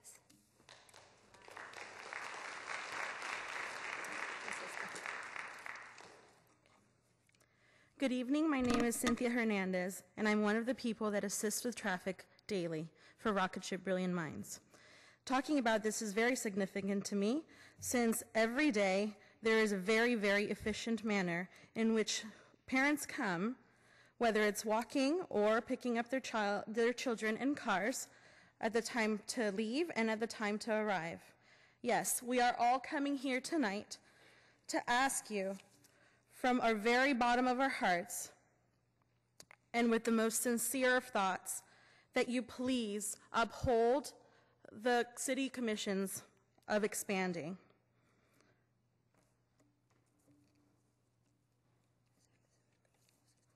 We want to let you know that these new students will in no way cause a higher traffic impact, since a lot of the students that are coming in are either cousins or brothers or sisters of our current families.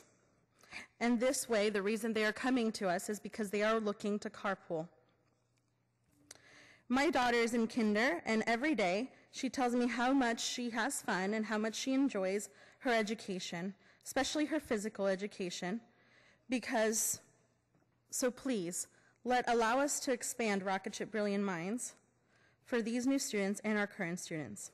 One very important issue, my daughter came with last week when classes were over, and she said that they would not be able to see each other again. She was actually looking forward to see each other again during the school year. She did not realize that school was over.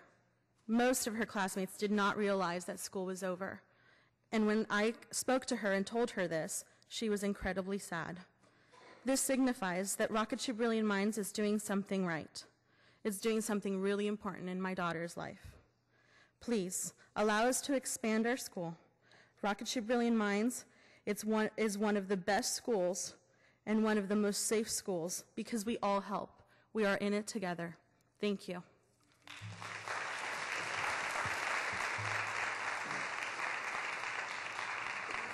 That concludes the public testimony. We'll now have some council discussion and debate and make a decision. I'd like to start by going back to when we launched our San Jose 2020 effort, which was launched by the City of San Jose and the Santa Clara County Board of Education. And that was a commitment that we would not tolerate the fact that 60% of our Latino kids were not performing at grade level. We made that commitment. The entire community has made the commitment that we're going to do something about that. Now, San Jose doesn't get to run the schools. We don't have authority over the schools, so there aren't many things that we can do directly. We collaborate with others in order to accomplish the elimination of this achievement gap. One of the things that we can do, and we've been called upon from time to time to do it, is to approve charter school land use opportunities. This is one of those chances for the City Council to do something positive towards closing the achievement gap. The thousands of kids that applied for this school want to go to this school for a reason, because it's a hope and an opportunity that they'll get a great education. One of the things that I've learned over the last few years working on trying to close the achievement gap is very difficult to replicate successful traditional public schools. There's some great traditional public schools. They're very hard to replicate. We have a much better record in this community of replicating charter schools. And the chart that Jessica Garcia-Cole put up showed that 3 of the top 10 schools in the region are charter schools, rocket ship charter schools. So this is a chance to have a great school in a neighborhood that desperately needs it, for kids that desperately need the opportunity to get into a school where they can perform at their capacity. It's not a perfect site. I've yet to see a perfect site for a charter school. If we waited for the perfect sites, we wouldn't have any charter schools. Because of the way the state has set it up, the charter schools have to settle for whatever they can get. Sure, the site could be improved, but it will be over time, I think, with the phases get better. But we, if we're going to reach our objective to close the achievement gap, have to take some chances, have to do some risks, have to do some things that are perhaps uncomfortable and inconvenient, but the goal is really important. So I support the staff's recommendation, what the Planning Commission recommended. I think this school will be a great school for these kids and for this neighborhood, and that's how we're going to close the achievement gap, one school at a time, one student at a time. So I would urge my council colleagues to support the application in front of us and follow the recommendation of the staff and the Planning Commission.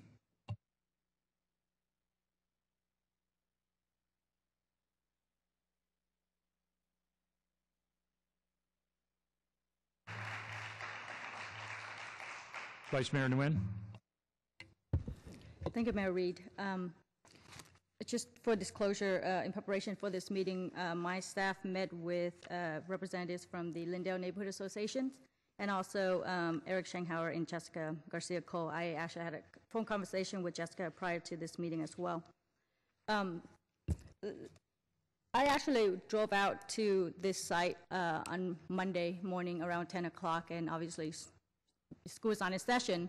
And I had an opportunity just to park there and look at the site. got a really good look at the site and to see how the expansion would work, and trying to visualize that with what I've read in staff's memo as well as the plan recommendation. And while I was driving there, I also was very observant of the traffic flow, both going westbound and eastbound on Story Road. Obviously, we all know that Story Road is a very heavy traffic street, pretty much throughout the whole day. And so the first instinct that I had was, well, gosh, imagine another 200 cars or so on any given day, Monday through Friday, when school is in session. How is this going to impact the neighborhoods around Story Road? But looking, as I was driving into the parking lot, I realized, let's focus on safety first. Now, I'm a new mother. My daughter is 16 months old, and I've always been in favor of rocket ship. I have 2 rocket ship schools in my council district. They do amazing work. We don't have to focus on the quality of education that rocket ship provides. I think we all agree that they provide superb educations for our children here in our city.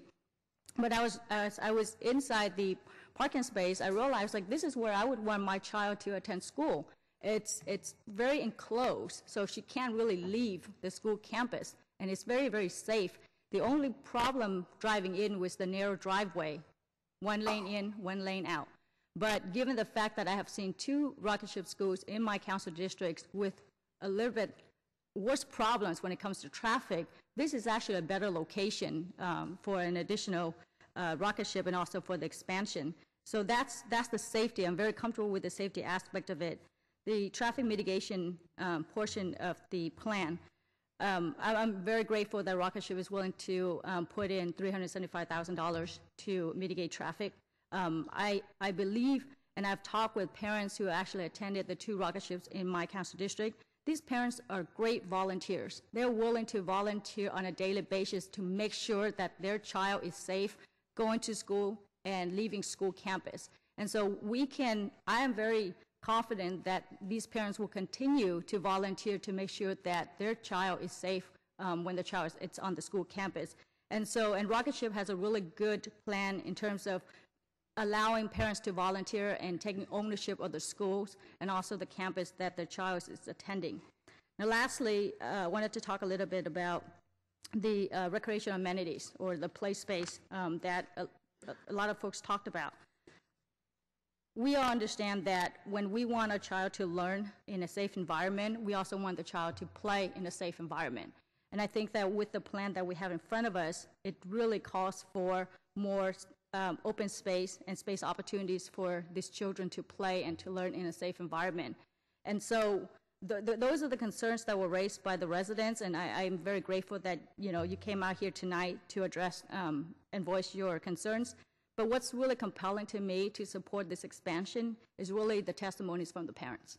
These are the parents of students who attend the existing rocket ship. If they don't feel that their child or the children are attending a safe school in a safe environment, they would not want their child to attend that school or even to expand, even to support the expansion. And so when we're sitting here and trying to formulate this and trying to analyze this and figure out whether this is something that we can support, well, we can tell you that we support what the parents want us to support, and that is to expand the schools and provide a safe environment and a safe school for the children to learn and play. And so I would like to make a motion to uphold the Planning Commission's recommendation as well as staff recommendations to allow rocket ship to expand at this site. Second.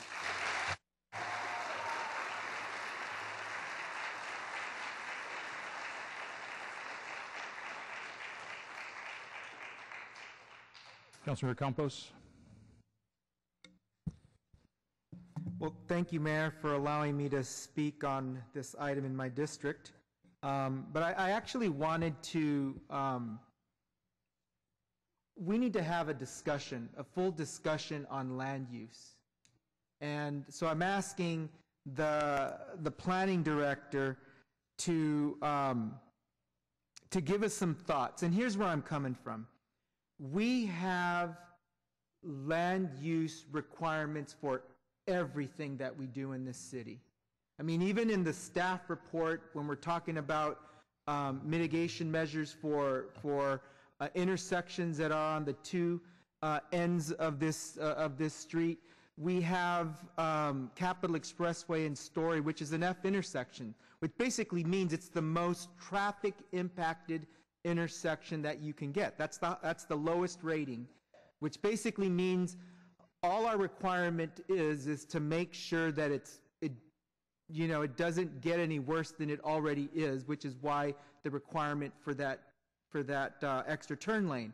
So my point here is that even for traffic, we have expectations, and it just boggles my mind that we have no expectations for an infill type school that is designed to have 500 to 600 students, and we have zero expectations from a land use perspective. When someone decides to buy a couple of acres of land to build housing on it, we have an expectation on how many units you can put on there. In the downtown, it's 100 plus because we want to encourage high-density housing in the downtown. In our suburban neighborhoods like this, most of the neighborhoods are R18 because those are single-family detached. That's what we find in the city. And so my point is that from here on, regardless of how this goes, we need to come up with a criteria that is actually going to do good for those folks that are going to be impacted by any development, but I think most of all, the end users. We need to ask ourselves, is it okay to put 650 kids on an acre and a half?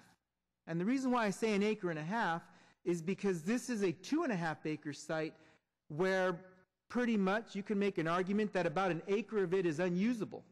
Really, it is unusable because there is a sanctuary on this site for the church that is not going to be used by the school. And then there's 100 parking spaces that could be used for open space, but you can't use it for open space because it's required to have enough parking for those Sundays when church is in session. So I'd be interested in some feedback, Joe. Thank you, Councilmember Campos. I think really in relation to, as you know, we have criteria around just about everything. I think this is one of those areas that has fallen into a hole in that that the city does not regulate public schools. The state of California does that and has very detailed standards that regulate everything about schools, including construction. And so the city, I think, has never had a reason to be involved in that question. One of the real powers of charter schools is the state has exempted just about every rule that exists in the education code to give flexibility to charters, including the design, size, criteria for schools. And so therefore, when they come to the city, our staff really does not have a mechanism to look at and say whether it is good or bad. We can merely observe the facts, which is 600 kids or 400 kids on a certain size site. I think the question that is being asked in Councilmember Rocha's memo about putting some thought, deliberation around, are there some criteria that make sense, I think is a fair question. It came up with the Tamian station site. I would caution us going too far on trying to rethink the state education code of what are standards, because clearly what we have seen is the state education standards are designed for extremely suburban schools, in that none of the schools that we see in San Jose getting built are compliant. There's waivers that are having to be done on numerous bases because they require too much land. And so I think that is one of the things that we have to come to grips with, is the schools that I went to as a kid, the schools that San Jose were built on in the 50s is not the schools of today. But I think it is an extremely fair question of, have we gone too far, or do these schools go too far on how urban they are? It is one that, in talking with Mr. Schoenauer tonight, he noted rightly that, San Francisco and other major urban cities have these types of schools all over, and I think they operate well there. I think the really question we need to come to grips with, and so I would reframe this a little bit differently, which is when public agencies are building facilities in our city, what is our expectations as a community about those construction projects, and to ensure, do they reflect our values as a community and our desires of what we want to be? And clearly we know in San Jose, what we do downtown is very different than what we do in Amnon Valley, so I think that's one of the things we've got to come to grips with. But I think if it's the will of the council to go into that question, I think there is some value, because this keeps coming up. It is something that in our discussions with Rocket Ship, they have a number of schools that they want to do, so my desire is to not have this conversation for the next 30 schools. I think we do need to figure out what is appropriate in San Jose and what parts of San Jose, what works for making a successful charter, what works successfully in the neighborhoods. I think we do need a little grounding around it, but I'm not saying let's go do that tonight, but I think it's a fair question. So, and I'm glad you brought up, the urban school and what we've seen in the Alum Rock being an example as the ultimate suburban school, where they've, when before any of this was here and all that, it was orchards and pastures out there, they carved out 10 acres for each school. I don't think we're ever going to see that, 'cause we just don't have the land. But we do have some models in the downtown. Lowell is probably on 3 to 4 acres. Horace Mann across the street is probably on, 3 to 4 acres. Empire, further down the street is on, a small footprint as well. And so, and I'm going to make a substitute motion, but I'll give you a little bit more direction on that. But I think those could be good models to look at, where, at least we have some sort of an expectation. And when you have a municipality or a jurisdiction that does not have an expectation, then you have a free-for-all. And then you have, you come up with developments that just, 10 to 15 years down the road, we're scratching our heads and say, why did we do that? And I think it's our responsibility to make sure we don't make those poor decisions or short-sighted decisions that we're going to have to live with for decades upon decades. And I hope, first of all, I thank the folks that came out here and spoke. Your concerns are valid, and they should be. Your number one responsibility is your family and your children. And no one's ever going to fault you for that. As a matter of fact, I applaud you for that. But I think what we need to make sure that we do is that we look at this discussion as a land use discussion, and not whether or not this school education model is better than this school education model. Because we could also, look at, you could have that same argument with the education model. So I'm going to make a substitute motion, and Rick, I might need some help on this. What I would like to do is, part of my substitute motion is bifurcate Councilmember Rocha's memo.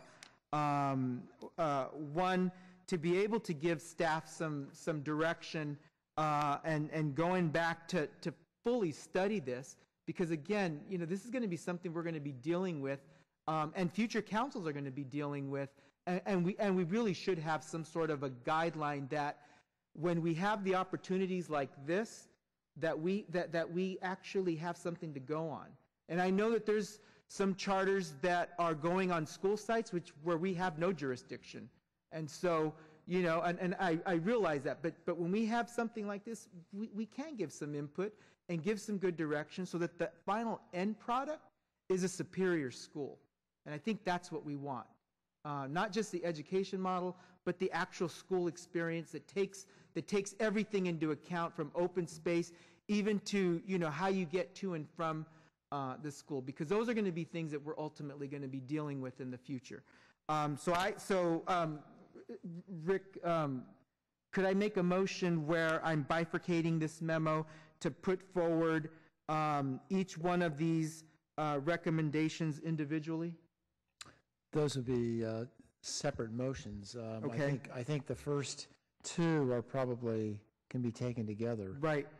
So that would be direct staff to do some review and come back after doing some outreach with some standards and criteria, and then the deferral issue would be a separate item if they wanted to entertain that motion. Okay, so I'll take the first two parts of Councilmember Rocha's memo into a motion, if I can get a second. Right, I'm going to verify that that's a proper substitute motion. That can be, yeah, a substitute motion to come back. It really is, I think I need to explain a concern with changing the bar. What's before you tonight is a application for a conditional use permit. The appeal, and then if you deny the appeal, that you would then, using the existing standards for adopting a CUP, that's what's on the table. That comports with due process, and that's what the applicant is entitled to. To the extent you're talking about perhaps changing criteria or looking at new standards, that doesn't apply to this application. And that, I want to make sure that limitation is understood, that it's legitimate to say we need to look at the future or other applicants with new criteria or different criteria. But these folks have made an application based on existing standards. They've worked through the process into the Planning Commission. Now that's on appeal.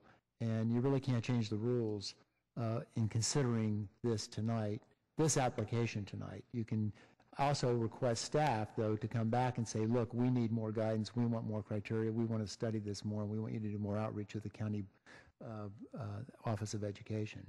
So that's, I mean, that's the reason why I asked to bifurcate this, because again, you know, this is a heavily charged issue, and I would not want this portion of this memo to not be given as direction to staff, just because it's it would be part of a second part which right. I would make to defer any decision. So I would actually like to be able to at least get a portion of this, and I could count. So I mean, that's why I'm asking if we could do it that way.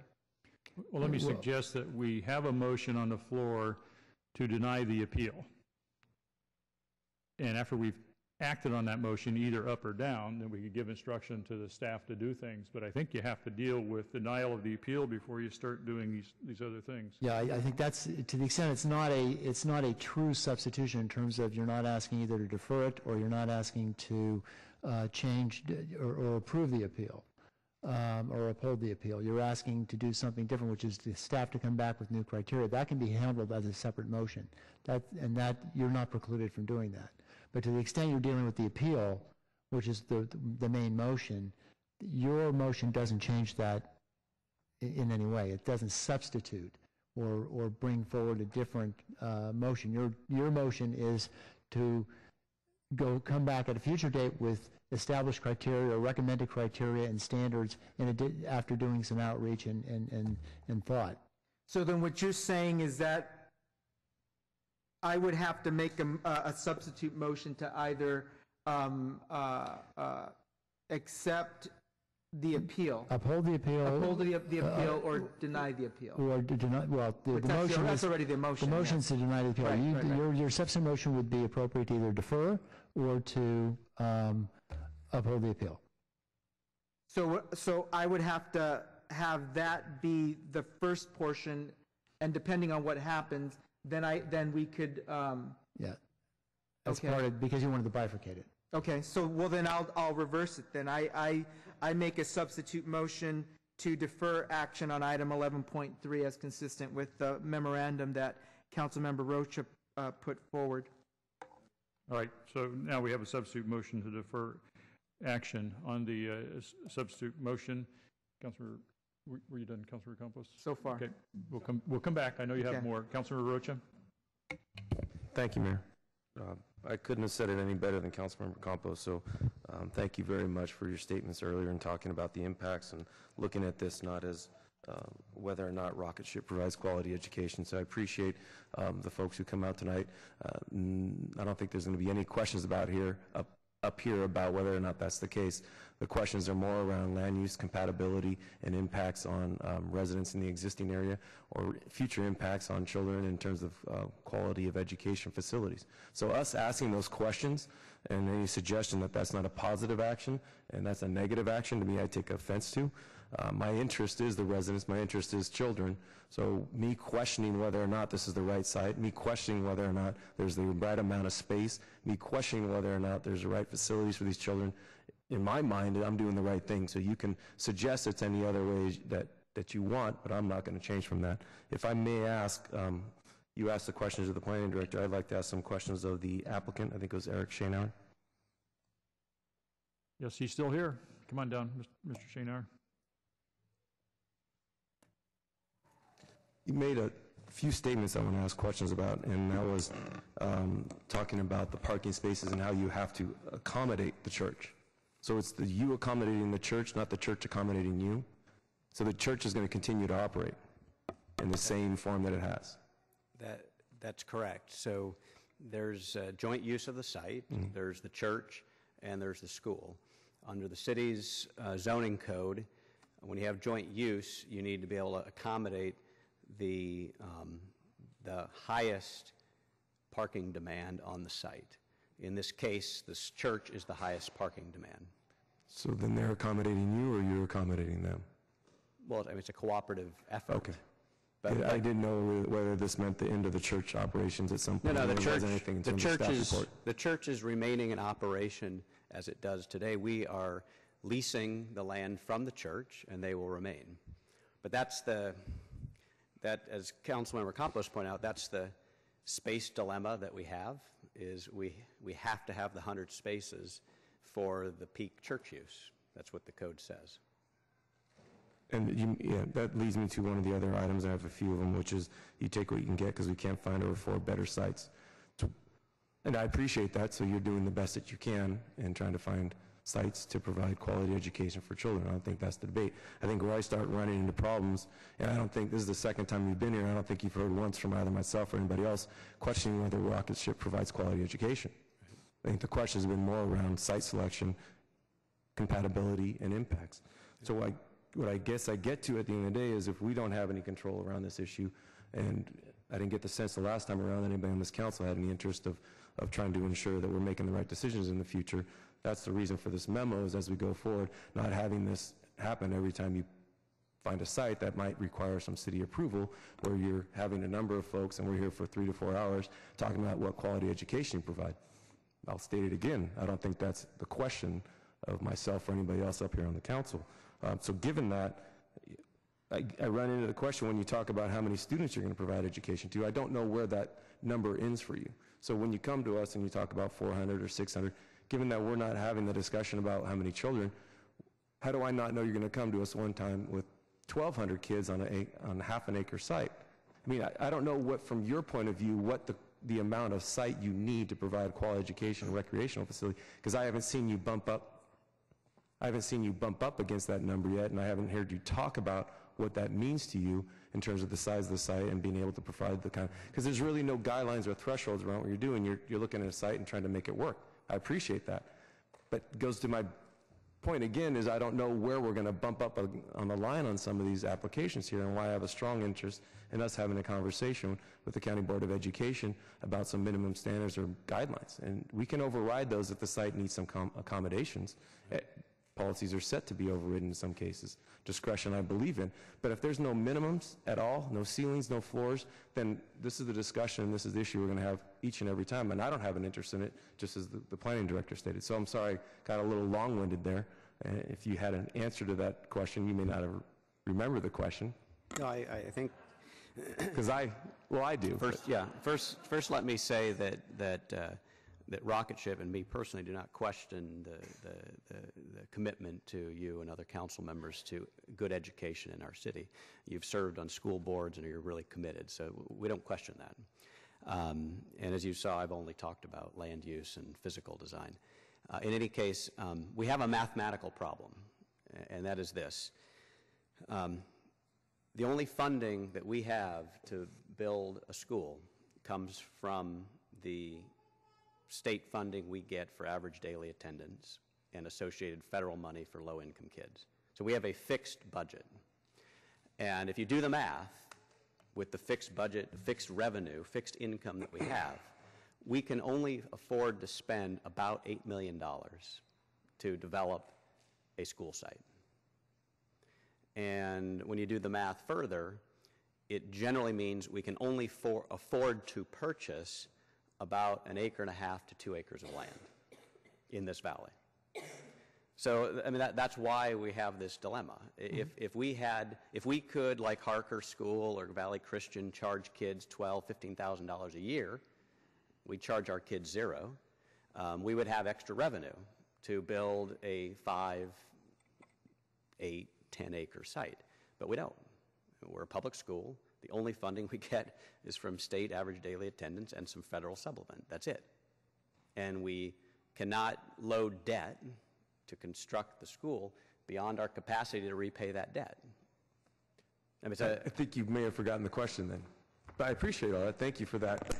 May I? Well, I mean, the question was, you know, where's the threshold for you in What terms prohibits of... us from growing any further? If I understand your question correctly, I'm sorry, Councilmember Rocha. Is that? Well, it was more, I think, about when you're looking at a site, do you have some idea of student population in terms of the facilities and the space that's allowable? I haven't heard you talk about where you're willing or not willing to go in terms of how many children you serve, and that makes me in a position where maybe we should be asking that question if you're not asking that question. I don't know if you are, because I haven't heard anybody talk about that. We are, and there are two limitations that guide us here. The first has to do with our charter, and our charter is approved by an authorizer. It says in that charter how we grow, to what capacity we can grow. That's number one. Beyond that, there are city codes that also, fire codes and such, that require us to maintain a certain population. So those two pieces together govern us.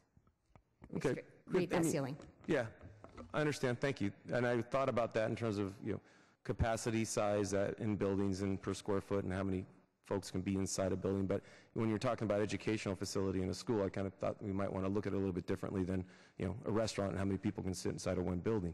So that's why I was asking the question, not knowing if you're looking at it any differently, except that it's just about numbers and how many you can fit in the size of a building, not a different criteria for you on a school site. Our current optimum is 100 students per grade level. We maintain more or less one professional, one teacher to 30 students at most. Okay. We don't like to exceed that. Okay, thank you. And you also made a statement about how you know how children play, and you're suggesting that that's about what facilities to provide on the school side, or how much space they need, or all of the above? well, because this is our 8th campus, we believe that through our recreational coordinators that work on staff, that we can give the kids a good outdoor activity in this amount of space, because we have experience doing it. So, I mean, we just feel comfortable. We provide PE to all of our kids. We provide organized recess activity for all of our kids. And it works on our current campuses that have less recreation space than this one. This is more.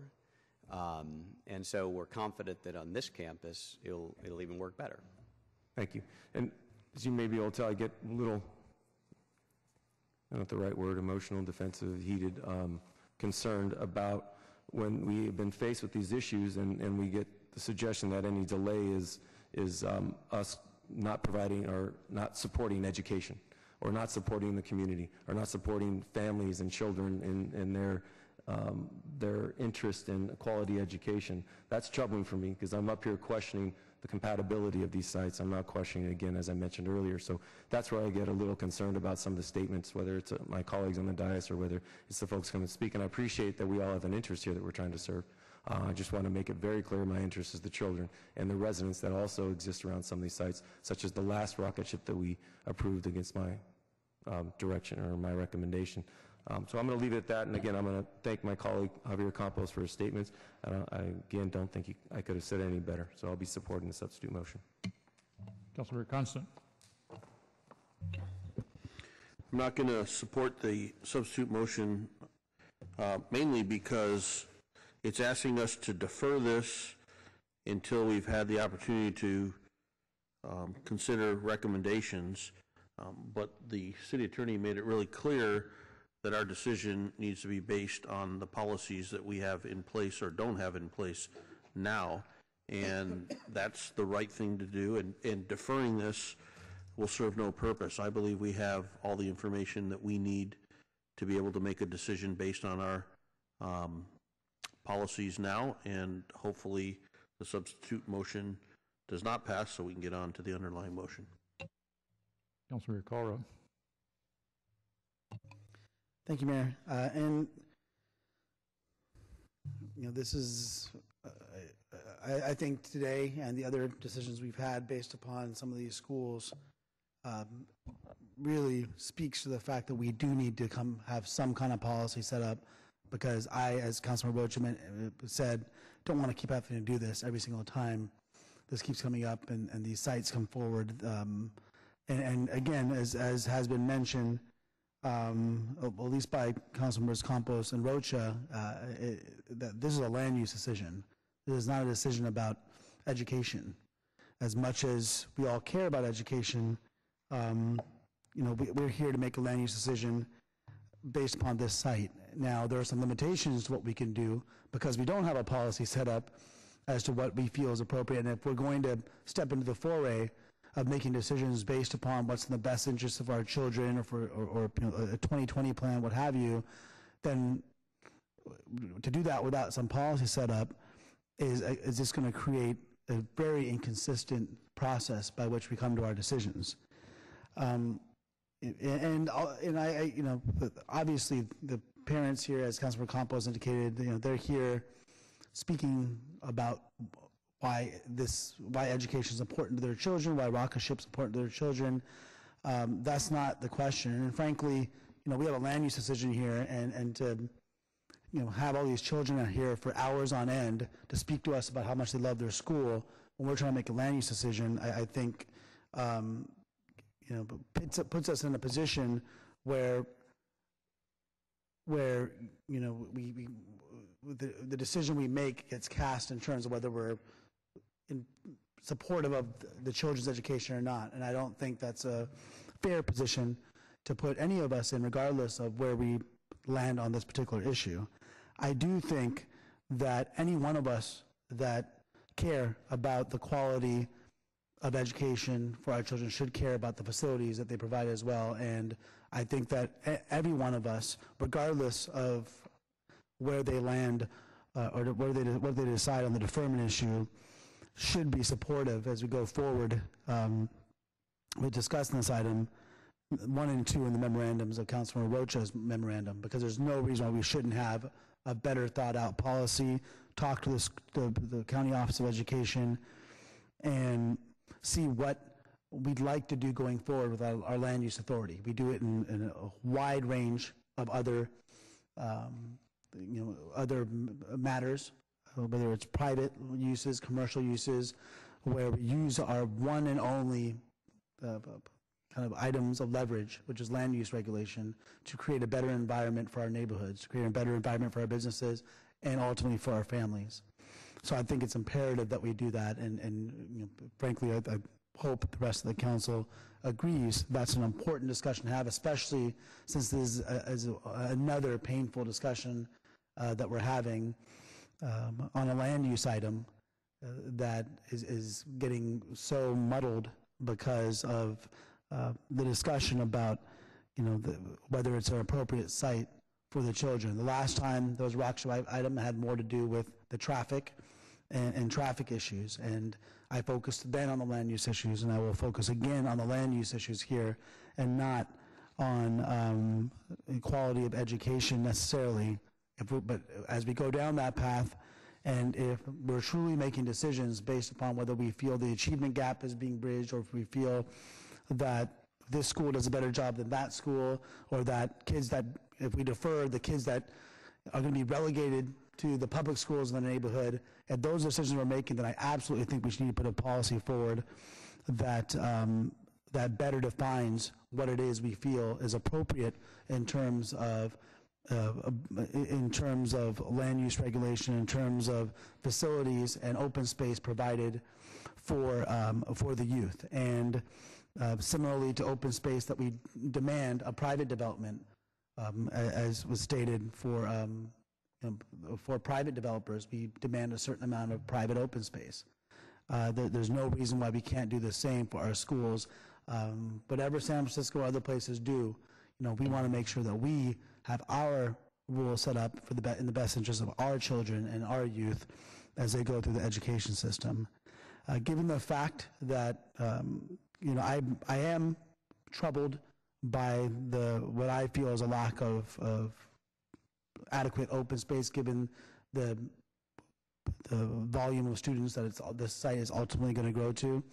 I think that given the fact that we don't have a policy set up for it, and I do agree with the planning department in terms, I think the stacking issues and that I felt were a big issue with the other site seemed to be somewhat, at least a good plan set up. I did get a chance to talk to representatives from Rocket Ship about my concerns regarding that, and that whenever, and I have, as Joe and Laura know, I have schools in my district that have challenges when it comes to stacking and issues like that, and it requires a lot of discipline and a lot of work on the administration of school to make it work. And so I expect that Rocket Ship, the expectation is that they'll make this plan that's on paper work. And if the parents feel that their kids can adequately have a full education on a site that's this small for that number of students, that's their prerogative. Since we don't have a policy set up that speaks to it, I hope that we will at some point going forward, and certainly work with the Office of Education to make that happen. So at this time, I think given the parameters of the decision that we have to make today, and given the fact I don't have the similar issues that I did with the previous Rocket Ship regarding traffic and stacking, and that the biggest concerns I do have are the open space area, but without with the lack of guidance at this moment, and given the fact that we make a new rule in 2 months, we can't all of a sudden apply it retroactively. I will not support a deferral. However, I would urge my council colleagues as we go forward and to support items 1 and 2 in the memorandum from Councilmember Rocha. Councilmember Chu. Thank you, Mayor. I will not support the substitute motion. I look at it strictly as for the planning land use issue, and the traffic issue that brought up by some of the residents, I guess, was addressed by our planning department, and also the limit of the students in the classroom will actually be addressed by the fire code. It is very difficult. For the last couple of years, I've been trying to help an organization that provides special education to autism kids. It's called the Friends of Children with Special Need, trying to find them a space so they can have some day classes or after school classes. Is very, very difficult. They definitely will not be in the light industrial, the industrial area, so they have to go to either a residential area or the commercial area to be able to operate a care center for those autism kids. So I believe the space issue is really a parent's discretion. You know, I personally will not send my kids to a school that doesn't have a good playground, but I believe that's really a judgment that the parents will have to make. So, and in this case, If it's a raw land, they're trying to, rocket ship trying to build a school on the raw land, I may have a different opinion. But this is an existing church. You know, you're just putting some buildings under existing parking lot. I mean, I don't see that concern of mine as far as the open space is an issue. So I will not be supporting this substitute motion. Councilmember Herrera. Thank you, Mayor. And I've appreciated the discussion. I won't be supporting a substitute motion, but I am interested in the items contained in Councilmember Rocha's memo, and I think Councilmember Campos has another motion in mind after we finish deciding this. And so I think that a lot of good points have been made tonight about us getting clear on our policies on this and working with the County Office of Education so that we do have some process that works a little better with regard to these land use decisions on these charter schools. So I will be supportive of that. I can't support the substitute motion. I think that what we have in front of us shouldn't be deferred, and that the parents here who have waited very patiently and students have a right to an expectation that we make a decision on this. And I think we need to move forward. I support the Planning Commission's decision, and so I can't support the substitute motion. All right, I think we're ready to vote on the substitute motion, which is to defer the item. On that motion, all in favor? I see a show of hands in favor. Campos, Rocha, anybody else in favor? Opposed? Everybody else, I guess. Yeah. 2 in favor, the rest opposed, with Councilmember LICCARDO abstaining, so that's 2-8. Motion fails on a 2-8 vote, so that puts us back to the underlying motion made by Vice Mayor Nguyen, which was to deny the appeal and approve the, well, deny the appeal, and there's another motion about the resolution, so it's just to deny the appeal at this point is the motion. Councilmember Oliverio. Thank you, Mayor Reed. I had the opportunity to go to a traditional formatted land use public school that had a large tot lot and field and all those amenities. And I also had many friends that went to Catholic parochial school, and at those parochial schools they really had asphalt that doubled as the church parking. And I can say that my friends that went to those schools have turned out to be some pretty good academically achievers and have done well in life. And I understand there's choices, and those are choices that a parent will make. You know, a parent could decide that's more important than the academics, or vice versa. So for me, it's I'm looking back at that perspective, and I feel that if we had the same questions from neighborhood concerns, that we would approve none of those Catholic church, in this case Catholic churches that had parochial schools today, because they would have been too small, there would have been too much traffic and all those types of things. So we're sort of in this era of trying to manage where charter schools add value. And again, it's whether it's a charter school or a Catholic parochial school, it's about families choosing where they want to go, trying to fit in, and so I'll be supporting the original motion made by Vice Mayor.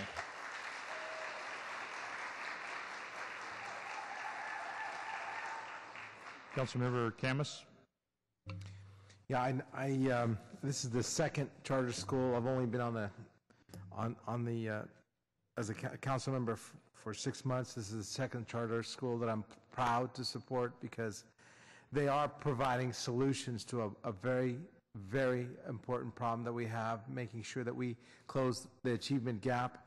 And I think that these charter schools are the answer. I mean, I've seen the records. The records speak for themselves. I am very supportive of the motion to approve this, and looking forward to seeing it come to fruition.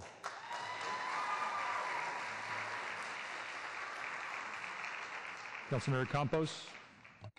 Thank you, Mayor. So, Rick, my question to you, because one, I don't want to lose the opportunity to give staff additional direction to incorporate the other section of Councilmember Rocha's memo. So would I be able to ask for for a friendly amendment? Is that where this should be done? Because what I don't want to happen is we vote on the original motion and then we pack up and go home. Okay, there's an A and a B to this. The A is the motion on the table, which is to deny the appeal. But then that's it. And no, it's not it, because then there's a B, and the B is then to adopt the mitigated neg deck and to approve the CUP. So when that second motion is made, you can either ask for a friendly amendment, and if it's not accepted as a friendly amendment, you can make a motion to amend the motion to direct staff to come back at a future date with the criteria set forth in the council member's memo. Got it. Or I presume it could actually be a third motion. Before we quit, we could make a third motion. So we'll get to we'll get to on the merits in a few minutes here, I think. Any other questions or comments on the motion? The motion on the floor is to deny the appeal. On that motion, all in favor? Opposed? Got one opposed. Councilmember Campos opposed. Motion carries on a 9-1 vote. So the appeal is denied.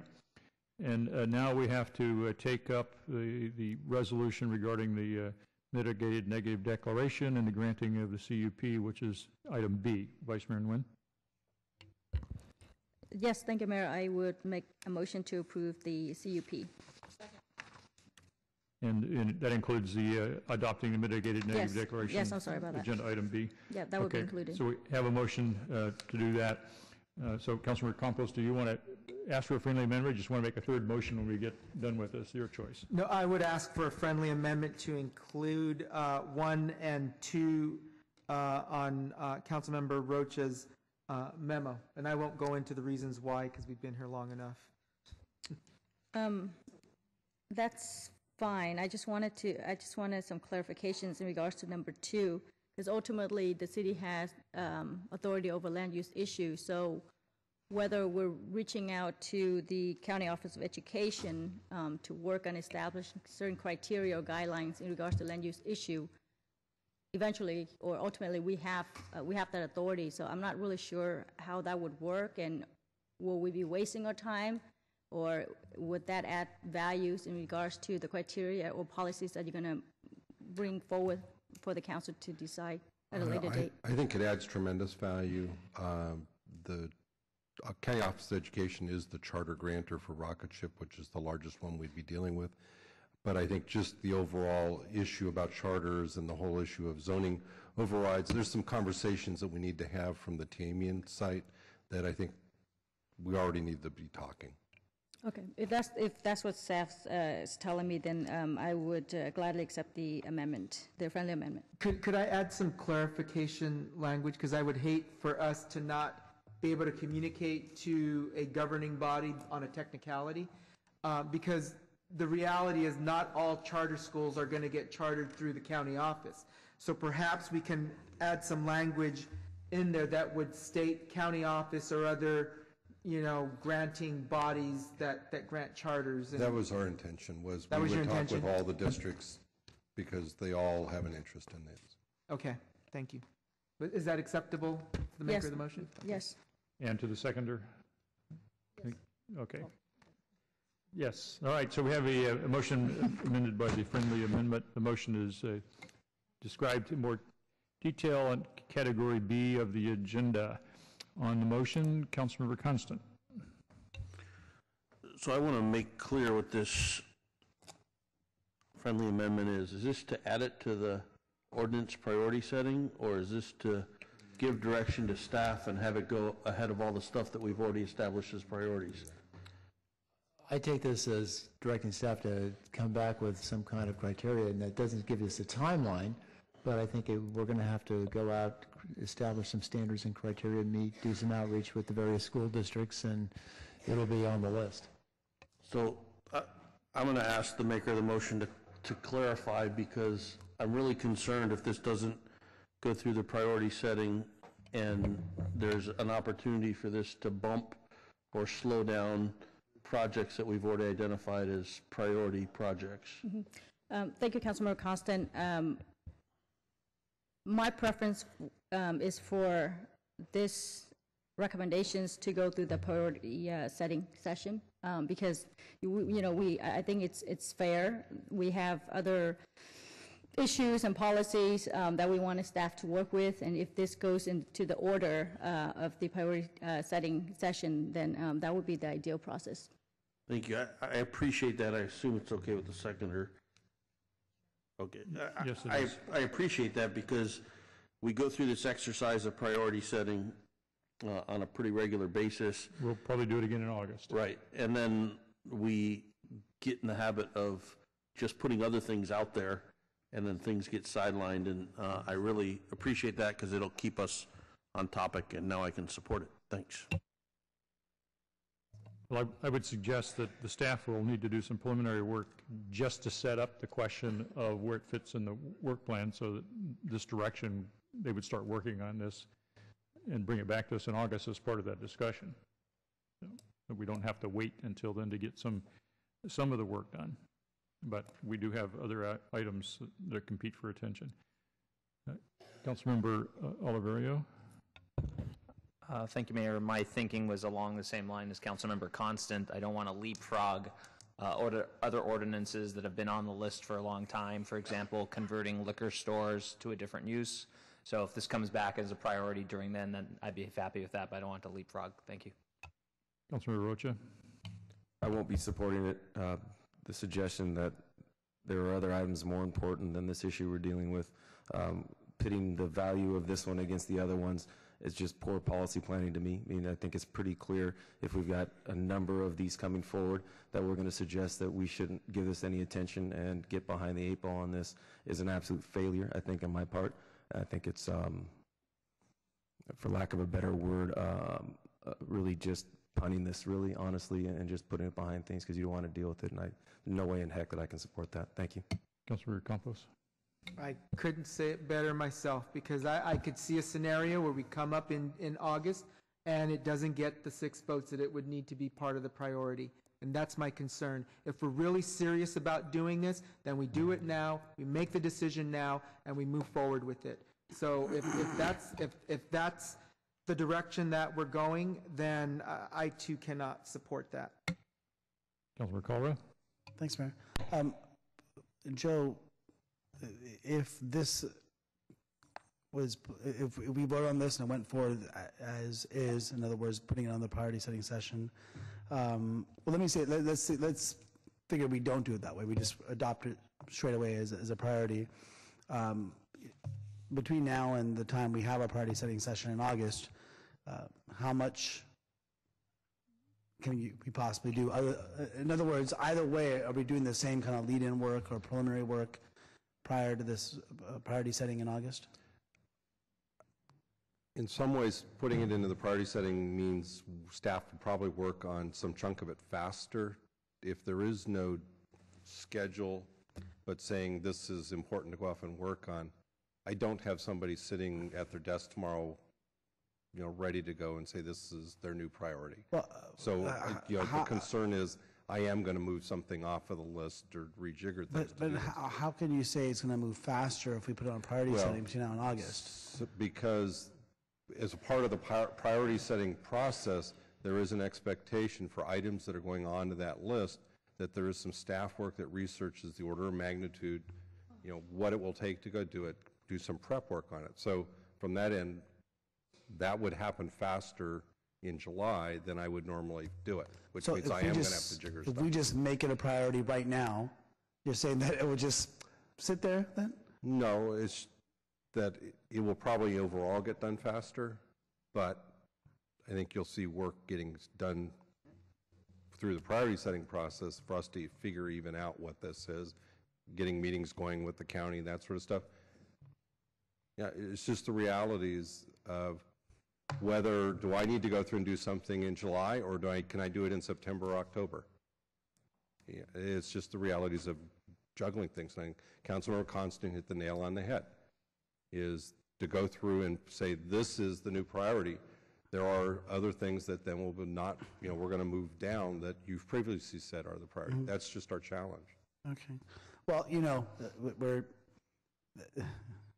I've expressed my concerns in the past are the way that we set our priorities, especially, you know, for a big city to not have the flexibility to understand that sometimes issues do come up. I mean, this is in 6 months, less than 6 months, this is the second time we've had an issue of this nature. So clearly, whether we want it to be a priority or not, it's a priority. And so we can talk about other items that we'd like to do, and you know, and I'm as guilty as others up here that put things out there that I think are ordinances that I would like to see done, whether it's wood burning, smoke ordinance, what have you. We've all put our different things that we feel are a priority, but clearly this issue, whether we like to admit it or not, or want it to be or not, is a priority. And to put this through the priority setting session and at the whim of the majority of the council to decide that it's going to be a top 10 or top 12 or top 9, however many we're allowed to vote on, I think is short-sighted. It's frankly small town. I think that we know this is an issue because it's faced us twice now, and I won't support the current motion. I think this should be made a priority immediately. All right, on that current motion as amended, it's now time to vote.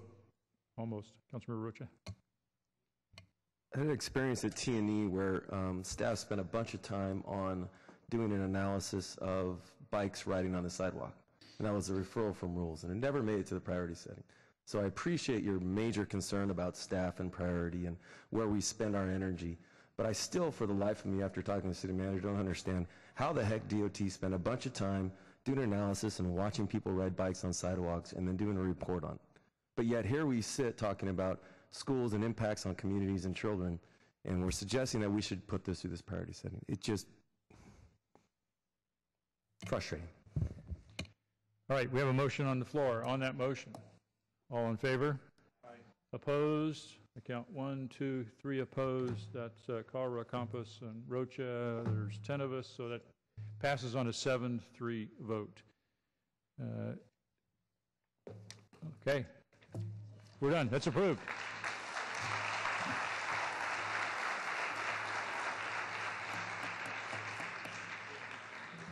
Last item on the agenda is the open forum. I think we have at least one request to speak on the open forum. We have 2 requests to speak. Mark Trout, John Max Rieger. Folks, when you're leaving, please be quiet. Take your conversations outside. We have people who've been waiting a long time to speak. We want to be able to hear them. There's plenty of room outside for talking.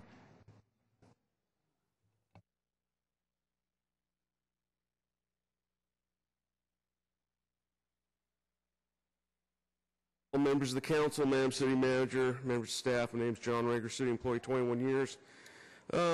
Just want to give you an update on the attrition in the Environmental Services Department. We've lost our 9th environmental inspector in 9 months. She left Friday. She was with the city 4 months, 3 days. Those 9 inspectors, they average 2 years of service with the city. So we're training them and they're going elsewhere. 4 of them were here 1 year or less. Some of the things our folks are looking at for similar jobs, like plant mechanics in Sunnyvale, got a job notification card for a plant mechanic at the City of Sunnyvale treatment plant. They pay $87,000 a year. Here we're paying $69,000 a year. So 26% increase. Folks can drive 5 miles and get a job in Sunnyvale, pays 26% more. Another concern folks have is, you know, we had a grievance filed back on the step freezes back on October 12th, 2010. It was resolved in the favor of the bargaining unit May 18th, 2012. Partial remunerations were made December 15th, 2012. It has been 19 plus months transpired. Now the bargaining unit's attorney will meet with a representative of the city sometime this week, and we're out at 32 months having folks, step freezes still unresolved or not being fully remunerated. Compare and contrast that with speed of business. I did an inspection in 2008 at a bakery. This was the example of the grease intercept I wrote to you about last week. Sorry, your time is up. Mark Trout. Next time. Thank you. Now, I know we're all tired, but just stay with me for 2 minutes. I've hung around for several hours just to talk to you about this, okay? It's very important. I'm Mark Trout, the only candidate in the debate for District 9 that brought up the thing about vaccinations. Now, there's a very interesting interview, if you Google Melissa Melton, InfoWars, where she talks to Bill Gates, all right, about these vaccinations, and she brings up the fact that there's 48,000 permanently paralyzed people in India as a result of Billy Gates, Bill Gates Foundation and his vaccinations. There's 48,000 permanently paralyzed. There's something messed up in these vaccinations, okay? Somebody's putting something in a lot of the vaccinations. There's a clear connection with autism. Remember when, what's his name, Rick Perry in Texas mandated the Gardasil vaccination. You can't do that, you know, and it's the city council, you should be looking into this because really, I know there's a connection to it. Now, Gates didn't answer her questions, but it's a very good question. You could tell, you know, the face is connected with the heart. And Bill Gates knew he was on TV, so when she said that, you know, he just kind of, you can see his face contorting, and he just changes the subject. He says, no, and then he talks about something else. And, you know, so look into it. Look into it, okay? There's some sinister, squalene was added to a lot of these vaccinations they give the Gulf War troops, and it's called Gulf War syndrome. A lot of guys have died. Somebody's behind this. Somebody's doing something, and I hope you look into it. So is my time up? 15 seconds. 15 seconds, okay. Well, to close, read the Bible, okay? It's God's Word, and it really is. Jesus is the way. Thanks. That concludes the open forum, concludes our meeting. No meeting next week. Enjoy your recess.